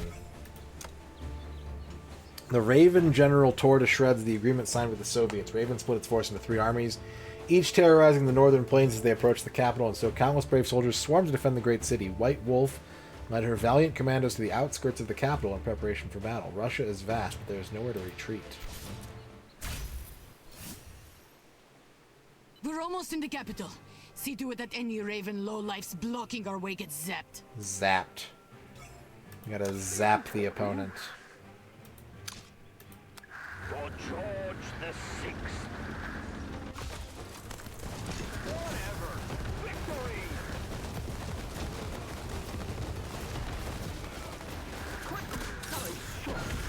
Looks like we're doing pretty good. Enemy within sight. I thought we were outnumbered, but I guess we're stronger than they are.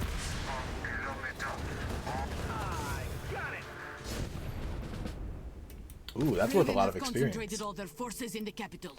A gamble only desperate fools would make. It's a race against time. Go! Yes, Chief. All right, resupply. Continue. Battle. I'm not dressed yet. The enemies are running around in a state of pandemonium. I'm not Sweep dressed through yet. and destroy all of them.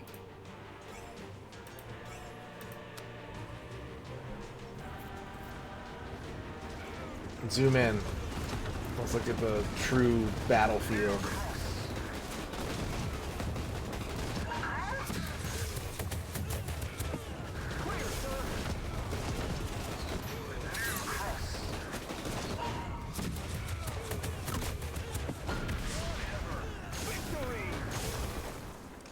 I think we had to get through 1-4 for this chapter, so we're going to play through this whole campaign if we are strong enough. As long as we're strong enough, clear advantage. Hi. May I talk to you? Yeah, you may. For George What do you want to tell me? the Sixth.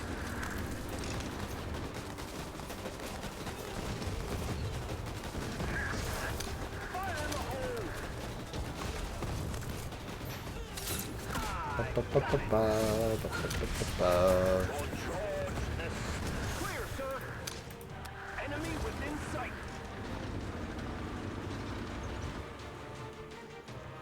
Oh, what a splendid view up here, huh? Fire, soldier.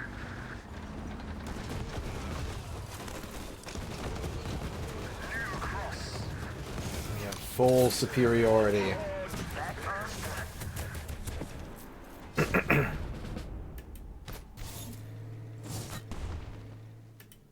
I can see the capital now. Scouts, patrol the city. Commandos, get ready to fight. Yes, Chief. Clear advantage. October 11th, 8:35 a.m. Outskirts. The capital is at stake. Those pests are infiltrating the outskirts. They're crawling around everywhere. They're even setting up a turret. Turret. Smash down their turret at once! Turret. Ugh, their artillery positions are in our way! Incoming intelligence. Raven's flank is exposed. We need to launch an attack at once. Storm the bridge and make for their flank. Commandos, charge with me! Yes, Chief. Okay, all dudes selected. Let's charge their flank.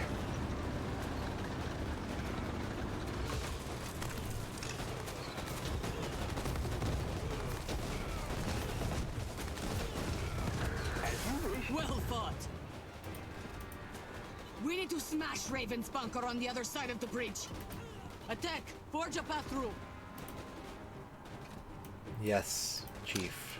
Enemy within sight. Destroy the bunker. The smell of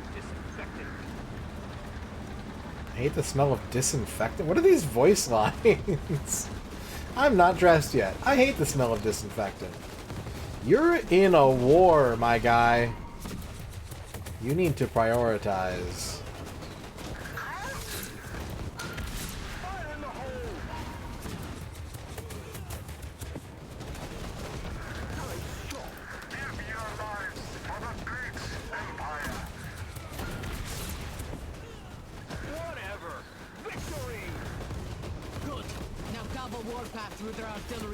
Warpath.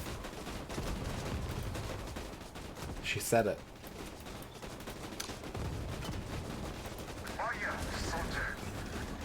The titular line.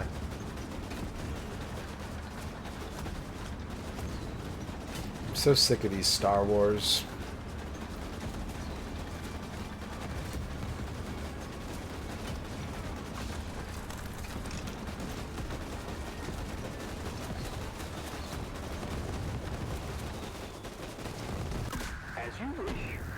Impressive.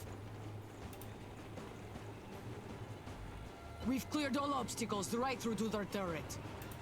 I want all guns blazing until they're all gone.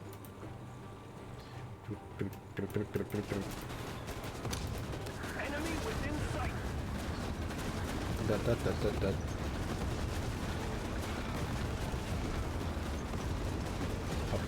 Up.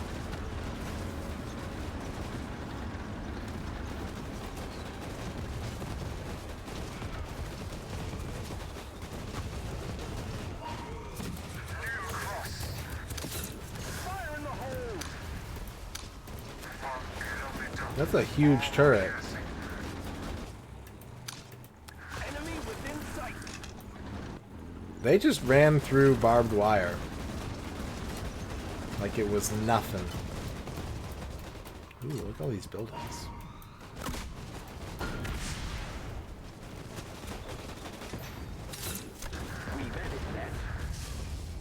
No! That lunatic has shattered our plan! Wait a minute. Is that Hoffman, the headsman? Dun, dun. I'm calling in troops to chase that weasel down. The Citadel would like you to undertake this mission. White Wolf, as you pursue Hoffman, do exercise caution. Do not let this revenge mission go to your head. I'm always cautious, fool. Fool.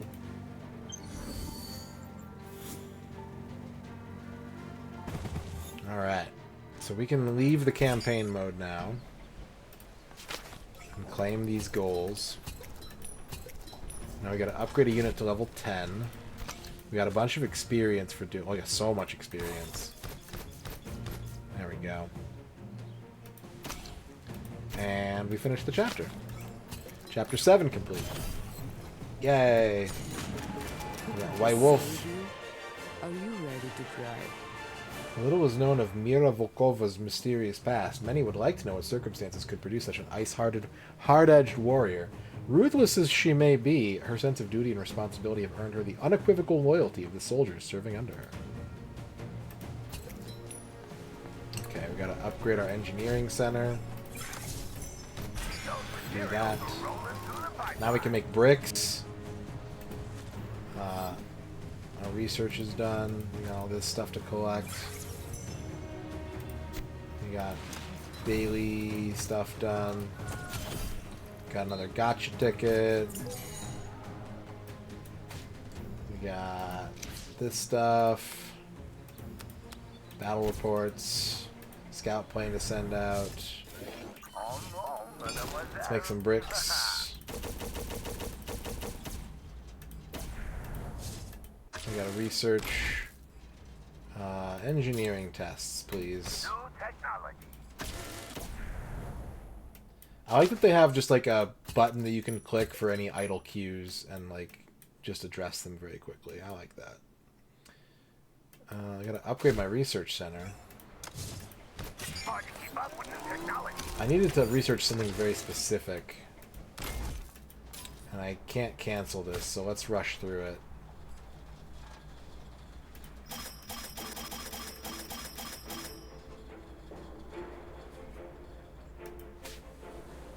rush that. I didn't read my goals beforehand. That's on me. That is my bad. Oh, she's better with infantry. We should put her with infantry.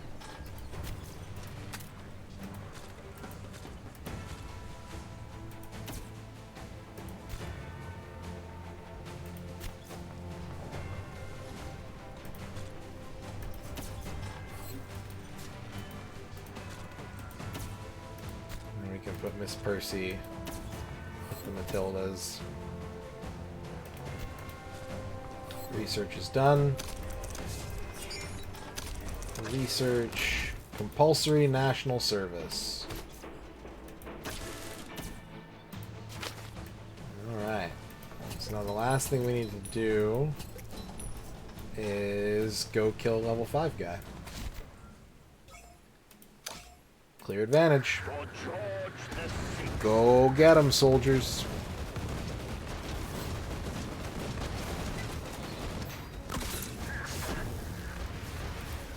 Take the planks.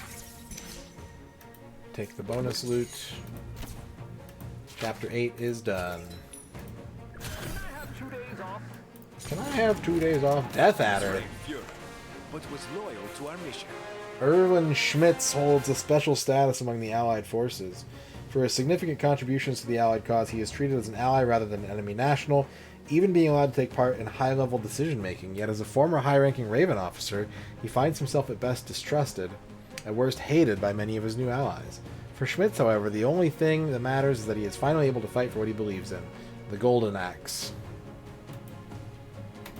He believes in the Golden Axe. Upgrade a unit to level 20. Say less. Oh, do I not have enough ammo to do this? I don't have enough ammo. How do I get ammo? Campaign store, black market, Raven bunker. I see. Well, we do need to do more campaign.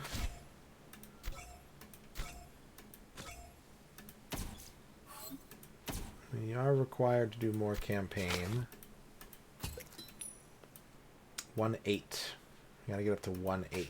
Alright. Understood. Do I have any... I have 1. Go. Guerrilla squad.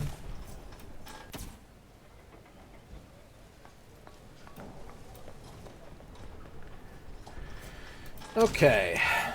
Campaign continue.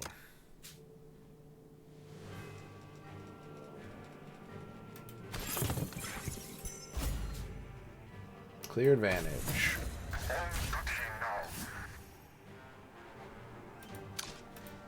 For George the Sixth.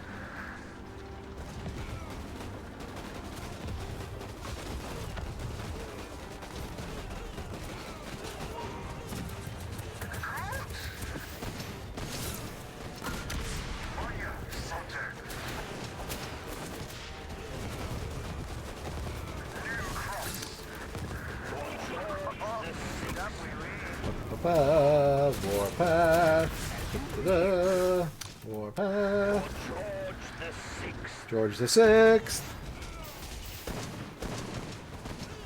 My army really likes George the Sixth.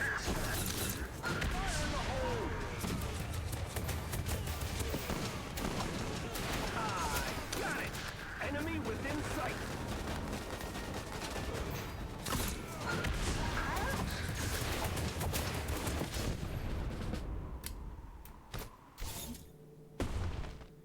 Next level.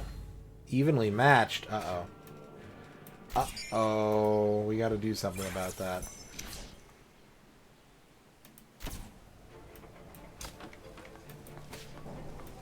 Let's make an assembly workshop. Earn dazzling rewards each time you unlock a new unit.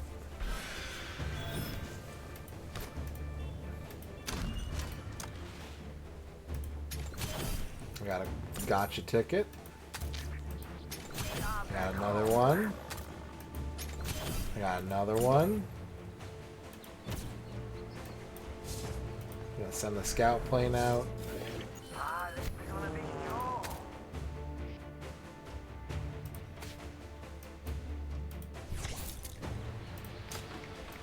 can build another treasury.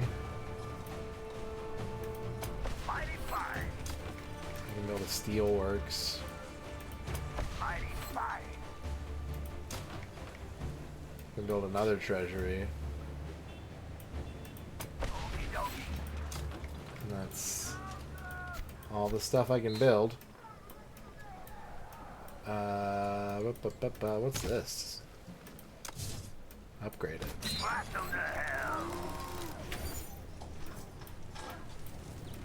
Wall. Upgrade it. Gotta increase my power. Although the way I should be doing it is by, you know, upgrading my guys. Classic Renault tank. New recruit squad. Classic Renault tank. Alright, officers. Promote.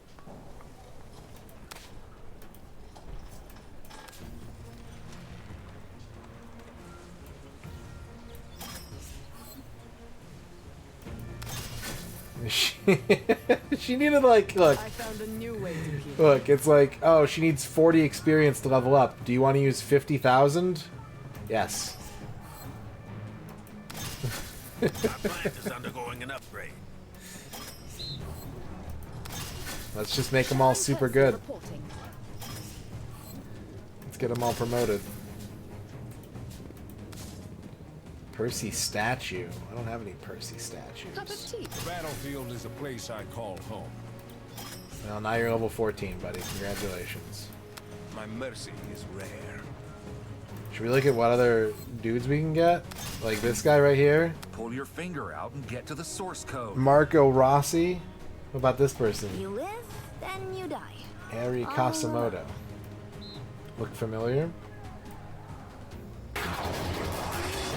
Hey, Beatles! Thank you for the year! 1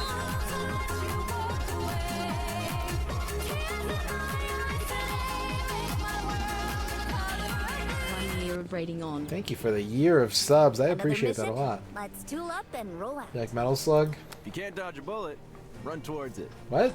That's not good advice. A reckless and impulsive battle plan befitting a younger man. If only still engine.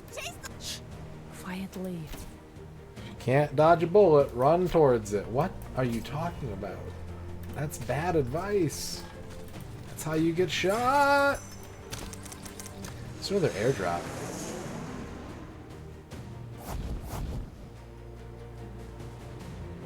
Thank you for that resub. I hope you're doing well. Appreciate it very much. It's been a pleasure having you here for a year or more.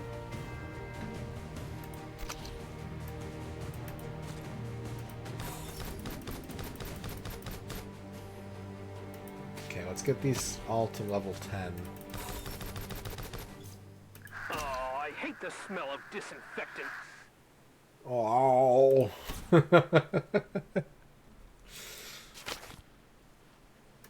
Alright, now let's see how our campaign stats are looking. Clear advantage. We're ready. Yes, sir. That was all we needed to do. Give your lives for the great empire.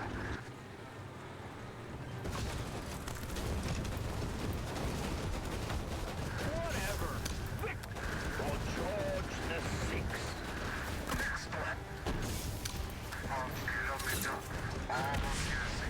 Clear, sir. Fire in the hole.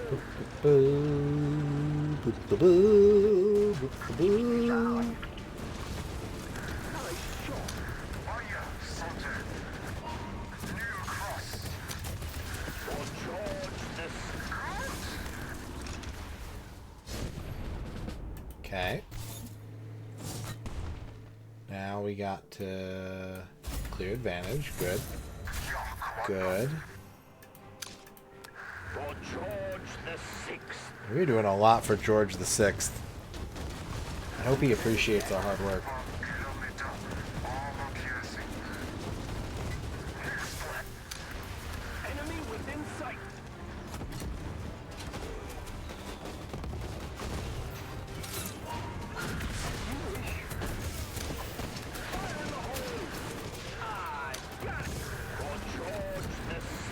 For George!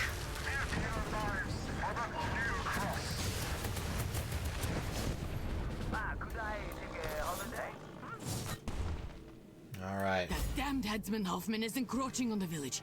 Commandos, reinforce the area. Here we go. Chief, I don't mean to intrude, but why do you detest Hoffman so passionately? Dot, dot, dot. The village just now. That was my birthplace. Hoffman burst in with his vicious guards. It was a bloody massacre. I was the only one who was fortunate enough to escape.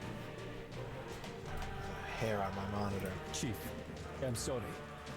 I had no idea. So stand up and pursue him. At once. Evenly matched? No. No, that's unacceptable. I have enough ammo to start the upgrade process here. Level 20. Grade 2. Do I have other things that I can do that with?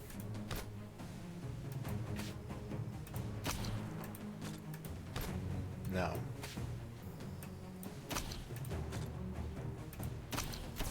But we did another thing here.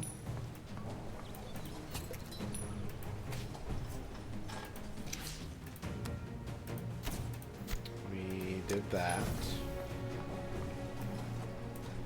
I need to assemble a unit, modify a unit. Assemble. Just checking on our arsenal. We have 3 M2 medium tank units. Leave these beasts with me. When you get Guarantee you won't be disappointed. more than one of the same units, send them over to me to assemble a superior unit ready Let's for see battle. what mighty fine arsenal we can assemble. M2. M2, M2. Assemble. Ooh, M2A1. That's 4 and a, is that 4.5 stars? Or is that 4 stars with a chevron?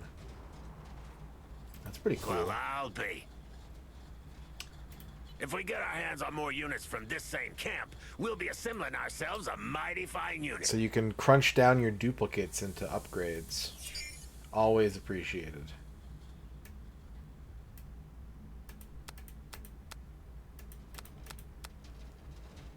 It's always nice when you can crunch.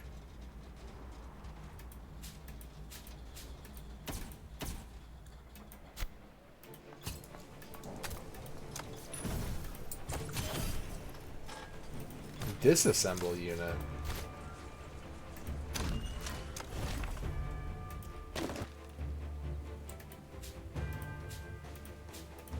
Hang on a minute. How do we disassemble a unit?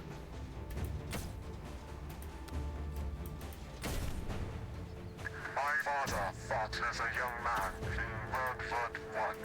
No doubt. What? New battle.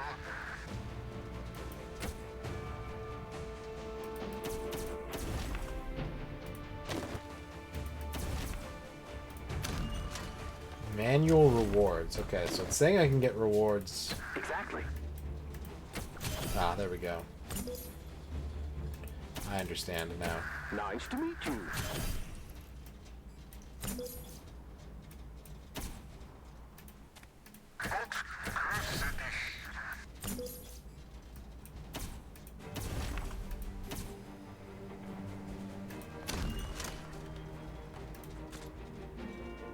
How do I disassemble a unit? That part is not clear.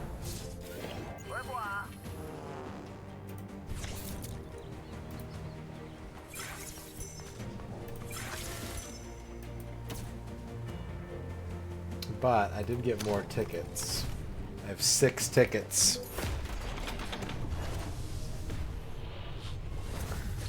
Ooh, the BT-5. This tank has a new 45mm turret and a more reliable Soviet M5 engine compared to the BT-2. It also adopts Christie suspension. And you know I gotta have Christie suspension.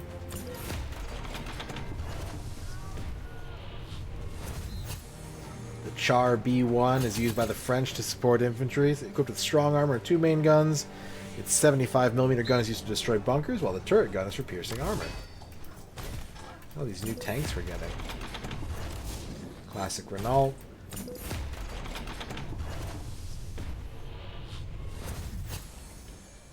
Springfield Squad, 4 stars. Wait, don't I already have that? The American Army was startled in the American-Spanish War by their lack of firepower, highlighting the need for the M1903 Springfield. Designed with high precision and fitted with a sight, it became the sniper rifle of choice in WW2.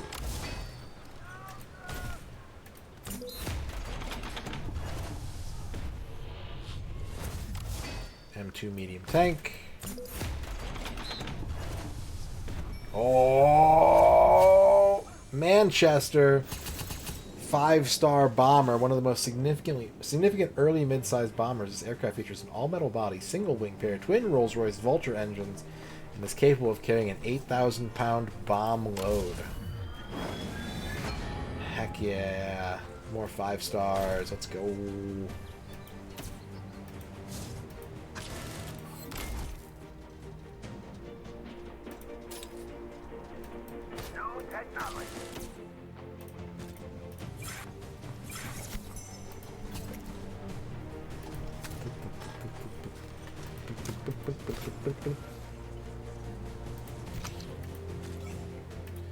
Modify. Ah. Oh, I see. You can do all kinds of minor upgrades as well. How do you disassemble? Oh, I have to build a plant. I'm not that far. Okay, I understand now. Are we strong enough for campaign 1-8? Yes, clear advantage. Hoffman is staging an attack, but we are still building fortifications! We don't have enough firepower! Our construction soldiers will be ready in 3 minutes.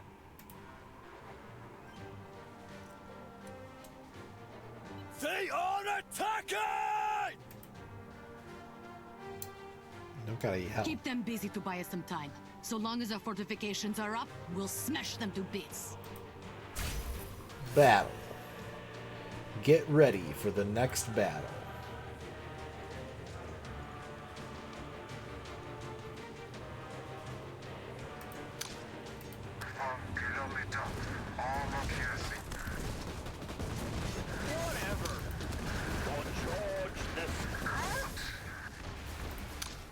I think we're gonna be all right.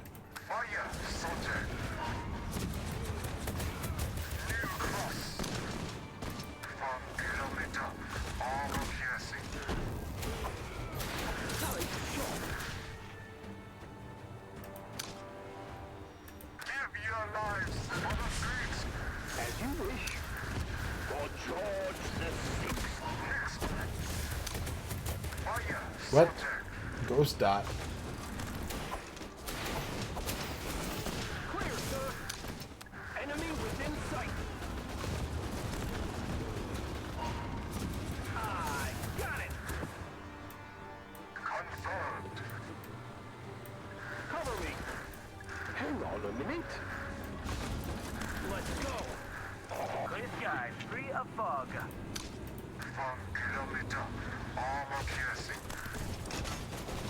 Don't let him through. Fire in the hole! Whatever! Victory! For George the Sixth! Clear, sir!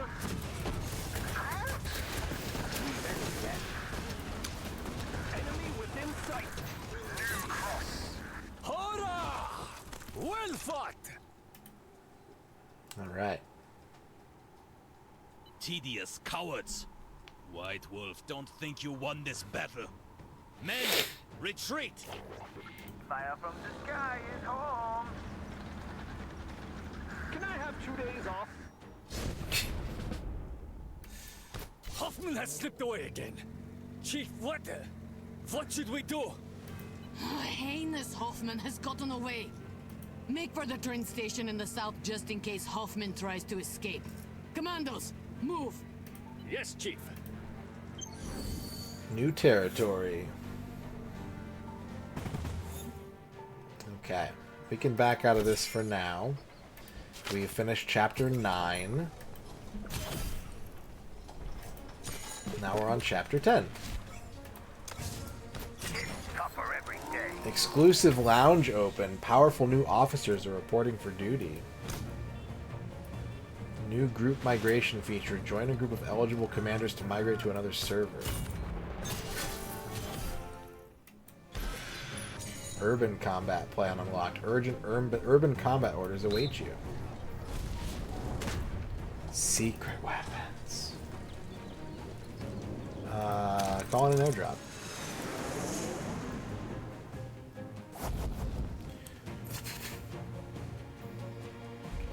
Airdrop, airdrop, airdrop, airdrop, airdrop, airdrop.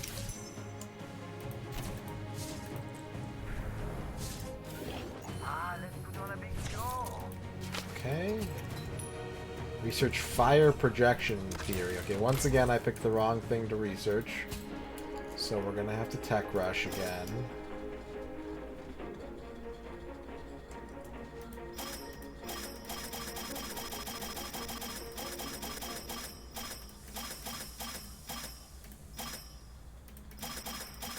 A lot of rushes. Okay, fire projection theory. Let's research that. Gotta defeat a level 6 troop. We gotta upgrade our engineering center to level 4.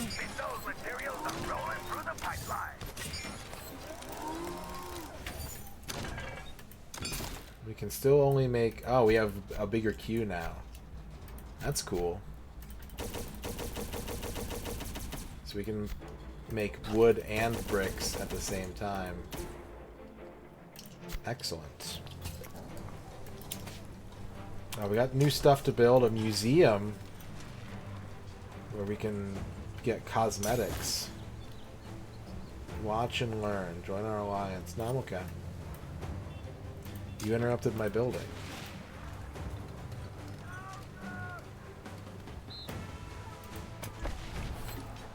And we can build a crude oil reserve.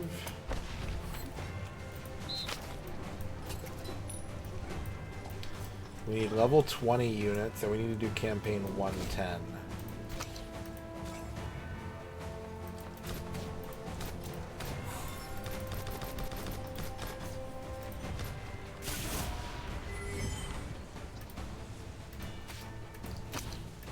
Everything works in conjunction to make me better. I like it. I like that I can just make all my numbers go up in like a trillion different ways. It makes me feel like I have unlimited potential.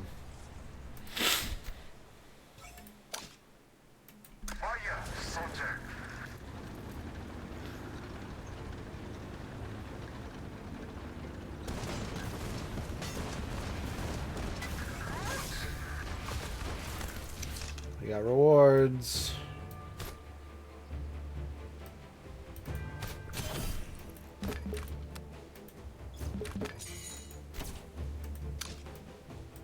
No, give me the bricks. Why can't I have the bricks?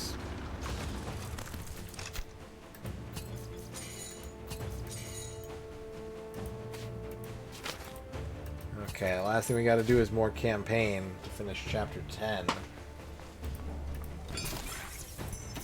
Since I have an insignia unlocked.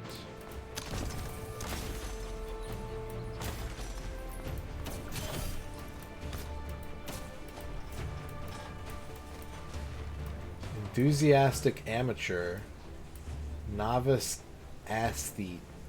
Aesthete.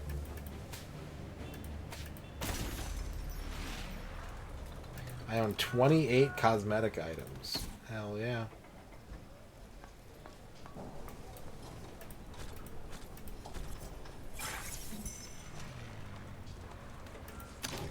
Do I have... Nope, I don't have any pulls. Alright. Okay. Campaign.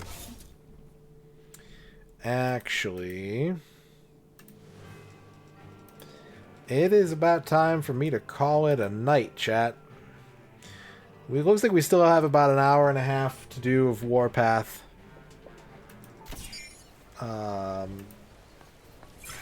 But I think it's about time we wrap it up. Party people.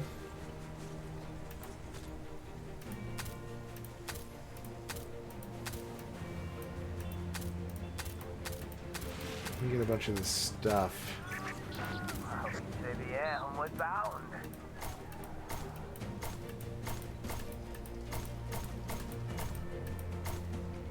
Not so many coins.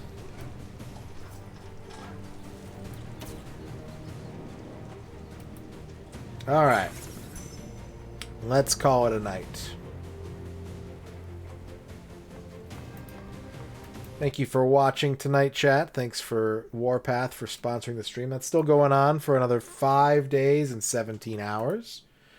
If you want to help out, you can type !Warpath, or you can click the link in the image below to download the game for free on PC. 3 goals. If you do this one, you get to send me a screenshot and I will get you a prize. But let's head on out of here. Thank you all for watching. We beat another 32X game. We did some Warpath. Yeah, thanks for watching. Let's do a raid. Let's do a raid. Who are we raiding? It's rare that we get to raid Macaw.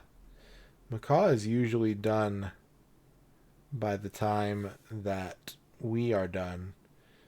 But Macaw is still playing Dinosaur Detective Agency. So I will send you over there. Next planned stream. Today is... Well, now it's Thursday. Next planned stream is Saturday. Saturday, for sure, you will see me again. Actually, let me check the calendar real quick. I might have to change that. Yeah, I need to stream either tomorrow or Friday. So, Friday is we'll say Friday. I might stream before then, but you will definitely see me Friday. We got some more sponsored content to get to that day, so I hope to see you around.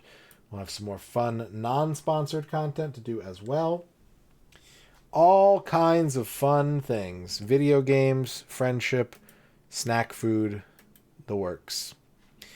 Let's raid Macaw. Let's go watch some dinos. And I will see you next time. See you later, chat. I love you. Here are your wizards. Warpath. Good night.